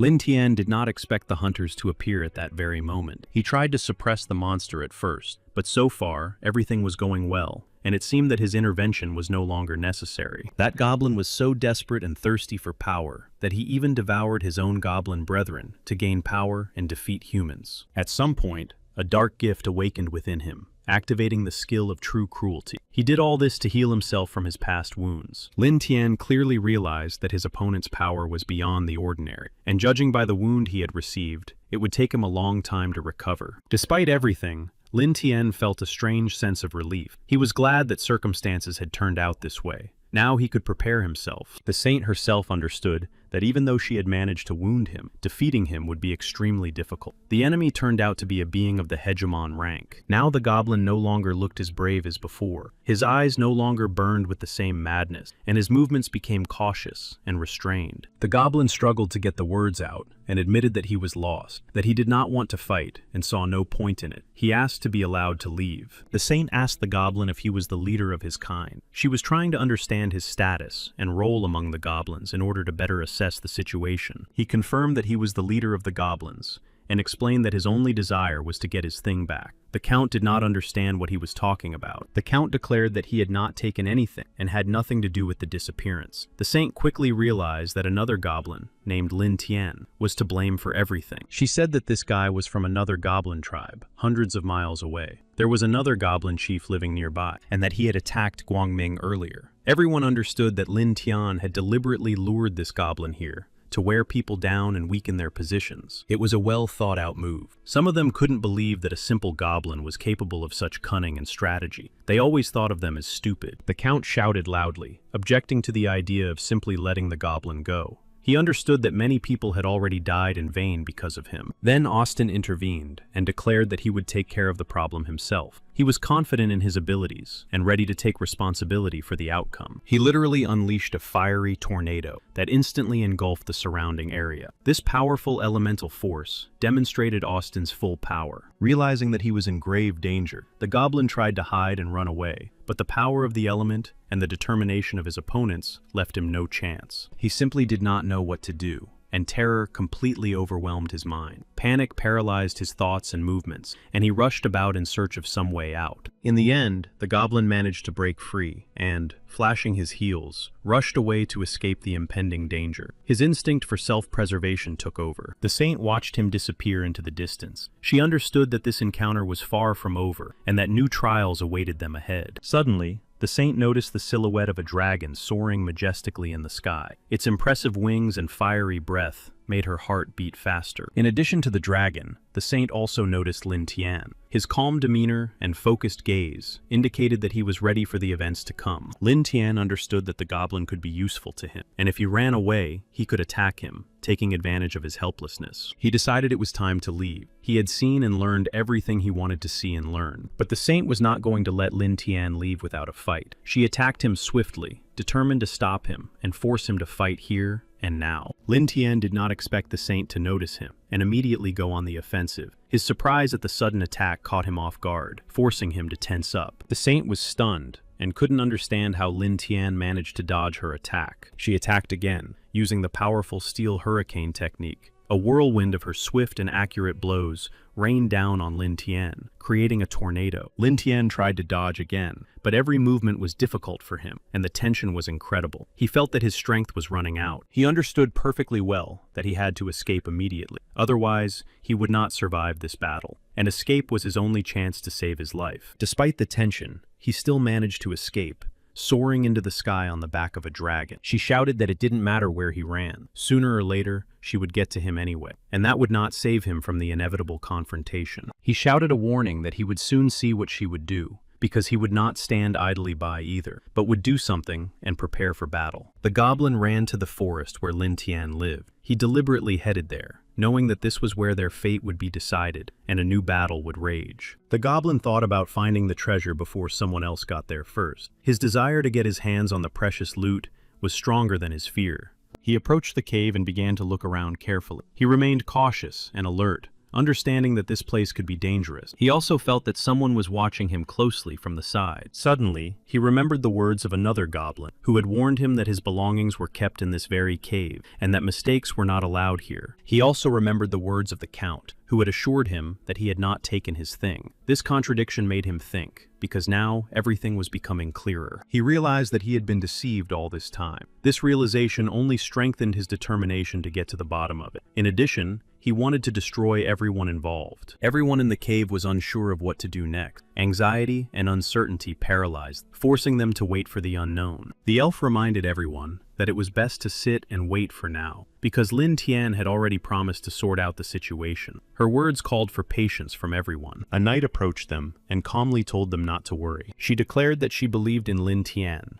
and was sure that he would never let anything happen to them. Her words instilled calm and strengthened their faith. At that moment, the goblin was tearing things apart outside. He wanted to figure everything out quickly. By that time, Lin Tian had flown in on his dragon and already knew that the goblin was there. It was Lin Tian's trap, and he was sure that the goblin would not be able to escape. All paths to salvation were already blocked, and now he was captive. A stream of fire rained down from the sky, engulfing the surrounding area and depriving the enemy of any opportunity to dodge or hide. It was like lava. At the last moment, the goblin tried to dodge by darting to the side at high speed. The flames burned and struck his body. In addition, Lin Tian used his homemade weapon against the goblin with precision. It flashed through the air, rushing toward its target at a frightening speed. Realizing the seriousness of the threat, the goblin fled. Panic seized him. The dragon's flames and his pursuer's homemade weapon left him no chance. But the goblin had nowhere to run. The narrow paths of the cliff and the fire cut off all routes to safety. Lin Tian quickly caught up with him like a hunter catching his prey, and now Lin Tian was slowly walking towards him, confidently and without haste. The goblin noticed the ring on Lin Tian's hand, the very one he considered his lost relic. His eyes flashed, and anger boiled in his chest. He shouted, pointing at Lin Tian and accusing him of stealing the ring. His voice broke with rage, and he demanded the return of what he rightfully considered his. But Lin Tian just smiled at the goblin. He seemed to be deliberately teasing him, calmly asking what if he wasn't going to return the ring. The goblin clenched his fists and lunged forward, wanting to attack Lin Tian and forgetting all caution. Malice overwhelmed his mind, and now he could think of nothing else. But Lin Tian remained completely calm and motionless, as if everything that was happening did not concern him. He did not even reach for his weapon, but simply stood there. The goblin slammed his fist into the ground, kicking up a small cloud of dust. This gesture expressed his rage and despair, as he tried to show Lin Tian his determination. Lin Tian, as if adding fuel to the fire,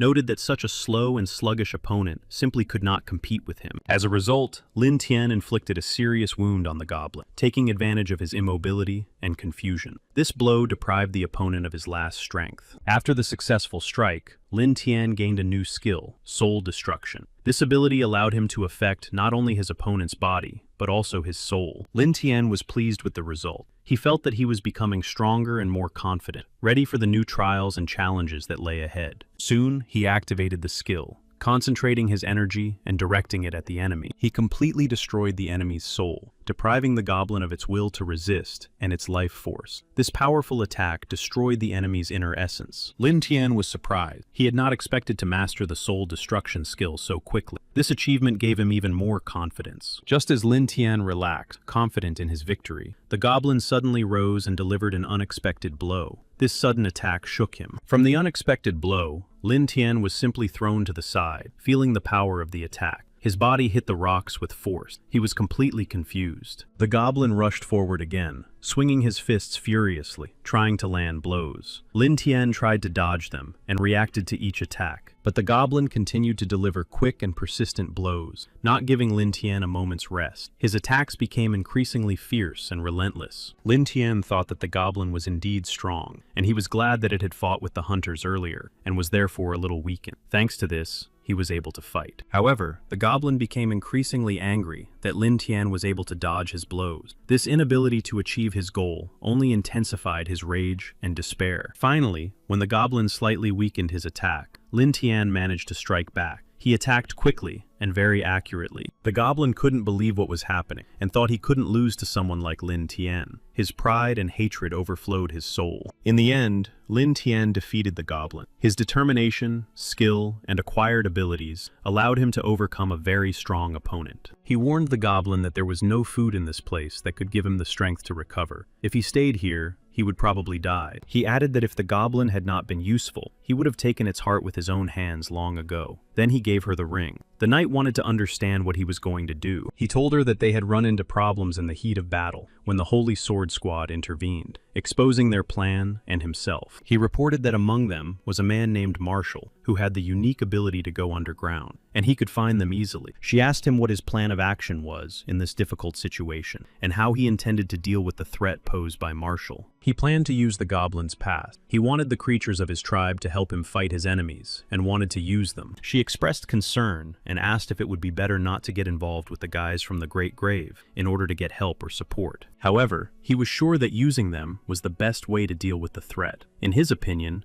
using this power would give everyone the maximum effect. He ordered her to make sure that he reported everything to all the creatures from the living grave and brought them the demon's ring so that they could take revenge on their enemies. She could not object to him and fully agreed with his order. She performed the ritual and instilled in the goblin everything necessary to accomplish his task. Thanks to her magic and power of suggestion, the goblin received his instructions. When the goblin stood up, he contemptuously told her that she was only a slave and had no right to speak to him as an equal. His words reflected cruelty and arrogance. All this time, Lin Tian was immersed in the system, intently tracking his progress. It turned out that he had gained 300 points of experience and strength. Lin Tian could have summoned a demon to help him defend himself, but he soon realized that this was unnecessary, and that the goblin was also 6th rank and capable of handling the task. He also knew that even 3 fierce goblins would not be able to defeat the Holy Swordswoman's squad. He also knew that the right strategy would be needed to succeed. He could also use the special effect of the Blood of Destruction. This effect neutralizes the enemy's abilities and weakens all characteristics. He decided that Dark Synthesis did not seem very powerful, but if combined with his ability to absorb genes, it would become more powerful, making him invincible. For example,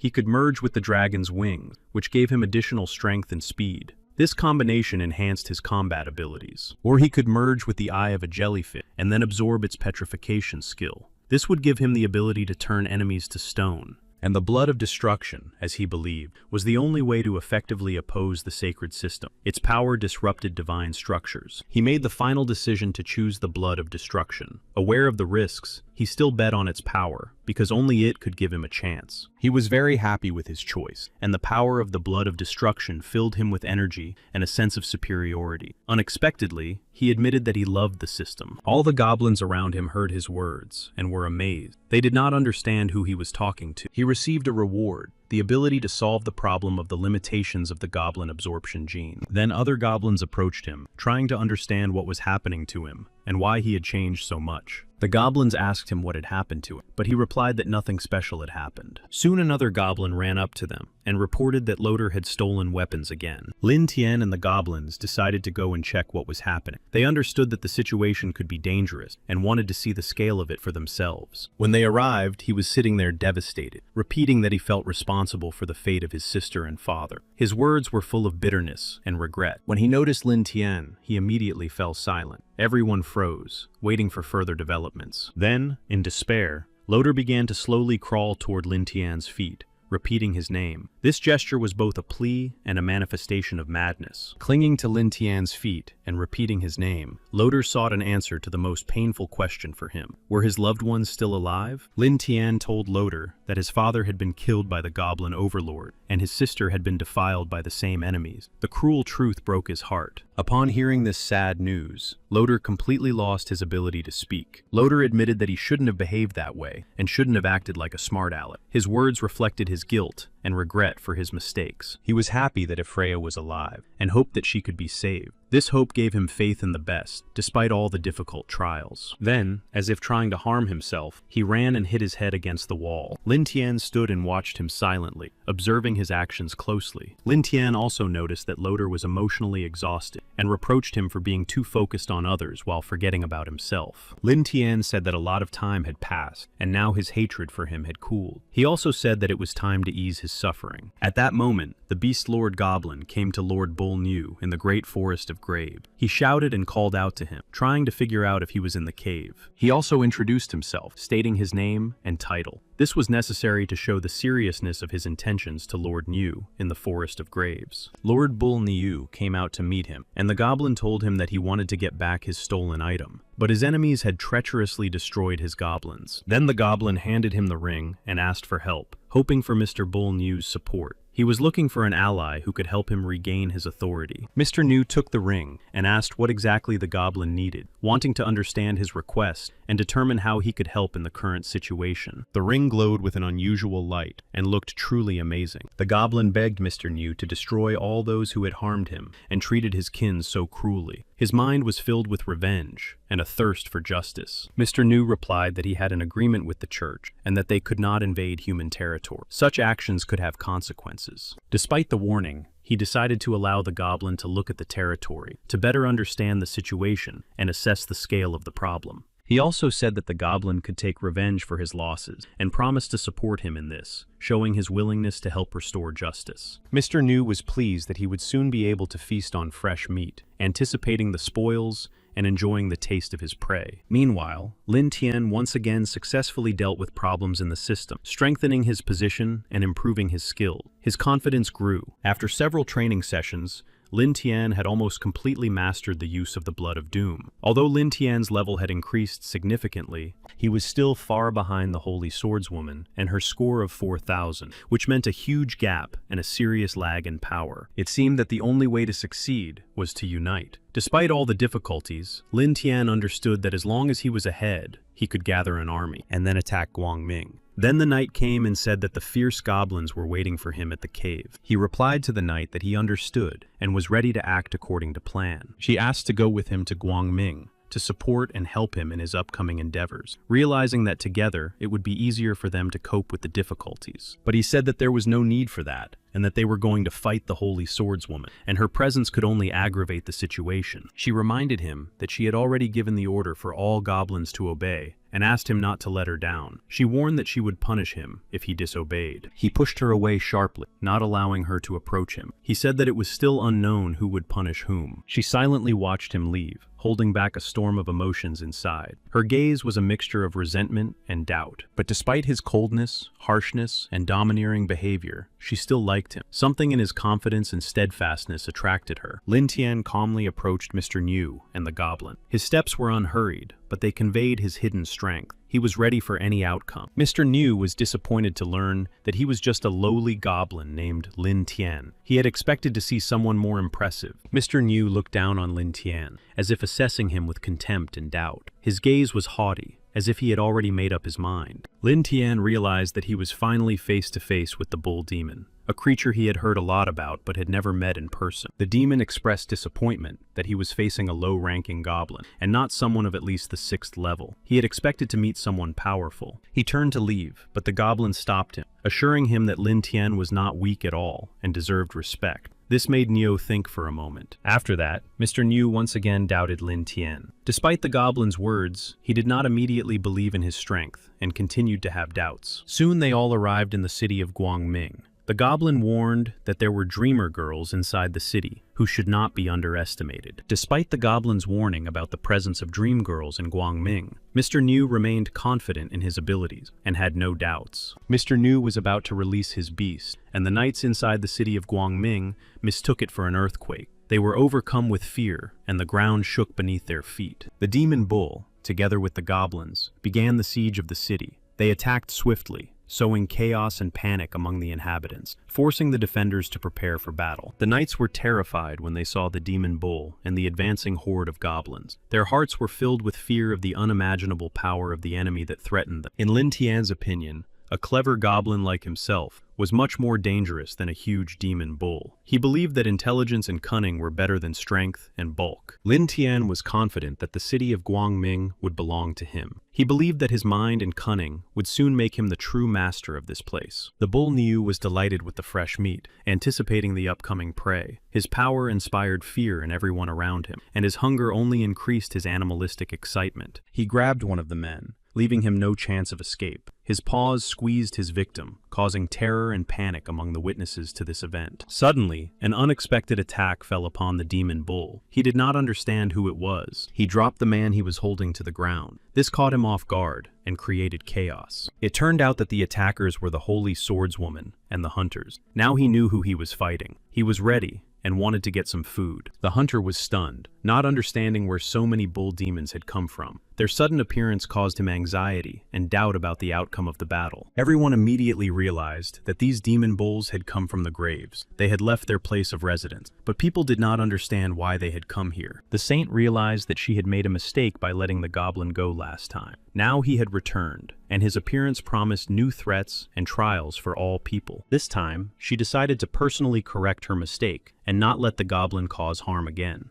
She was ready to meet him face to face and destroy him. The bull had already noticed her approaching, and his gaze became very focused. He prepared to meet her, sensing that the inevitable was approaching. She swung her sword, preparing to strike. The bull tensed, preparing for the clash, sensing the strength and determination of his opponent. Before she could strike, in the blink of an eye, the demon bull was behind her, forcing her to turn around and prepare for an unexpected face-to-face battle. She tensed up, her whole body tense, and this tension was clearly reflected on her face. Her eyes narrowed, her jaw clenched, and she was ready for battle. He struck the ground with his fist right next to her, causing a small tremor and raising dust around him. She gathered her strength and was able to withstand the powerful blow to her, thanks to her endurance and skill. He did not reach his target and was unable to hit her. He was surprised that he had failed to break through her defense, as his blows usually destroyed everything in their path. Lin Tian knew that the overall strength of the bull demon was significantly lower than that of the Holy Swordswoman. The bull demon had an advantage in personal strength. He understood that if his allies could hold back the Holy Swordswoman, it would be much easier for him to defeat her. He was counting on a strategic advantage. At that moment,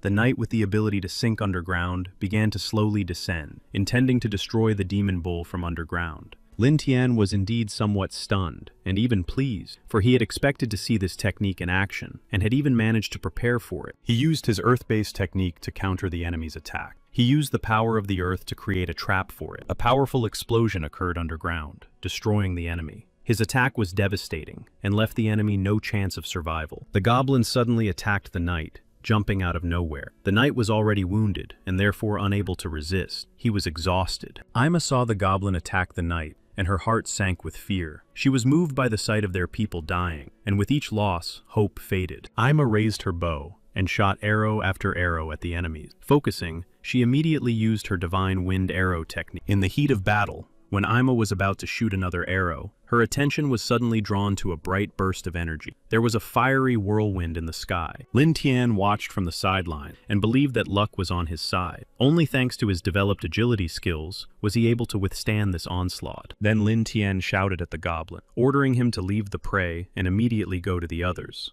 Now it was not food that was important, but the unity of all the beasts. The goblin immediately released the defeated knight and obeyed Lin Tian's order. Leaving the prey behind, he rushed towards his companions, ready to support his friends. The Goblin Lord's technique proved extremely useful to Lin Tian. Thanks to it, he was able to better control them and direct their combat actions. When Lin Tian devoured the defeated knight, Martial Aim was terrified. Her heart sank with fear and helplessness, for she realized how dangerous they were. At that moment, Austin was also fighting a huge goblin, whose strength and fury inspired fear in everyone. Each blow from this monster was destructive and ferocious. Despite the enemy's power, Austin did not give up. His will was unbreakable, and his heart was filled with determination to destroy these terrible and disgusting creatures. Austin used a devastating technique against Lin Tian, a stone-splitting blow. This technique, filled with power and fury, was capable of breaking through defenses. However, Lin Tian used an unarmed hold. His skill in close combat and speed allowed him to neutralize the attack, depriving his opponent of his advantage. Austin did not expect this and was taken aback. His powerful strike, on which he had pinned his hopes, was neutralized, and for a moment he lost his confidence. Despite Austin's confusion, Lin Tian was surprised and appreciated his advanced skills and combat potential. He understood that he was facing a worthy opponent. However, Austin himself was already in a difficult situation. The exhausting struggle, continuous attacks, and Lin Tian's skill gradually depleted his vitality. Emma was amazed to see how Lin Tian easily destroyed both the knight and Austin. She couldn't hold back her tears, and large drops rolled down her cheeks. He was exhausted and no longer able to resist. His body and spirit were at their limit. His wounds were severe, and defeat was inevitable. Ima couldn't understand how it was possible that all her comrades had been so easily defeated. Reality itself was treacherously collapsing, leaving her with a feeling of helplessness. Lin Tian felt satisfied that he had increased his level thanks to the battle.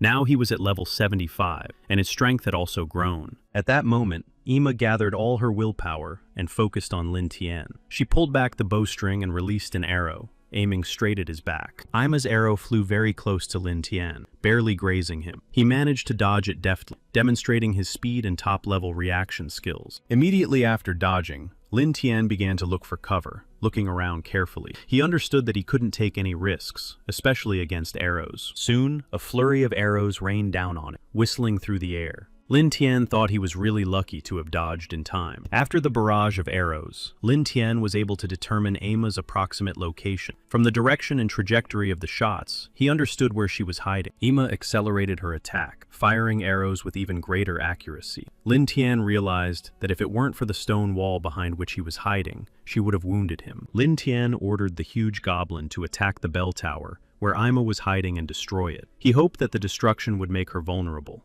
The huge goblin instantly rushed towards the bell tower with terrifying force. His heavy footsteps echoed across the ground, and the fury in his eyes promised destruction. He ran up to the bell tower, and gathering all his strength, threw himself at it with his whole body. With a crash and a crack, the stone blocks began to crumble, and the structure began to shake. Ima realized that the bell tower was about to collapse, and that this could lead her straight into the hands of her enemies. With anxiety and fear, she prepared herself for some kind of action. Lin Tian watched Ima closely and realized that the time had come for the decisive blow. The bell tower began to collapse, and he knew that now was the perfect moment. Seizing the moment, Lin Tian swiftly attacked Ima. Ima did not expect such a swift attack. Everything happened too quickly. Stones fell around her with a crash, and Lin Tian was already rushing towards her. She panicked. Then, overcoming her fear, Ima made up her mind and jumped off the bell tower, landing on the ground and raising her bow. She was ready to fight to the end. Lin Tian immediately realized that after her sudden jump and the shock she had experienced, Ima needed time to recover her strength. Her breathing and movements were slow. He decided to resort to trickery and pretended to retreat slowly, backing away. His movements were convincing enough to fool Amy. Noticing how Lin Tian began to retreat, she fell for the trick. She raised her bow again and prepared to attack to stop him. She did not want to let him go. However, Lin Tian deftly dodged again. His movements were precise and quick, as if he could predict where the arrow would land. Ama gritted her teeth in anger. Lin Tian acted calmly and deliberately provoking Aima into firing arrow after arrow to exhaust her. She tried with all her might to hold on, tensing every muscle, forcing herself to breathe and not lower her weapon. But her body ached, her hands trembled, and her vision blurred. Finally, Ima's strength gave out. She couldn't hold on any longer and collapsed to the ground, breathing heavily and feeling exhaustion completely take over her body. The huge goblin approached the fallen Ima, ready to deliver the final blow. His evil, predatory gaze flashed, and it seemed that there was no escape for her. Then, the goblin moved even closer to deliver the final blow and devour her. But Lin Tian appeared. Now she was facing two powerful enemies. The next minute, Lin Tian easily pushed the huge goblin back, forcing him to retreat. In a confident voice, he declared that Ima now belonged to him. Lin Tian understood that Ima was a powerful elf, whose strength and spirit were too great to simply take and devour. He decided to do something with her. Lin Tian carefully picked Ima up and carried her away from the battlefield. Ima was exhausted, and her strength was leaving her faster with every passing second. Uncertainty and defenselessness oppressed her, forcing her to think that the outcome of the battle could be worse, and hope for salvation was hardly possible. She noticed Lin Tian standing over her, his figure towering above her, his gaze very suspicious. This sight evoked mixed feelings and fear in her. Ima tried to get up, but quickly realized that she was being held down. She was tied up and couldn't free herself. Her bound hands and feet gave her no chance. She did not understand what Lin Tian had in mind, or what his intentions were. She was overcome with horror, unable to predict what he would do next. Meanwhile, the Holy Swordswoman engaged in a fierce battle with the demon bull. Her blade flashed in the air, and she herself showed incredible bravery. The demon bull could not withstand the power and determination of the Holy Swordswoman. His attacks became clumsy and weak, and in the end, he was defeated by her. Now the demon bull lay defeated on the ground with his arms spread out. The Holy Swordswoman stood over him, reflecting victory and strength. This symbolized the triumph of good. Of course, it was not easy for her to defeat the demon beak. The battle required the Holy Swordswoman to use all her strength, agility, and courage, but her faith helped her overcome. Hearing Ima's cries, the Holy Swordswoman instantly decided to go there without hesitation. She understood that help was needed now and was ready to rush to her aid. When the Holy Swordswoman arrived at the scene, she saw Ima sitting on the ground with a sword in her hand. The girl looked depressed and was about to harm herself. The Holy Swordswoman shouted loudly, trying to get Ima's attention and stop her. She tried to convey to her that life is precious, but Ima did not listen to her. When the Holy Swordswoman ran up to Ima, she was already lying unconscious on the ground. She grabbed her and knew how serious the wound was and how important her support was. The Holy Swordswoman did not want her friend to die. Despite the complexity of the situation, she tried with all her might to do something and save her. Amy couldn't survive the loss of all her friends. Grief and loneliness deeply wounded her soul. This heavy loss left an emptiness in her heart. After Lin Tian defiled Ama, she did not want to even think about having a child with a goblin. This trauma left a mark, intensifying her disgust. Ima wanted the Holy Swordswoman to avenge all their fallen comrades. At that moment, the goblins approached them and began to argue over who would devour Ima. The Holy Swordswoman was furious, and anger spread through her veins as she gripped the hilt of her sword tightly. Raising her weapon, she was ready to fight. The Holy Swordswoman burned with the desire to destroy all monsters, and she was ready to fight to the last drop of blood, to end this darkness forever. She deliberately wounded herself to awaken her unique technique. Pain pierced her body, but energy flared up, filling her every movement with strength. All the knights watching the scene were confused and did not understand what the Holy Swordswoman was doing. Her actions seemed very strange to them. Even the bulls did not understand what she was doing, and her actions seemed strange and incomprehensible to them. They looked at her with bewilderment and wariness. Suddenly, she soared into the sky, enveloped in a sparkling aura. All the knights standing below watched her in amazement, wondering what was happening to her. The Holy Swordswoman hovered in the sky and loudly called on the knights to retreat, warning them that if they stayed close, they would be in great danger. Hearing the warning, the knights hastily retreated, trying to keep their distance. They witnessed her like this for the first time. This was her true power. Lin Tian did not immediately understand what was happening. The bright burst of energy and the swift movements of the Holy Swordswoman took him by surprise and greatly surprised him. He clearly understood that what was happening did not bode well. The power of the Holy Swordswoman was dangerous and unpredictable, and he was well aware of this. The Holy Swordswoman was ready to destroy all her enemies at once. Her power had reached its peak, and her eyes burned with an unyielding desire to end the darkness forever. Lin Tian understood that such behavior on the part of the Holy Swordswoman was an extremely dangerous sign. Her determination to destroy all enemies could lead to widespread destruction. The bulls were also confused and did not know where to run, how to defend themselves, or what to do at all. They needed to take cover from the Holy Swordswoman's attack. As a result, the power unleashed by the Holy Swordswoman struck all enemies indiscriminately. A bright flash of light and a wave of destructive energy swept through. She used her highest sword technique, an ancient and powerful move passed down only to the chosen one. Her body was enveloped in a shining light, and the sword became an extension of her. At that moment, she became the living embodiment of justice, and her blow split not only the ground, but also the hearts of the enemies who had previously subjugated everything around them. It was her holy retribution, a final technique born of the pain of loss, and an unshakable belief in justice. The sword of the Holy Swordswoman came down. When the enemies were finally defeated, the Holy Swordswoman descended from the heavens to the earth. There was silence around her, and not a single enemy remained standing. After using Holy Retribution, the Holy Swordswoman's total combat power increased by 5,000 points. The energy awakened in battle made her stronger. Lin Tian felt relieved because he managed to escape when the situation got out of control. He had previously been sure that she was a knight, but realized that he was wrong. The one he thought was a warrior turned out to be a powerful maid. The Count thought with admiration that it was not for nothing that she was called the Invincible Holy Swordswoman. Everyone around her exclaimed admiringly about the glory of the Holy Swordswoman, expressing their deep respect and recognition. They wished her a long life and indestructible strength. Soon, the Holy Swordswoman's fighting power began to decline due to her wounds. Despite her incredible strength and resilience, the damage weakened her. Lin Tian, noticing how the Holy Swordswoman's fighting power was beginning to decline due to her wound, could not hide his joy. He rejoiced at seeing her become vulnerable. The Holy Swordswoman shouted loudly to everyone, declaring that the battle was not over yet, and that the main enemy had not yet been destroyed. She still held his attention. Just as she was about to drink the medicine, something went wrong. Lin Tian attacked the Holy Swordswoman, taking advantage of her moment of weakness. His attack was quick and precise, aimed at inflicting serious damage on her. No one understood who was attacking the Holy Swordswoman at that moment. In the midst of their joy, someone struck swiftly and unexpectedly, catching them off guard. The Count noticed that the attacker was a goblin, and was angry. He was outraged by the monster's audacity and insolence, realizing that interference could complicate everything. In his anger, he loudly exclaimed, calling the goblin a dishonorable scoundrel for his treacherous sneak attack. He condemned such a despicable act as unworthy. The Count was determined to deal with Lin Tian himself, and believed that the Holy Swordswoman should first heal her wounds to regain her strength. Lin Tian smiled when he heard what the Count called him, and,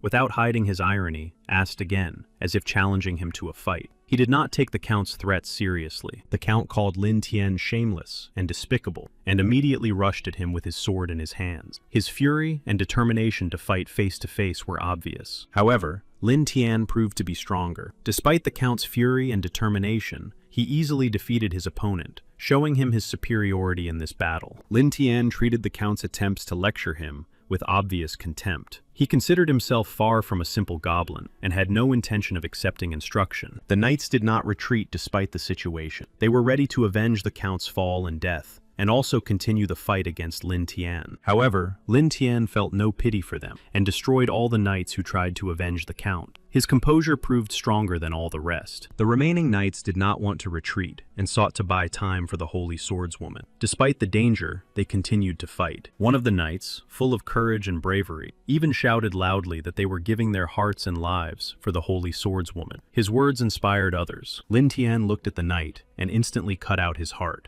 taking his life. This cruel and ruthless act showed all his power and cruelty. Lin Tian agreed with the knight, saying that he was right, and that everyone should give him their hearts. His words sounded like a challenge and a threat, emphasizing his intention. When the Holy Swordswoman saw the death of her knights, rage flared in her heart. Unable to contain her emotions, she rushed into the attack, ready to fight him. She was on the verge of madness, grief and rage overwhelming her, turning her into an unstoppable force. Her determination became completely unbridled, and she was ready to go all the way. However, in her rage, she missed her target, and her attack fell short. This mistake only increased her despair, but did not break her determination to continue the fight. Lin Tian instantly took advantage of her mistake and rushed towards her, eager to end the fight. His quick steps left her no time at all. She had to kick sharply to stop Lin Tian's rapid lunge. This unexpected move helped her gain precious seconds. However, Lin Tian was fast enough and managed to dodge her blow. He took a few steps back, carefully assessing her condition, and then went on the attack again. His movements were fast, and he tried not to give her a second. It was very difficult for him to deal with her, even though her power had diminished. Every exchange of blows was difficult, and her resistance was fierce. Realizing that ordinary attacks were not enough, Lin Tian activated his supreme sorcery technique. A dark magical energy began to gather around him. He directed magical threads toward the Holy Swordswoman, and thin but dangerous streams of energy, woven from darkness, rushed straight toward her. Simultaneously with the attack on the Holy Swordswoman, Lin Tian directed some of the magical threads toward her remaining knights. The threads passed through them mercilessly. The Holy Swordswoman sank deeper and deeper into despair. Seeing her knights fall one after another, and her strength leaving her, she lost all control of herself. With her last hope, the Holy Swordswoman activated her divine sacred sword technique. Her body flashed with a dazzling light. The blade became a source of pure divine energy. Despite the power of her attack, Lin Tian managed to dodge. At the decisive moment, he shifted to the side. Lin Tian quickly assessed the situation and came to the conclusion that using ordinary demonic techniques against the Holy Swordswoman would have only a limited effect. If the fight continued at the same pace, there was a risk that both would be seriously injured and possibly even killed. She realized that she had to end it all, and she had to make a decision today. Lin Tian asked her if she liked the taste of defeat. His words sounded like mockery, emphasizing his confidence. However, the Holy Swordswoman, unwilling to listen to his mockery, shouted loudly for him to shut up and rushed back into the attack. She was unyielding and fought on. In a fit of rage, she struck the ground with her sword, destroying it beneath her feet and causing a split. This cruel move broke the ground, showing all her power. The Holy Swordswoman sought to end the battle as quickly as possible. She wanted to put an end to this bloody battle and not lose any more knights and friends. At that moment, the surviving knights gathered to support the Holy Swordswoman and help her. Despite their fatigue and wounds, they were ready to join forces. However, Lin Tian easily threw the surviving knights one by one, as if they were dolls. His strength and agility exceeded their expectations and abilities. The Holy Swordswoman tried her best to help her people by fighting alongside them and protecting them from Lin Tian's attacks. She did not allow them to fall without a fight. Despite all the efforts of the Holy Swordswoman, her knights fell one after another. She was powerless, and each new blow from Lin Tian took away another warrior. She wanted Lin Tian to stop using her knights as a shield and stop retreating. She demanded an open and honest duel with him. Lin Tian, realizing his clear superiority over the Holy Swordswoman and understanding that he could outrun her, continued to flee, skillfully using the knights as a living shield. The Holy Swordswoman ran after Lin Tian, shouting at him not to run away and hide behind her knights. She condemned his behavior, calling it vile and despicable. He believed that as long as he could gradually weaken her strength and destroy her faith, victory would be his. He understood that by undermining her spirit, he could achieve success. An hour later, the battle was still raging, and most of the knights were already lying defeated. Others lay on the ground, begging for revenge for their comrades and for themselves. Lin Tian threatened the Holy Swordswoman with the lives of her knights, declaring that it would all end today and now, and that she too would pay a very high price for it. But the Holy Swordswoman demanded that Lin Tian not run away and fight her fairly, face to face. She rejected his threats and cowardice, wanting to put an end to it. He continued to hide behind his knights, using them as a shield to avoid direct confrontation. In her attempts to reach him, she accidentally wounded her own people. They fell one after another, dying, while Lin Tian remained unharmed, skillfully hiding. His ruthless tactics left her and her people no chance. He knew he was close to achieving his goal, and could see that the Holy Swordswoman would soon be overcome by madness from the loss of her loved ones and her failures in battle. Soon her spirit would be broken. Lin Tian believed that what was happening was just one more step towards his victory. He laughed at how the saint, trying to strike him, accidentally wounded her own people. In the end, the Holy Swordswoman did not realize how many of her own people had died because of her. In despair and rage, she continued to fight, unaware. When the Holy Swordswoman finally realized what had happened, she clutched her head and cried out in despair that she had destroyed those she was supposed to protect. At that moment, Lin Tian realized that this was his chance and threw his blade, striking her right in the heart. The Holy Swordswoman fell to the ground and, gathering all her strength, turned to God in prayer. At that moment, her heart was filled with faith and hope. Sitting on the ground, she cried out to God, asking for forgiveness and asserting that she was not guilty because she had spent her whole life protecting others and sacrificing herself for their salvation. She did not understand why God had turned away from her and abandoned her at the most difficult moment, despite all her sacrifices and protection of others. Confusion arose in her soul. After long, agonizing deliberations and feeling rejected by God, the holy warrior lost consciousness and fell to the ground, plunging into the darkness of oblivion. She was defiled by the blood of defeat, weakened and deprived of her former strength, as if fate itself had turned away from her, leaving wounds that could not heal. She was a strong person, with weaknesses that few could see or understand. Despite her inner suffering, she continued to move forward. He urged her to join the Goblin army and overthrow the religious fanatics who controlled the world. He wanted her to become one of them. Thunder rumbled in the sky, and lightning flashed, illuminating the dark clouds and intensifying the tense atmosphere around them. The storm reflected the impending changes. Soon, the monsters noticed the people from the church, and, in fear,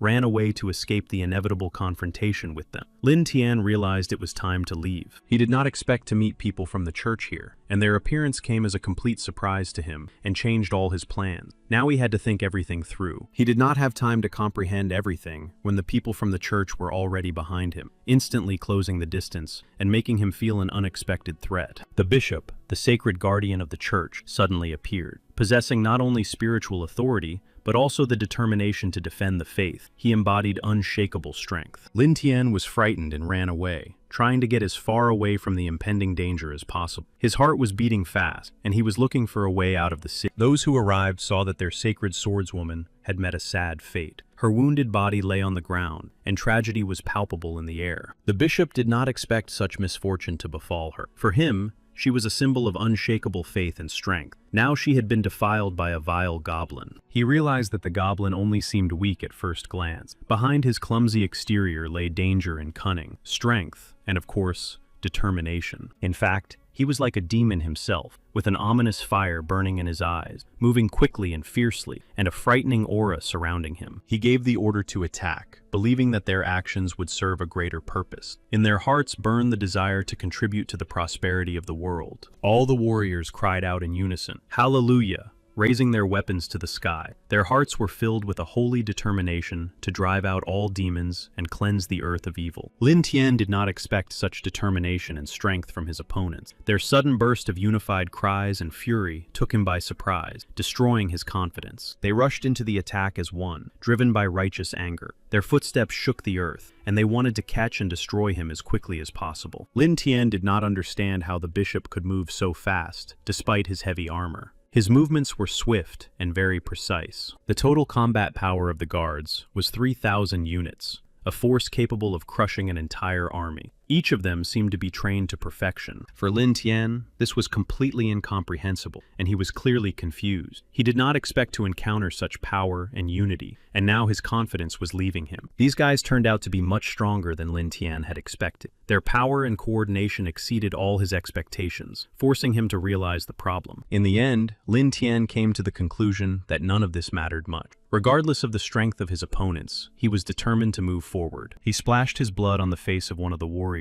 The drop of his blood that fell on the warrior's face had a special power, and it seemed to take away the warrior's energy and strength. The warrior fell to the ground and began to scream loudly, expressing his pain. His voice carried throughout the area, filled with helplessness in the face of the impending danger. His holy power slowly drained from his body, leaving him defenseless against the enemy. With each passing moment, he felt his life energy fading away. They rushed after him, knowing full well that they were not dealing with a mere goblin, but a real demon, a creature with dangerous powers and evil intentions. Lin Tian fled, realizing that he needed to change his plan. His opponents were too strong and well coordinated. He understood that his previous tactics would not work. They took the holy martyr, believing it necessary to return and cleanse her body and soul after the desecration. For them, it was even a sacred duty. The knights did not understand why he was leaving and not trying to deal with the goblin and rescue Ifria. Their confusion grew because they expected decisive action, but he replied that it was too late for all that. Events were out of control, and attempts to change the past or intervene now could only make things worse. In addition, the archbishop declared that the deity had chosen a new priestess and that Ifria was no longer needed. This decision meant a final break with the past. When they left, Lin Tian was still watching them go. Then he went to the cemetery, where he needed something. He decided to eat the Minotaur, seeing it as a way to gain enormous strength and endurance. For him, it was a necessary step to become even stronger. When Lin Tian returned, everyone was eagerly waiting to find out how it had gone. Their eyes were full of anticipation and curiosity, hoping to hear the details. He told them that the holy swordswoman had become his. He intended to use her to achieve his goals and overcome the trials ahead. They couldn't believe that the holy swordswoman had lost to him. This unexpected victory shocked everyone, destroying their previous beliefs about her invincibility. He said that the holy church itself had taken the holy swordswoman away from him. This was a serious loss for him and caused him sadness and a feeling of defeat. At that moment, the knight threw herself into his arms and hugged him. She said that she had always known that he was the strongest. Her eyes burned with admiration, and her every gesture expressed admiration and confidence in his abilities. He said that this time they had won a major victory and gained time for the tribe to develop. Now they needed to move to a new location. He said that it should be a place where people from the Holy Church would not dare to go without permission. It should be a territory shrouded in power. They moved to the Holy Grave, a place filled with ancient power and significance for their tribe. There they could strengthen their position, develop, and be at peace. The Holy Grave had previously made a deal with the Holy Church to mutually refrain from attacking each other.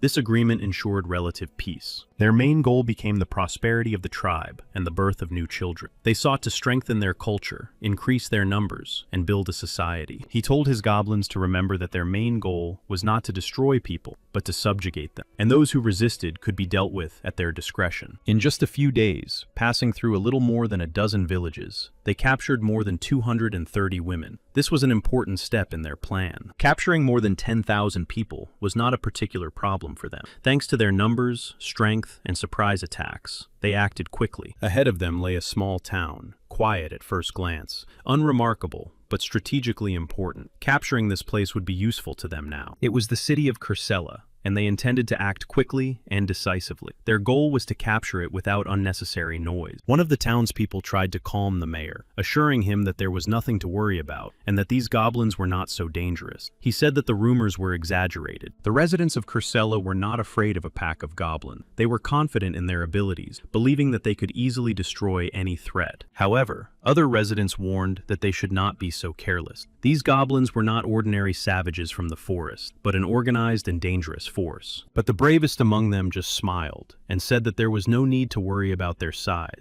implying that they could easily deal with the goblins. It was Ace, the bravest of the residents, who confidently declared that he would smash even the chief goblin to smithereens. He inspired the townspeople and their belief in victory. Everyone knew that the goblins would soon be upon them, and the anticipation of the impending threat filled everyone with anxiety. The city was preparing for the upcoming clash. Soon, the guards shouted that the goblins were very close. Their alarming voices echoed throughout the city, instantly rousing all the brave men to their feet. Ace loudly told his comrades that when the time came, they would see who had destroyed the most goblins, and the loser would treat everyone to drinks. And he would do so for a month. When his comrades said that he was taking on too much, Ace confidently replied that he could handle everything himself. He added that all they had to do was wait for the time to come and then watch him fight. Everything would be decided, and then everyone would show what they were capable of. But soon, they all became frightened. The looming danger became real and tangible, for their confidence began to crumble under the pressure of fear of the enemy's strength. Each of them realized that the goblins were not as weak as they had seemed before. They saw dust rising in the distance from the monsters, and the goblins were already rushing towards the city. They needed to prepare for the impending threat. In addition, they noticed the dragon on which Lin Tian was standing. Its imposing silhouette against the backdrop of flames and dust instilled even more fear in the hearts of the people. Ace was the first to fall, his legs buckling beneath him. He couldn't understand why the goblins had come with the dragons. They began to retreat, thinking that they had been deceived about the weakness of the enemy. The unexpected appearance of dragons, alongside goblins, shattered their confidence and will. Lin Tian, looking down from atop his dragon, wondered if any of the humans were really ready to fight him, and why there were so many of them. Soon, the goblins were already fighting the humans. The battle raged fiercely and mercilessly, the sounds of clashes and screams filling the air, indicating their determination. Someone called out to Ace, reminding him that he had said he could handle the goblins. This call became a challenge, urging him to show his strength. Ace hid like a coward, shouting loudly that the goblins were very scary. His fear was obvious, and his words contradicted his previous bravery. One of the goblins approached Ace, and he was furious.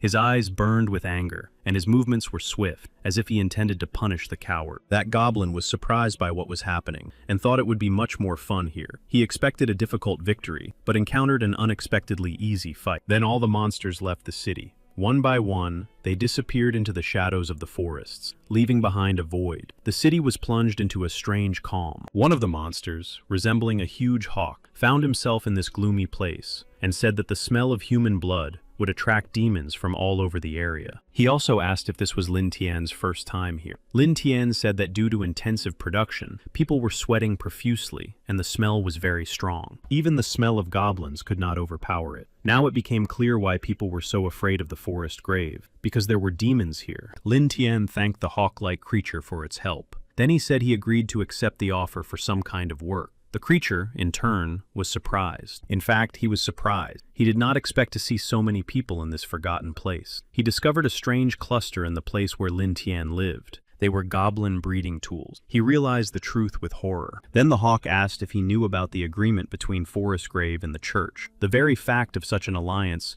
seemed unthinkable and dangerous. Lin Tian calmly replied that there was no need to worry, and that these people had been captured by them before they arrived here. Their presence had nothing to do with the agreement. He nodded in response and said that if any problems arose, they could turn to him. He promised to guarantee their safety and allowed them to continue their mission. Lin Tian thanked him for his support and assured him that he could always come at any time. Such trust strengthened their alliance and gave them confidence. He replied that in that case, he would not stand on ceremony and would immediately inform the elders of the situation so that they too would be aware of all the events. After the hawk flew away, Lin Tian breathed a sigh of relief. He realized that now he could calmly continue to develop the tribe and settle down. He wanted to know how many goblins had been registered this month in order to assess the scale of the situation and plan further actions for the tribe. Yu replied that about 3,000 goblins had been registered this month, but none of the hybrid offspring and dominant species had survived. He realized that further production of hybrids and dominant species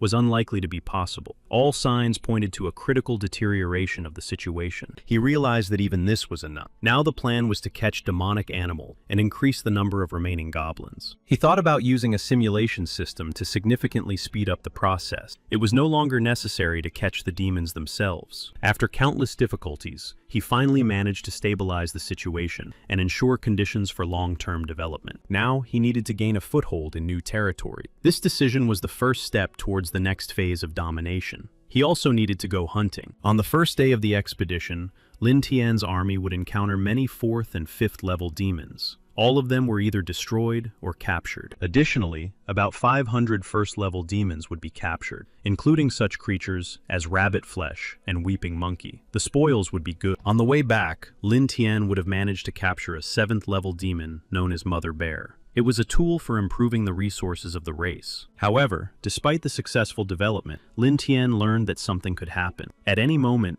their tribe could be attacked by humans. Lin Tian was genuinely surprised. He did not expect humans to dare to enter the forest grave. For most, this place was forbidden and even cursed. He would have been forced to fight. Lin Tian would have been defeated. With only a small number of survivors, he would have been able to retreat deep into the forest tomb. The old methods no longer worked, and the world was changing faster than he had expected. He needed to take decisive action urgently and prepare himself. Lin Tian came out of his tent. He approached one of the predators standing guard and asked him directly if he knew where their chief lived. The predator nodded briefly and said that he and his tribe lived in the old high forest that stretched out in the surrounding area. This place was covered with trees. Lin Tian decided that this time he had to use every opportunity to break through to the Lionheart Empire and also to the Holy Church. A month later, Lin Tian met with the eagle again and informed him that the people were preparing for an attack. The eagle asked in surprise where he had gotten this information. The hawk was sure that the people would not break the treaty with the forest tomb and would not dare to attack. He believed that this old alliance would reliably maintain the balance. Lin Tian said that he had seen the approaching army with his own eyes, and that it was moving quickly and preparing to attack, determined to avenge its past defeats. He assured Lin Tian that he would not allow the people to wreak havoc within the forest tomb. He was determined to protect this place and was confident in himself. After these words, the hawk soared into the sky, confidently declaring that he would return at the exact moment when he had reported everything. He was sure that everything would go according to plan. Meanwhile, the people had already approached, and their commander addressed the fighters. He reminded them of the importance of the upcoming battle and said that they would destroy the goblins. At the most interesting moment, Lin Tian flew in on a dragon to the gathering place of the troops. His appearance was unexpected. The dragon's shadow covered the ground and was enormous. The captain quickly realized that the intelligence was correct, and that Lin Tian was indeed standing before them, possessing the strength and power that matched all the rumors. However, to confirm his suspicions, the captain asked Lin Tian directly if he was indeed the one who had destroyed dozens of villages. Lin Tian reminded them not to forget the agreement between the forest tomb and the church, and asked if they were really challenging them. The captain addressed his soldiers, calling the goblins rats and claiming that they were only hiding there. He believed that there was no need to abide by the agreement. He called on the soldiers to simply destroy them. He shouted loudly that behind him stood 10,000 lions, a powerful army ready to tear the goblins to pieces. Lin Tian smiled smiled and calmly said that the saint was very pleasant to the taste. His words sounded mocking and haughty,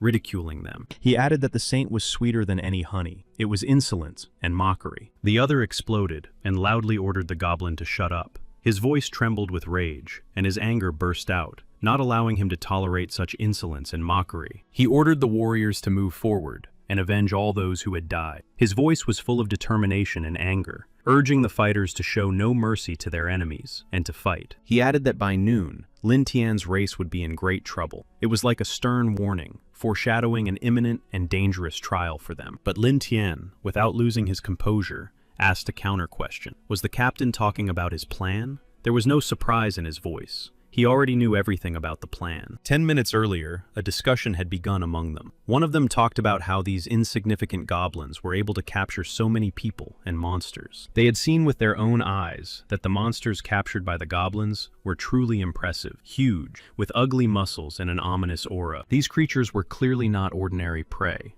Their appearance was alarming, and made the soldiers wonder if the enemy was really as weak as it seemed at first. The captain then gave the decisive order. He demanded that his soldiers not wait a second and attack immediately with fury and destroy the goblin. The goblins, who until recently had been considered insignificant creatures, now appeared before him as an organized and dangerous group, capable of more than just catching people. Then, before the battle began, the captain asked Lin Tian with a contemptuous smirk if he was afraid of his soldiers. He added that now Lin Tian would find out what happens when you anger a lion. He promised to personally break all of his enemies' bones and erase his name from history. Suddenly, a hawk appeared and addressed the captain, questioning his intention and asking if he really intended to do so. The captain instantly understood the threat. He immediately warned his soldiers that this hawk was no ordinary creature, but an ancient and extremely dangerous entity. The hawk reminded the captain of an earlier agreement binding the parties and obliging them to respect the boundaries of the forest tomb. His words sounded like a warning. Despite the hawk's warning, the warriors loudly declared that they were acting on the orders of their leader and that the hawk had no right to negotiate with them. The hawk replied that as soon as their leader was dead, he would personally destroy them without mercy. His words sounded decisive, like a sentence. For now, he could not fight. The captain told him not to worry about the future, and that he had come here on the Pope's orders to exterminate the goblin. If he tried to change his plans, he would meet his own demise. The captain shouted loudly to his soldiers to continue the attack, ordering them not to stop at anything. The hawk rebuked the soldiers for daring to come and go as they pleased, violating the sacred boundaries of the tomb. But he did not want to allow this. Then the captain realized that the hawk was not just a forest predator, but had decided to protect the goblin. The resistance would be more serious than he had expected, and much more dangerous. The hawk replied that you could say that, and that he was indeed protecting the goblins. Then the guard, watching the growing tension closely, suggested that the captain retreat. He understood that a confrontation with such an enemy would be difficult. The captain sharply interrupted the guard, asserting that the lions of the empire would rather die in battle than become deserters, and he promised to personally destroy anyone. The guard then replied that this was not an escape at all, but a strategic retreat and preparation for an even larger and more decisive battle. Lin Tian himself did not ask the hawk for forgiveness for what had happened, taking full responsibility upon himself. He understood that the situation had arisen because of his actions. The latter replied that what had happened was not only his fault, but part of a larger plan. It was done to show that the forest tomb was not afraid of them. He also urged Lin Tian to develop his tribe more quickly, reminding him that many elders believed in him and had high hopes for his leadership. He added that if Lin Tian managed to become the king of the goblins, he would earn the right to enter the real Great Tomb. This made Lin Tian very happy. The townspeople could not accept that the holy swordswoman had given birth to and was raising a goblin. They believed that she had lost the right to hold a sword in her hands. The townspeople considered this disgusting and unfair. For them, the idea that a saint could raise a goblin seemed shameful and unacceptable. The king himself felt the weight of all the problems that were falling on him, one after another. He understood that the conflict with the goblins had not yet been resolved, and now this. Despite his inner doubts and tension, the king came to Alice and opened the door to her room without knocking. He wanted to talk to her directly. When the king entered, he saw Alice sitting in her room, playing with the goblin. She, a saint devoted to service, was now spending time with the child of the enemy. He thought about her and couldn't believe that she could change so much because of a single goblin. If he had known that she would change so much, he would have destroyed the goblin immediately. The king, overcome with anger, wanted to destroy the goblin's child and loudly ordered Alice to step aside, warning her so that he would not accidentally hurt her.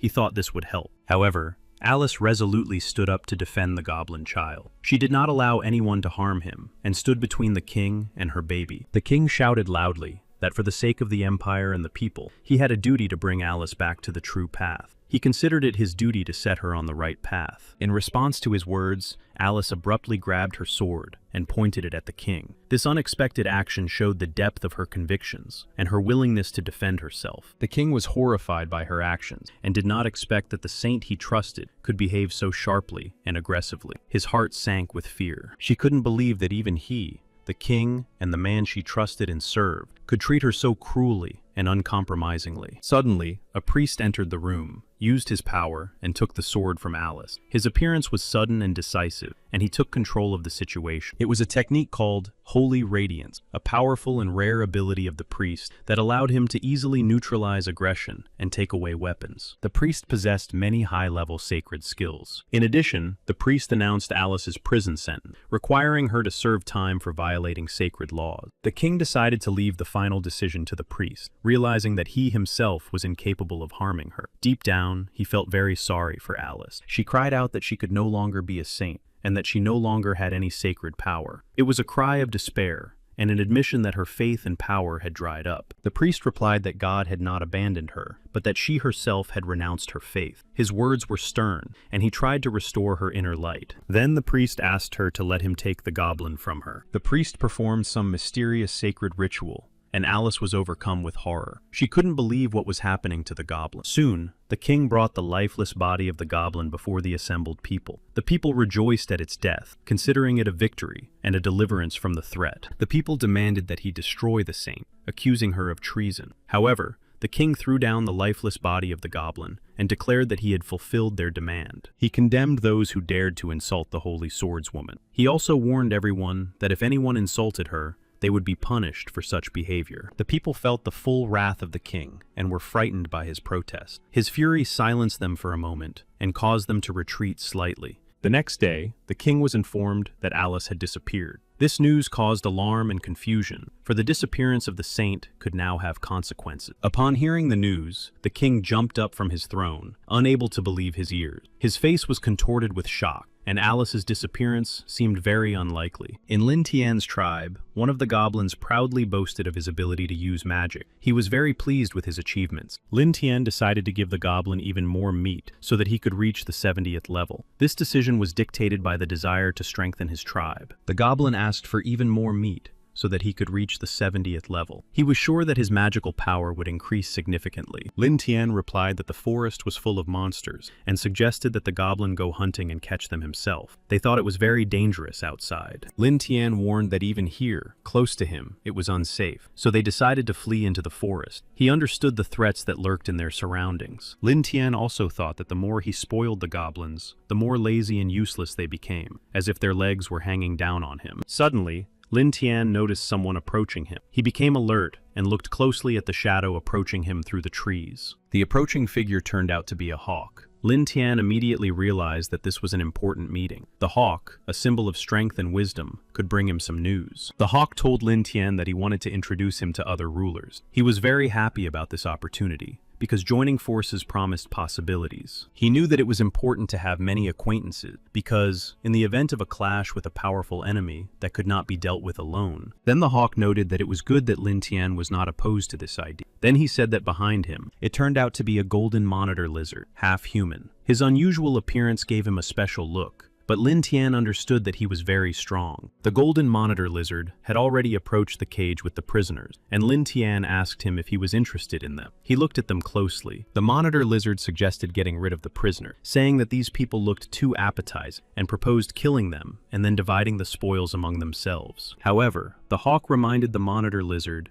that he had promised to eat only one captive. The monitor lizard also believed that Lin Tian was a pathetic piece of trash, and that the forest belonged to them, so they could do whatever they wanted with it. The hawk ordered the monitor lizard to go south, but the monitor lizard insisted that he was right, and that since he was willing to share the spoils, he had the right to stay. However, Lin Tian intervened and declared that the monitor lizard had no right to decide that everything belonged to him, and that such matters had to be decided jointly with him. The monitor lizard was dissatisfied with Lin Tian's tone and began to get annoyed, feeling that he was not being respected. His anger grew, and the tension between them intensified. At the very last moment, a hawk stood between Lin Tian and the angry monitor lizard. Its presence immediately changed the monitor lizard's subsequent actions. The hawk warned the monitor lizard one last time to leave the area, or he would die. It was a harsh warning that emphasized the seriousness of the situation. Despite the warning, the monitor lizard insisted that the hawk wanted to take all the prisoners for himself and tried to negotiate an equal division of the people. Then the hawk became very angry. His patience snapped, and rage filled his action. He was ready to use force to stop this and show him his place. Despite everything, the monitor lizard stubbornly repeated his words and declared that the hawk would not always be there to protect him, and that he would ultimately do as he pleased. In the end,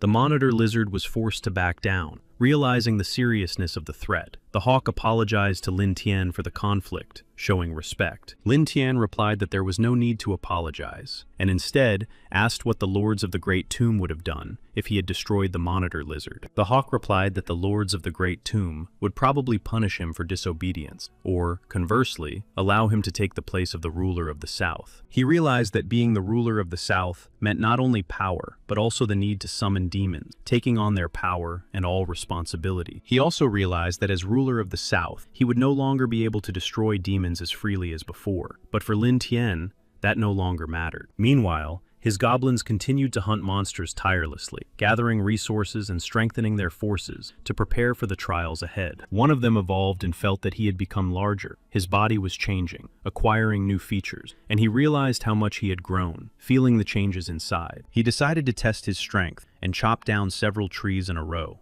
Each falling tree confirmed his power and confidence in his new abilities. In the water, the little monster tried to catch a dragonfly, moving slowly and making no sudden movements. He even seemed to be playing a little with his future prey. But just as the little monster was trying to catch the dragonfly, the goblin suddenly attacked it, grabbed it, and ate it. The hunt was interrupted. The goblin was stronger. The goblin thought it was a baby, but in fact the creature was more than 1.5 meters long. Now it had almost completely devoured its prey. The goblin and his companions admired their prey, amazed by its size and taste. Success in hunting brought joy and confidence in their own abilities. They thought there could be more food, wanting a bigger catch. The hope for new prey gave them all the incentive to continue hunting and strive for better. The baby's mother could not find him and thought that he was constantly going somewhere without permission. Because of this, she considered him a disobedient and worthless child. She hoped that since the child belonged to the chief, no one would dare touch him. This gave the mother confidence that the baby would be protected from danger. Soon, she found only the child's bones. The mother was overcome with horror and deep sorrow at her loss. Her heart was filled with pain and despair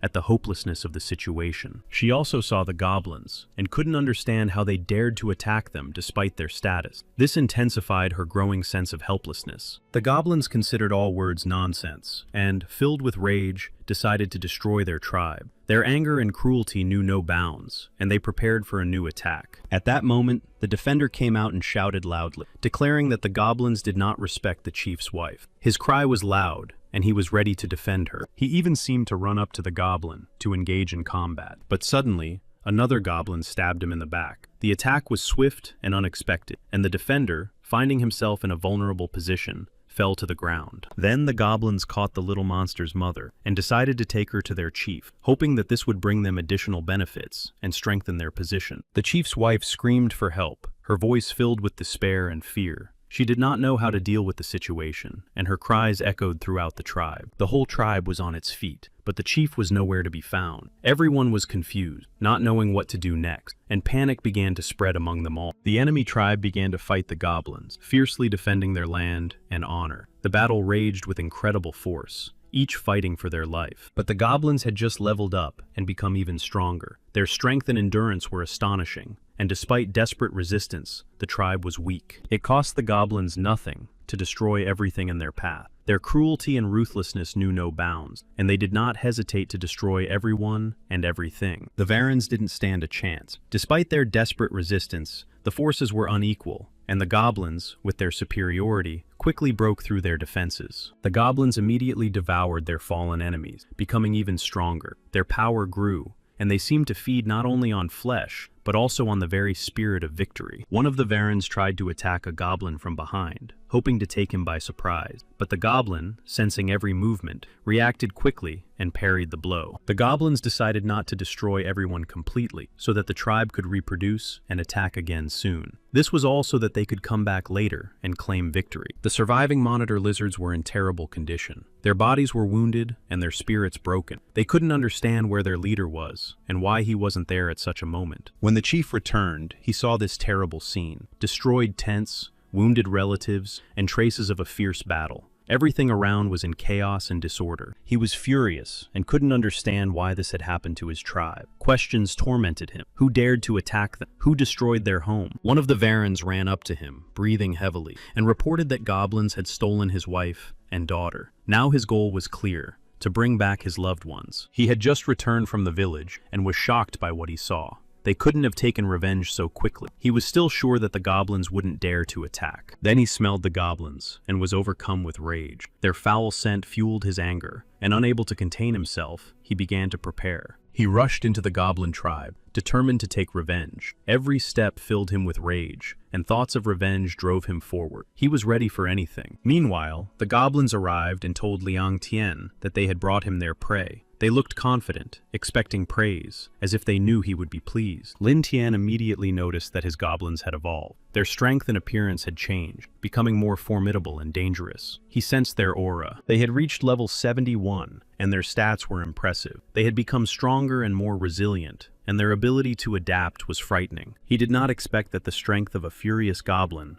would almost equal his own, and that this was only one of the variations of mutated creatures. He also realized that if he gave the goblins the right equipment, they would become even stronger. This opened up new opportunities for him to improve their qualities. The wife and daughter of the monitor lizard screamed, demanding to be released, but the goblins ignored them and continued to hold them, considering these animals to be nothing more than trophies. She thought the goblins wouldn't dare touch them, but one of them grabbed her by the head and squeezed it so hard that she felt a sharp pain and cried out. The goblins told Liang Tian that they had brought them especially for him. They displayed them as trophies, hoping that this would strengthen their position in his eyes even more. Liang Tian realized that the goblins had kidnapped the family of the monitor lizard that had previously been with them. This was a new move in their game. Lin Tian was pleased. She said that this was indeed the case, and that her husband, the chief of the southern region, believed that the goblins should fear his power. She was sure that he would come and destroy them. Liang Tian laughed when he heard her words. He thought that the one who had threatened to destroy his tribe was now in a position where his wife and daughter were captives. She cursed him, her voice piercing. She wanted him destroyed. She considered him worthless and disgusting. She hated him. He stood up and, unable to control himself after her words, struck her. Her face contorted with rage, and she fell to the ground. His anger was uncontrollable, and he knew it. Then he calmly handed her and her daughter over to his goblins. They eagerly surrounded her, ready to play their part in this cruel and even evil plan. The goblins thanked him for his mercy, expressing their gratitude for such valuable prey. They pounced on her, wishing him a long life. Unable to contain their greed, they began to fight among themselves for the prize. Each tried to snatch her from the hands of the others. They did not even spare each other. Then Lin Tian, who had been watching the goblins fight, approached one of them and asked what they were doing in the monitor lizard tribe that had brought them 2 pieces of loot. The goblins said that they had destroyed almost all of the enemies of the monitor lizard tribe, eaten most of them, and left those who survived to reproduce again. Lin Tian praised them. He noticed one who stood out from the rest with his strength. He recognized that he was capable of bringing in a lot of prey. The goblin heard the praise and felt that he was being overrated. He knew his role and understood that he had to do his part. He was very modest. Soon, a monitor lizard appeared with rage in his eyes, demanding the return of his wife and daughter, who had been taken by the goblin. He was determined to bring them home and save them. He realized with horror that he was too late. The goblins had already killed his family, leaving only fragments of memories of what had once been his life in reality. Lin Tian came out to him, his face calm, but with a sly smile on his lips. He approached the monitor lizard, enjoying his torment, and said that he was too late. The monitor lizard, unable to control himself, shouted that he would destroy everyone involved in the death of his family. His eyes burned with the fire of vengeance. He believed that blood must be paid for with blood. He rushed to attack Lin Tian. His movements were swift. He rushed towards his enemy, ready to destroy him, even if it cost him his life. The monitor lizard began to exude a powerful, crushing energy that rippled around him, causing the air to vibrate. His eyes flashed with a bright light. Lin Tian was not far behind, concentrating and enveloping his body in an aura of concentrated energy. With willpower and determination in his eyes, he went on the offensive. Lin Tian not only managed to go on the offensive, but also delivered a swift blow that broke through his opponent's defense. His attack was so fast that the monitor lizard couldn't understand what had happened and how Lin Tian had managed to wound him. He looked at the wound in disbelief. He also noticed that Lin Tian had disappeared from view. Lin Tian believed that since Varen had come to his own demise, he would gladly help him in this. He was not going to give him a chance.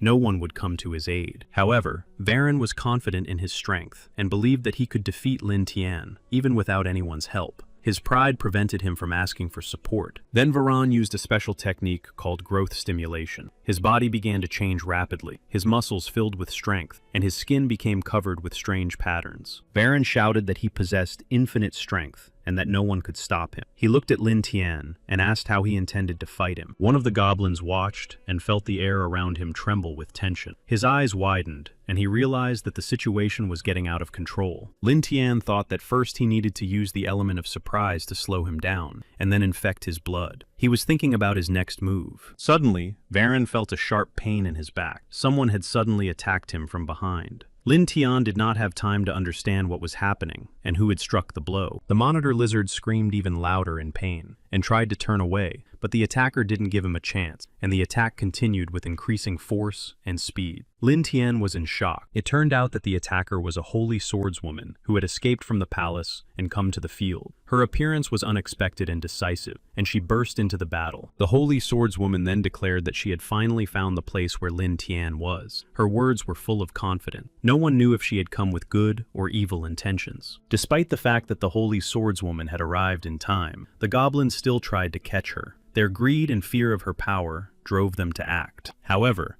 the holy swordswoman herself was lost. Her thoughts were confused, and her heart was heavy with inner turmoil. Despite her determination and strength, she appeared weak. Despite her fatigue and pain, the holy swordswoman was able to destroy Varana with the help of a rusty blade. Her determination was stronger than any fear, and she did not retreat. She also had a goal to find Lin Tian. Lin Tian was glad that she had lost consciousness. However, he was on guard and was not sure if she had come with good intentions. Another goblin tried to finish off the holy swordswoman despite her help, and everyone considered him very stubborn and cruel. His persistence alarmed them. Lin Tian calmly explained to the goblin that the swordswoman was already unconscious, and that it was pointless to harm her. He tried to stop him by showing and explaining everything. Lin Tian also explained to the goblin that they needed the swordswoman alive, and that her life was very valuable. Lin Tian gave the order to tie up the holy swordswoman, to keep her alive and protect themselves. He understood that her strength and knowledge could be a decisive factor. Yue looked at the holy swordswoman and thought she was very beautiful, like an elegant doll. Her grandeur and fragile appearance contrasted with her strength and bravery. When the holy swordswoman slowly opened her eyes, Lin Tian leaned toward her and,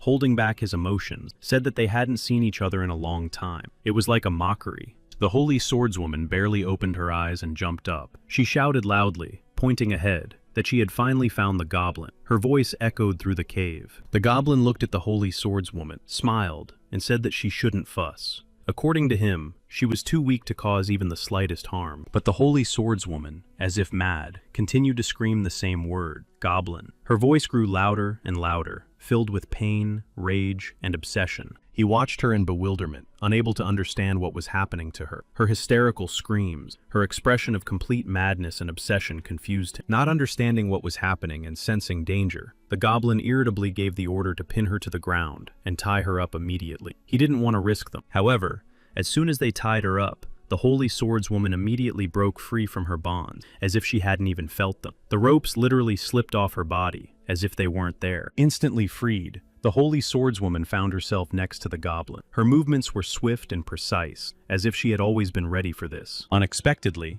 the holy swordswoman fell to her knees in front of the goblin, and, unable to contain her emotions, loudly declared that she did not wish to be enemies with him. Her words were sincere. The holy swordswoman immediately confessed that she had come to accept her fate and that she must bear the goblin's child. She accepted a heavy burden that would change her life. Everyone around her could not understand why the holy swordswoman suddenly began to cry and fell to her knees, begging the goblin. Her tears and pleas seemed to contradict her principles. The goblin could not understand whether she was serious or whether it was just a deception. His gaze darted from side to side, and her pleas seemed strange and incomprehensible to him. The holy swordswoman confidently declared that the enmity between them was over and that she wanted another child from the goblin. She was ready to tie her life to him. The goblin did not immediately understand why she wanted another child, but then realized that she already had another child. This realization caused mixed feelings. He wanted to know where this child was now. His voice became serious and alert, and he wanted to understand if the baby was safe and what had happened to him. With bitterness and tears, she began to tell him that the villains had destroyed the child. Her voice trembled, and she begged for forgiveness, bearing the burden of loss and guilt. He realized that her defeat had caused a nervous breakdown. He noticed that she had mistakenly perceived what had happened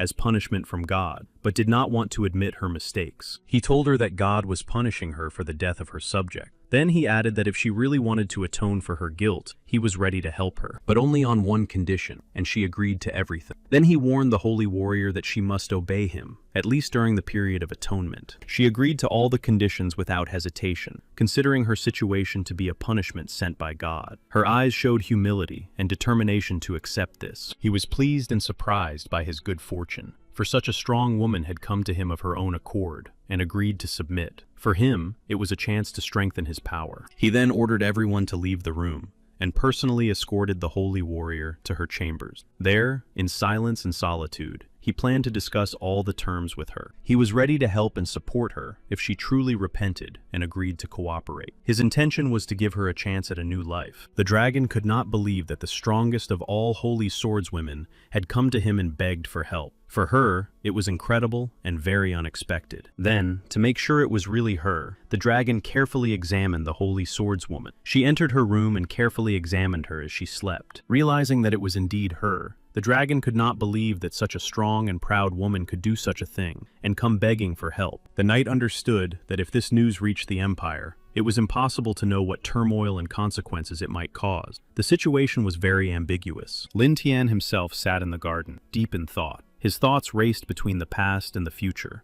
between dangers and future events. When asked what would happen to the holy swordswoman, Lin Tian replied that she should stay close so that she would not run away and do anything unpredictable. Yu humbly accepted the order and immediately set out to carry it out. She understood the importance of this task and was ready to do everything to maintain peace. He also asked Yue to prepare a list of everyone who had fallen ill and died that month. He needed to understand the scale of the disaster and take measures to prevent it. He realized that the death of Varana would attract attention and could cause problems.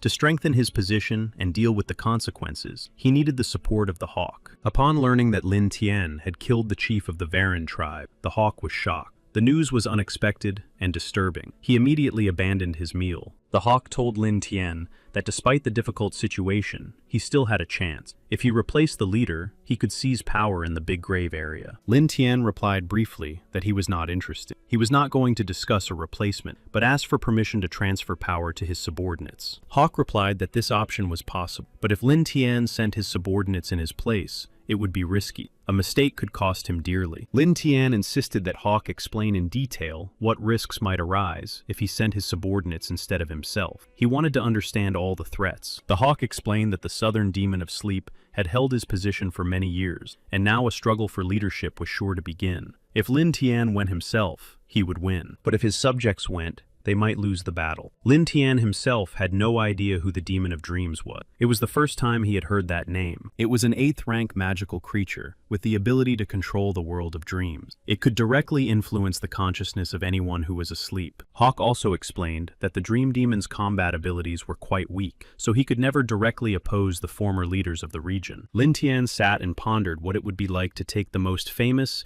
and respected holy swordswoman in the world and bend her to his will. Wouldn't that be perfect? Lin Tian expressed his desire for Hawk to take him to the sleep demon himself. He did not seek hostility. On the contrary, He wanted to offer cooperation. Soon, Hawk brought Lin Tian to the abode of the Demon of Sleep. It was a gloomy and mysterious place, shrouded in a thin veil of illusions and silence. Then, from the depths of the forest, the dream demon himself emerged. His appearance was unclear, as if woven from smoke and dreams. He looked at them and asked why they had come. The Demon of Sleep asked if anyone present wanted to fall into a sweet sleep. His question sounded mysterious and ominous, as if hinting at the danger that lay there. He asked Hawk suspiciously why he had brought the goblin with him. He was wary, as if he suspected hidden motives and wanted to understand them all. Lin Tian declared that he wanted to cooperate with him. He promised to make the Demon of Sleep the leader of the Monitor Lizard tribe, in exchange for help in controlling other people's dreams. He found it amusing that some goblin would allow him to become the ruler of the South. The idea seemed incredible and too unlikely. He considered him weak. However, Hawk said that this goblin had single-handedly destroyed the Monitor Lizard tribe. His strength and skill were so great that few could match him. Then the demon asked whose dreams he wanted to control. Lin Tian replied that he wanted to control only the dreams of one person, emphasizing the importance of this goal. Hawk looked at Lin Tian and, hesitating slightly, said that he was going to speak before the Great Tomb. He asked directly if Lin Tian was sure of his decision, but at that moment, Lin Tian stopped him and asked him to wait a moment. He said he had a new plan and an idea that could change everything. While the demon rejoiced, enjoying the prospect, Hawk watched him closely and asked Lin Tian if he understood that the spirit could not be absorbed, and if something went wrong, the cooperation would not happen. Then Lin Tian opened the system and began to carefully study the explanation related to the demon. Lin Tian confidently noted that an ordinary goblin would indeed be unable to cope with such a creature. But he was not ordinary. He was a special goblin. He turned to the Demon of Dreams and suggested discussing the details of their possible cooperation in detail. He wanted to understand the principle of controlling dreams in detail. The Demon of Dreams replied with confidence that anyone who dared to look him in the eye would no longer be able to escape his control. The power affected the consciousness. He added that if the victim had a weak will,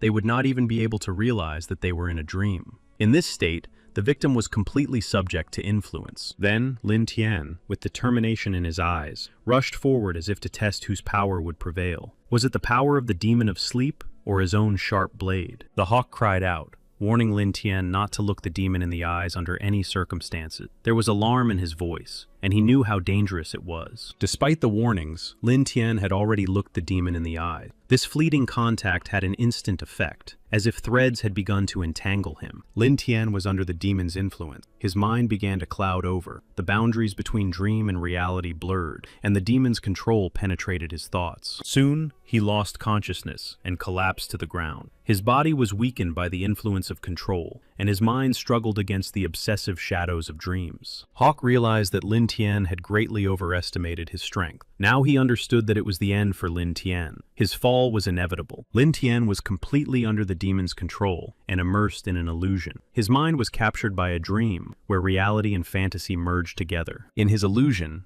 Lin Tian felt as if hot lava was slowly flowing towards him. This agonizing sensation seemed to draw him deeper and deeper into the captivity of his dreams. Soon, Lin Tian was completely submerged in lava, which enveloped his body, restricting his movements and consuming him. This sensation intensified his feeling of hopelessness. The demon shouted sharply at Lin Tian that his dreams would never come true and wished him a quick death. His words sounded like a sentence, igniting anger in Lin Tian's soul. The demon was sure that Lin Tian would never defeat him. He despised him and believed that Lin Tian's will was too weak to resist his power. But soon the demon noticed with surprise that Lin Tian had managed to break free from his illusions. He could not understand how this was possible or how it had happened. Lin Tian replied to the demon that he only controlled people while they were asleep. But as soon as a person believed his words and the demon's power, they would perish. Lin Tian believed that this was just a trick of the demon and believed that he could not deceive him. He was confident in his willpower and did not allow himself to succumb. However, the demon was sure that Lin Tian had come to his senses too late, that his willpower had already been undermined, and that it was now impossible to regain control of himself. However,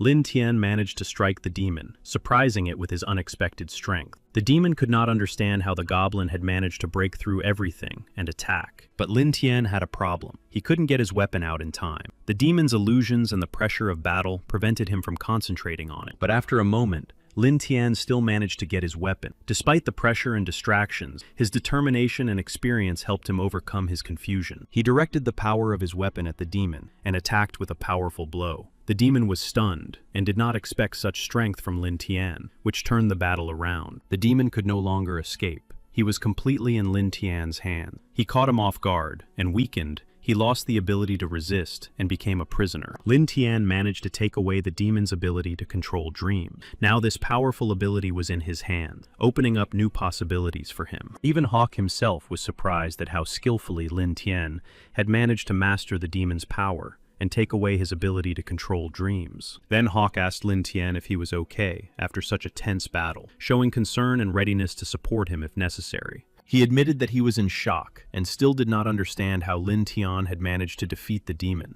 To him, it seemed impossible to defeat the spirit of dreams. Now it was time to decide who would rule the lands left after the demon's fall. Hawk reassured Lin Tian, saying that he would personally put in a good word for him. At that time, Alice was still sleeping in her room, unaware of what had happened. Her breathing was calm and her face serene, as if the outside world did not affect her at all. Lin Tian, having gained power, entered Alice's dream. He appeared before her like a shadow in the soft light of her dream. His presence was felt, and she was under his control. He appeared to her suddenly, as if out of nowhere. In an instant, Lin Tian appeared before Alice, surrounded by the light haze of a dream. His appearance was mystical. Suddenly, everything changed, and they both found themselves in her hometown. Narrow streets, familiar buildings, and the warm light of street lamps enveloped them, as if time had turned back. Alice found herself in a crowd in her dream. People shouted angrily that she must destroy the goblins, that she was a disgrace to the church. Their words sounded like a sentence. Lin Tian saw what terrible nightmares tormented Alice. Before his eyes unfolded a scene of pain, fear, and guilt. Her mind was filled with voices of accusation. Seeing Alice's suffering, Lin Tian thought that this was exactly what was needed. These nightmares were the path to her heart, to her weaknesses. He realized that through them, he would be able to act. In this dream, Lin Tian appeared before Alice like a deity, radiating a dazzling light. His image filled the space with power and grandeur, and everyone froze. In the dream, Lin Tian was dressed in white robes, with huge white wings behind his back. His face was hidden by a shining light, making his image seem majestic. Everyone around him, seeing his majestic appearance, thought that God had appeared before them. They knelt and bowed in reverence and awe. But despite their reverence for the supposed God, the crowd continued to shout at Alice, accusing her of being a demon and demanding severe punishment for her. The crowd demanded that Alice accept punishment and was ready to destroy her in order to purify themselves of the demon. Their hatred was so strong that it seemed insurmountable. She looked back, trying to escape from the angry crowd, and suddenly saw a deep abyss in front of her. With no way out, and in fear, she stopped at the edge. She fell to her knees at the edge of the abyss, and begged God to protect her, save her from danger,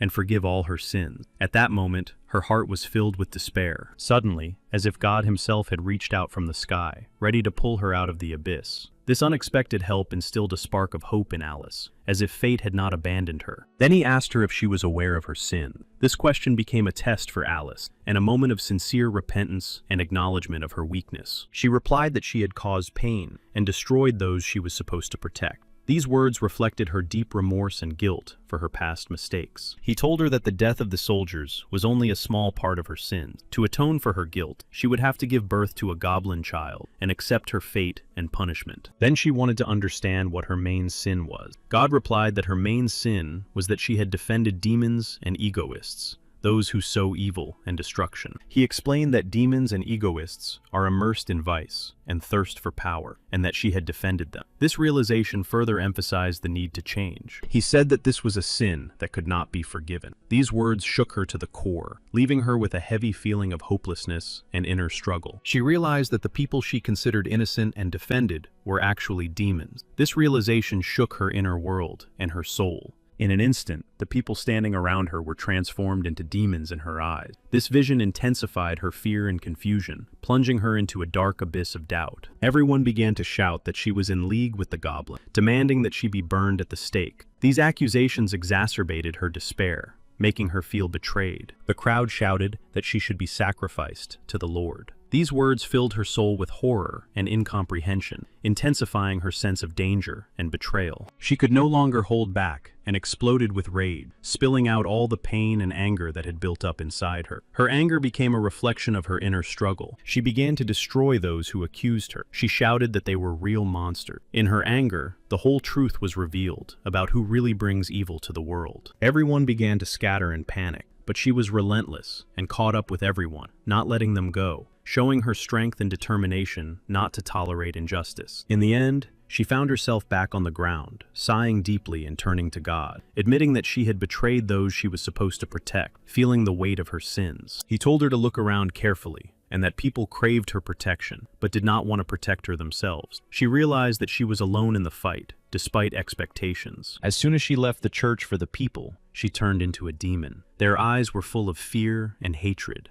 and she was left alone, rejected and abandoned. She looked up at the sky and said that she understood everything, and realized her destiny and the price of loneliness, and was ready to accept the trials that lay ahead. He took her by the hand and helped her up from the ground, showing care and support. At that moment, she felt that she was not alone, that there was someone nearby who would help her. He told her to destroy demons, that is, people, but she did not know how to use her lost power. She felt confused and weak now. Then he told her to wait until all the demons in the world were destroyed. He also promised to help her and send a messenger to support her in difficult times. After he left, she promised herself not to forget his words. Deep in her heart, she kept them as a guiding star so that she would never stray. Then she woke up, slowly opening her eyes as if returning from a deep sleep filled with revelations, fears, and a new understanding of her destiny. Lin Tian had no idea that he would be so tired, not physically, but mentally. Everything that had happened had taken a lot of strength, and now he felt a heavy weight not only on his shoulders. He told her that from now on, she was no longer a holy swordswoman. This title, once a symbol of honor and strength, had lost its meaning. Now a new role and destiny awaited her. He told her to eat and regain her strength, for they still had to fulfill the Lord's will. She looked at him in surprise, not understanding how he knew everything. She realized that he was the one sent by the Lord. This realization shook her to the core. Everything fell into place, and his words made sense. But he told her to be quiet, reminding her that the Lord's will must remain a secret. She still couldn't quite believe that the Lord's messenger was a goblin. Doubt and faith fought in her heart, for he was the one she had previously considered her enemy. Then, with anxiety in her voice, she asked him what they should do next, but he calmly replied that everything would be revealed when the time came. Then he came to Freya, who was already at level 60. She bowed her head and promised that she would do her best to increase her rank. He asked how long she had been studying magic. She replied that it had only been a year, during which time she had traveled with her mentor to gain experience. He realized that even though she had only been studying for a year, she was not weak. During that time, she had gained considerable experience and knowledge, which spoke to her talent. Lin Tian wanted her to study hard and not waste her gift. He understood that her development was important and wanted to see her become a true master. A few hundred miles from the Great Tomb was the city of Klinberg. Lin Tian turned to the goblin and asked if they wanted to get the treasure. The goblins loudly expressed their desire for treasure, weapons, and women. Hearing this, Lin Tian said to prepare for battle, and that the fight would begin soon. He told Freya that the ruler of Klinberg was a mage and had many magic books, and asked her to go with him to deliver them to her. He wanted to prepare Freya. She was very grateful to him for his help and support, and was ready to make every effort to justify his trust and use her knowledge for good. By this time, Alice had approached and overheard the conversation about Lin Tian's plan for Klinberg, which aroused mixed feelings and interest in her at the same time. She had fully recovered her strength and was dressed in her gear and ready for the challenges ahead. She listened carefully to the discussion of the plan for Klinberg. He confirmed that they would go and destroy the city. Then he asked Alice if she was feeling impatient about the upcoming battle and if she was ready to fight. She replied that if God had sent her on this mission, she was always ready to carry it out at any cost, without fear of any trials or difficulties. She spoke about how demons had destroyed her life for 10 years. Now she was determined to repay all her debts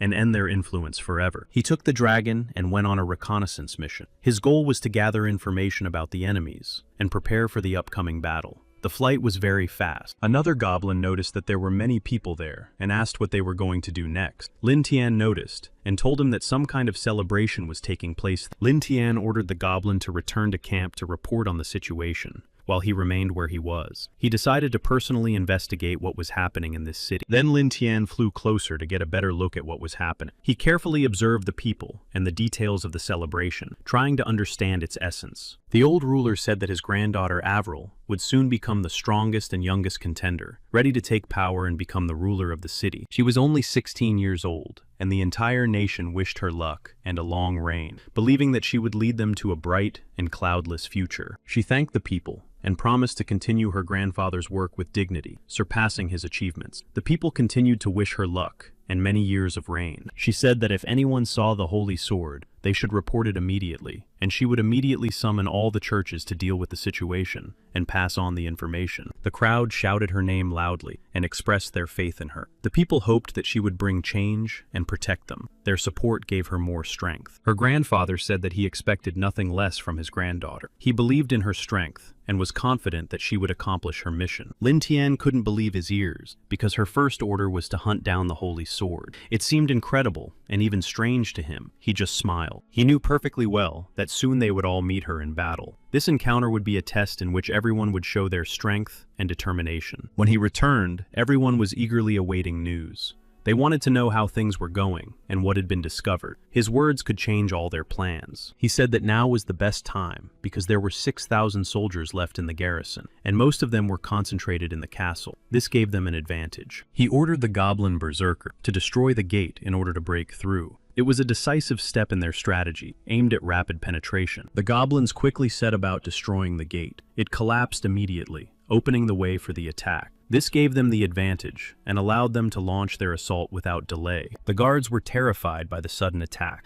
and immediately realized that they had to report what had happened urgently. Their alarm signaled serious danger. Freya believed that weapons were the best invention, even surpassing bows and arrows. She believed that it was with weapons that true victory could be achieved. The goblins attacked the city from all sides in a tight circle. They slowly and persistently approached, penetrating narrow streets and bypassing all possible fortifications. Lin Tian ordered them to destroy the main fighting machines. He told them to get inside and completely destroy them, leaving no chance of survival. At this time, Avril and grandfather remained completely unaware of everything that was happening around them. They could not comprehend the scale of the events unfolding and looked around. Soon, Avril and Dead noticed that a dragon was approaching the city. This caused panic among the residents, and everyone began to scatter in an attempt to save themselves. Avril herself was very frightened and did not know what to do in this dangerous situation. Fear and uncertainty paralyzed her, preventing her from making any decision. At that moment, her grandfather rose above the ground and looked around. His powers awakened, and he prepared for the upcoming battle, striving to protect his loved ones and the people. He also ordered the soldiers to come outside, warning them that goblins were attacking the city. Hearing about the goblin attack, Avril felt even more anxious and afraid. The news only increased her confusion and sense of danger. She ordered the soldiers to act quickly and decisively, first dealing with the enemies and then eliminating the rest. Her team had to fight. She announced that today was her birthday, and, on behalf of the entire Clin family, she was giving everyone selected gifts. This statement sounded like an attempt to cheer everyone up. The soldiers set off, but the goblins were fierce and fought mercilessly. Their attack was brutal and relentless, and they advanced with unbridled fury. No matter how hard the soldiers tried, they could not overcome the goblins' strength. Despite everything, the goblins possessed irresistible power and unbearable cruelty. For the goblins, this battle was a real celebration and a moment of triumph and unbridled fury. They rejoiced in the chaos and destruction of everything and everyone. The former head of the city, grandfather Avril, noticed Lin Tian and immediately realized that he was the goblin who had defiled the holy swordswoman and protector Alice. Lin Tian replied with a smirk that he did not expect his fame to reach such distant places. His words were filled with arrogance and even a hidden threat. Grandfather Avril could no longer restrain himself and began to attack Lin Tian. His rage took over, and he sought to punish the one who had attacked his city. He declared menacingly to Lin Tian that he would die here and now. It was like an irreversible sentence, filled with all his determination and all his strength. He aimed a meteorite at Lin Tian, sending a devastating blow with incredible force and speed. This powerful move was supposed to instantly destroy the enemy. Lin Tian, trying to avoid the blow, retreated on his dragon, flying away from the meteorite. He now used the speed and maneuvers of his friend. However, grandfather Avril was confident that he would be able to destroy Lin Tian and become famous throughout the empire as a hero. His determination and belief in victory gave him strength. Lin Tian realized that Grandfather Avril's technique was indeed powerful and dangerous, but he did not expect any other outcome. He had met an opponent who was just as strong as himself. Then, Lin Tian decided to give those people an unexpected surprise. He devised a cunning and insidious plan to catch his opponents off guard and change the course of the battle. Knowing that the meteorite was flying after him, Lin Tian headed straight down to the square where the people had gathered. He decided to use all this as a cunning and clever maneuver. The people saw Lin Tian's rapid descent onto the square with the meteorite and turned pale with horror. They realized the great danger and the destruction that would follow. Soon, everyone began to flee the square en masse, trying to save themselves. Panic gripped the crowd, and everyone tried to leave the dangerous place as quickly as possible. Avril realized that the situation had become truly critical. She understood that things were going very badly, and that danger was looming over the city with unprecedented force. At that moment, Lin Tian ordered his dragon to perform a maneuver that he himself had once taught it. It was a difficult move, but quite feasible. The dragon used its powerful flame to stop the meteorite in flight. Its fiery breath blocked the path of the destructive projectile. Avril summoned her highest magic to counter the impending danger. Her powerful spells filled the space with light and strength. She used a spatial rift technique to open a powerful portal capable of changing their location. She was able to move the meteorite far away. Suddenly, the dragon that had been in front of Avril a second ago vanished into thin air. She thought that the dragon's disappearance was the result of her powerful spell, but it turned out that Lin Tian himself had moved directly to the former head of the city. This was immediately noticed by him, and he became alert. Now that his enemy was closer, the former head of the city couldn't believe that Lin Tian was still alive, and was puzzled as to where his meteorite had disappeared to. His confusion and bewilderment were evident. Lin Tian told the former head of the city that his granddaughter had done well to destroy the meteorite. Otherwise, the city would have long since been shattered into thousands of pieces. At that moment, a knight ran up to them and tearfully asked the former mayor for help, saying that the defenders were no longer able to hold back the goblins. Seeing that the knight's arm was wounded, she immediately began to heal him with magic. Her healing spells filled the wound with light and healing power. Lin Tian suddenly attacked, but the knight shouted at him to fight fairly. His words sounded like a call for an honest battle, without treachery or meanness. However, the goblin replied that there was no point in emphasizing moral qualities, because goblins simply did not have them. He ignored any concepts of honor and justice. The former head of the city thought to himself that this guy was very good at hiding, and in this situation, they would soon wipe out his entire army and capture his city. He gave the order for all the knights to retreat and returned to the fortress immediately. He believed that further resistance was pointless and preferred to save them. Everyone hurried and ran, trying to take shelter in the fortress. Panic seized the defenders and the people who sought safety behind the mighty walls. Finally, the fortress door slammed shut, and at that moment, everyone realized the terrible truth. 3,000 soldiers had died in battle. This realization brought sadness. People remembered the Holy Swordswoman and believed that she could help them in this difficult hour. Her strength and wisdom seemed to them to be their only hope. Avril reminded the people of her promise and of the strength of the Clint family, who would never allow themselves to be humiliated or offended. Despite everything, she encouraged them. She assured them that as long as they were there, no one could break into the city and cause harm. Her words instilled hope and strengthened the spirit of all the people. Now the knights were able to strike the goblins from above the fortress walls. They used their height to their advantage, raining arrows down on them all. Lin Tian called one of the goblins over and gestured for him to follow him. He was clearly up to something, and his actions indicated that something was about to happen. Avril told her grandfather that they had easily destroyed more than 10 types of high-ranking creatures, and now the enemies would certainly not dare to approach. But her grandfather objected, reminding her that even the Holy Swordswoman had once been defeated by goblins, and if it weren't for their powerful techniques and ancient knowledge, they would have died long ago. Avril thought that if she managed to defeat the goblins, she would surpass even the Holy Swordswoman and become even greater in the eyes of the people. Approaching them on his dragon,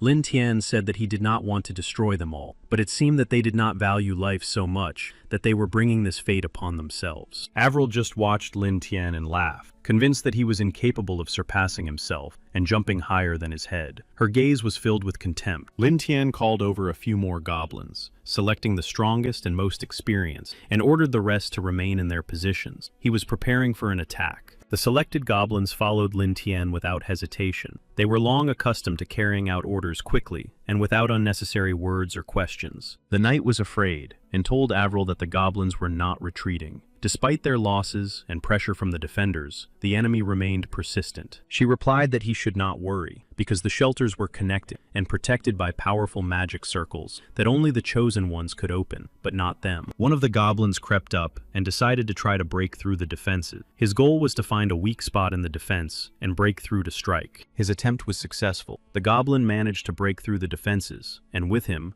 other goblins penetrated the fortress. The former leader was terrified. People screamed in fear and confusion, not understanding who could now protect them from the threat. Panic and a feeling of helplessness gripped the hearts of the inhabitants. Lin Tian broke into the fortress and declared that since the people did not want to come out to them, the goblins would come to them. His words sounded like a real threat. Now the goblins immediately rushed into the attack and began to mercilessly destroy the people inside the fortress. Their cruelty sowed chaos and fear among all those people. One of the knights asked for the gates to be opened to save those remaining inside. He understood that this might be their only chance of salvation. The former head of the city replied that the gates could not be opened, because then everyone would die. The enemy would break in and destroy all the defenders and civilians. Despite the former leader's prohibition, the knights decided to go and rescue the people, among whom were their own families. For them, it was a matter of honor. The knights began to break down the fortress doors with a huge stone, using all their strength to break through the barrier and give those who remained inside a chance of salvation. Avril loudly called for them to stop trying to break through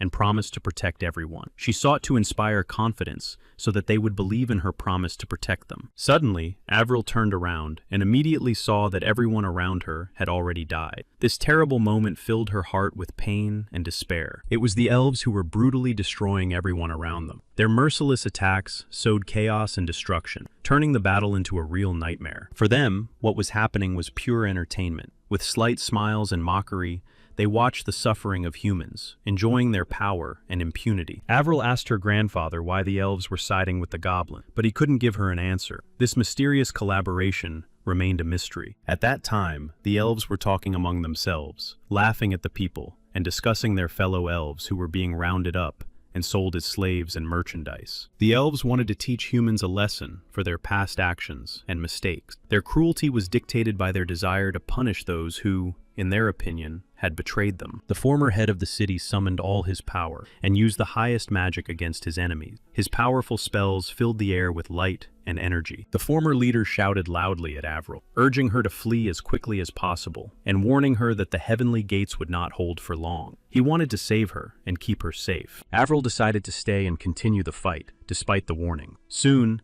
news came that even the highest barrier, the heavenly gates, had also been destroyed. People did not understand why Avril could not defeat the enemies, and could not believe that anyone could protect them at all. Their hearts were filled with fear. Suddenly, a man appeared in the sky, and people were filled with hope that he had come to save them. His figure against the backdrop of the clouds inspired faith in the possibility of salvation. People saw the holy swordswoman in the sky, and immediately believed that salvation was near. Her appearance instilled in them great hope and confidence. People spoke with enthusiasm that the holy swordswoman had finally arrived. They felt that with her appearance, the fate of the battle could now change. The holy swordswoman used the highest technique of swordplay, an exquisite and powerful move, capable of striking down enemies with a single swing. She was against all of them. People began to fall in mass and die instantly, as if an invisible force had descended upon them with incredible cruelty. Now everyone was in complete despair. The former head of the city realized that the holy swordswoman was against them and tried to resist. Despite his knowledge and strength, he faced an unexpected threat. He fell from the tower and shouted at the holy swordswoman, demanding explanations and asking what she was doing. His voice was full of horror and despair because he could not understand anything. However, she remained silent, her gaze glassy and emotionless. This indifference only intensified his horror,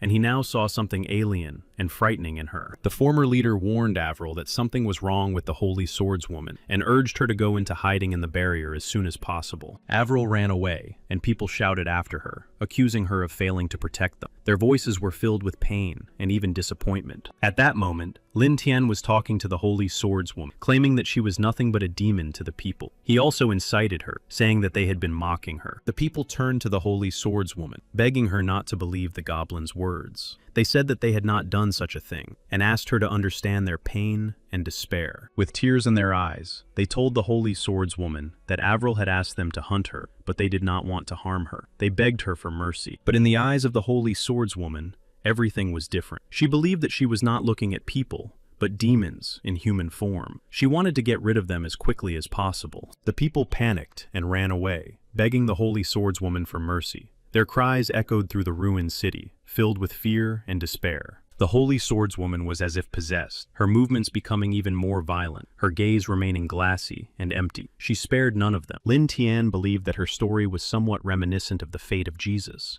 Betrayed by those she protected, rejected by the people for whom she sacrificed, even herself. But unlike Jesus, Alice, the Holy Swordswoman, did not possess such unwavering mercy. Her heart, wounded by betrayal, could not forgive them. Instead of sacrifice, Alice chose to watch the destruction of others. She rejected the path of forgiveness and self-sacrifice, preferring to watch the whole world collapse. Avril watched in shock, unable to believe that the saint once considered a savior was now destroying innocent people. As soon as she became the great archmage, everything would change. Then she would fall, not as a saint, but as a traitor, at her own hands. Inside the young girl was hatred. Then Avril noticed a little goblin hiding among the rooms. His eyes reflected fear and uncertainty, completely different from the others. The little goblin was crying, his tears running down his dirty face, expressing despair and fear. He quietly begged to be let go, wanting only to escape violence and death. Avril looked at the goblin and decided to let him go, realizing that he was lucky to be alive. She also ordered him never to appear before her again. Then she turned and began to walk away, leaving the destruction behind. Her steps were decisive, reflecting her inner struggle and the need to fight on. Avril thought of the little goblin with disgust, considering him vile and dangerous. She knew she had to get to the secret room in time. Despite her mercy towards him, the little goblin suddenly bit Avril. She was stunned and couldn't understand why he had done this to her. After all, she had let him go and shown compassion. Suddenly, the little goblin turned into Lin Tian, revealing his true nature. This stunned Avril. Lin Tian believed that Avril had made a fatal mistake by showing mercy to the goblin. In his opinion, it was a result of her arrogance and stupidity. Lin Tian admitted that despite being unable to find the books on magic, he had managed to discover something much more valuable. He smiled maliciously. She told him that the books on magic he was looking for were in a secret room and promised to take him there. She was very afraid of him and wanted to survive. He asked her why she had previously spoken enthusiastically about finding the holy sword and about wiping the goblin race off the face of the earth. She explained that she had done everything for the sake of the people, trying to protect them from destruction. In response, he remarked doubtfully that she was changing her mind too quickly. She looked at him in horror, feeling a fire burning inside her. His words seemed to undermine her confidence, causing her to doubt herself and everything else. He grabbed her and said that she was lucky not to have become the ruler of the city. Otherwise, the price of her mistakes would have been too high. He saw her as a foolish girl. He warned her that many of her decisions could lead to disaster, and hinted that her weaknesses had already harmed many people. She just remained silent. Suddenly, she screamed, frightened and confused, trying to understand his intentions toward her. Her voice trembled with fear, and her heart beat faster and faster. She begged him not to touch her. He ignored her pleas and dishonored her, causing her deep emotional and physical pain. She was terrified. He thought that capturing the fortress and the city was too easy. At that moment, Avril's grandfather ran up and tried to protect his granddaughter by engaging in combat with Lin Tian. As expected, Lin Tian was the first to attack, not giving them time to prepare, and taking advantage of the element of surprise. His swift action struck him down. Lin Tian had no intention of sparing anyone, and his intentions were cruel and ruthless. He was ready to destroy everyone in his path to achieve his goal. Lin Tian used the Beast Roar technique, releasing a powerful wave of energy that shook the air and struck everyone around him with its destructive force. He rushed forward toward the enemy, carrying with him unbridled fury and determination. His decisive actions and powerful technique created a sense of inevitability. Grandfather Avril reappeared in front of Lin Tian, standing up to defend his granddaughter. His determination and strength did not waver despite the threat he was ready to face. When Grandfather Avril attacked, Lin Tian managed to dodge at the last moment, realizing that danger was very close. This maneuver made him wary. Avril's grandfather wanted to destroy the entire goblin race, believing it was the only way to protect his people and restore peace. He wanted revenge and retribution for everything. He attacked Lin Tian again with fury, proclaiming that he must disappear from the face of the earth. His words and actions reflected his irreconcilable hatred. But suddenly, someone attacked him from behind, causing him to lose his concentration. This unexpected blow disrupted his attack and jeopardized his plan. He fell out of the palace window. The fall was sharp and unexpected. This moment became a turning point in the battle, opening up new challenges for him outside the walls of the fortress. And he realized that it was the holy swordswoman who had caused his fall, and her swift and accurate blow had knocked him out of his protected space and out into the open. She looked at him with her detached gaze, cold, impassive, and full of determination. There was no pity or doubt in her eyes. Her sword, gleaming and sharp, now flew straight at him, seeking to deliver the decisive blow. This attack was full of cruelty, symbolizing inevitability. Now she looked down on all the dead with a cruel gaze, like a judge, observing the fruits of her sentence. Her presence inspired fear. She was pleased, feeling the power and authority that her victory had brought her. Her gaze showed confidence and satisfaction that her will had been fulfilled. Lin Tian thought that the evil version of the holy swordswoman was even stronger than he had expected. This realization made him rethink his opinion of her. Even the mage did not have time to react to the swift attack, and was knocked off his feet with one powerful blow. His defeat was sudden and crushing. She asked him if there was any work left, to which he replied that there was no more work and that she had accomplished her task. This admission confirmed her success. Freya told him that she had discovered a secret room where more than 100 advanced spells were stored, including 10 of the highest level and 3 transcendental ones. He said she could take all the spells for herself if she wanted. She thanked him, promising that she would study all the spells she had found and become stronger. He noted that he did not expect to find so many useful things in the secret room, not only powerful spells, but also gold hidden in secret niches. He added that although they did not use money in the world of demigod, gold would certainly come in handy.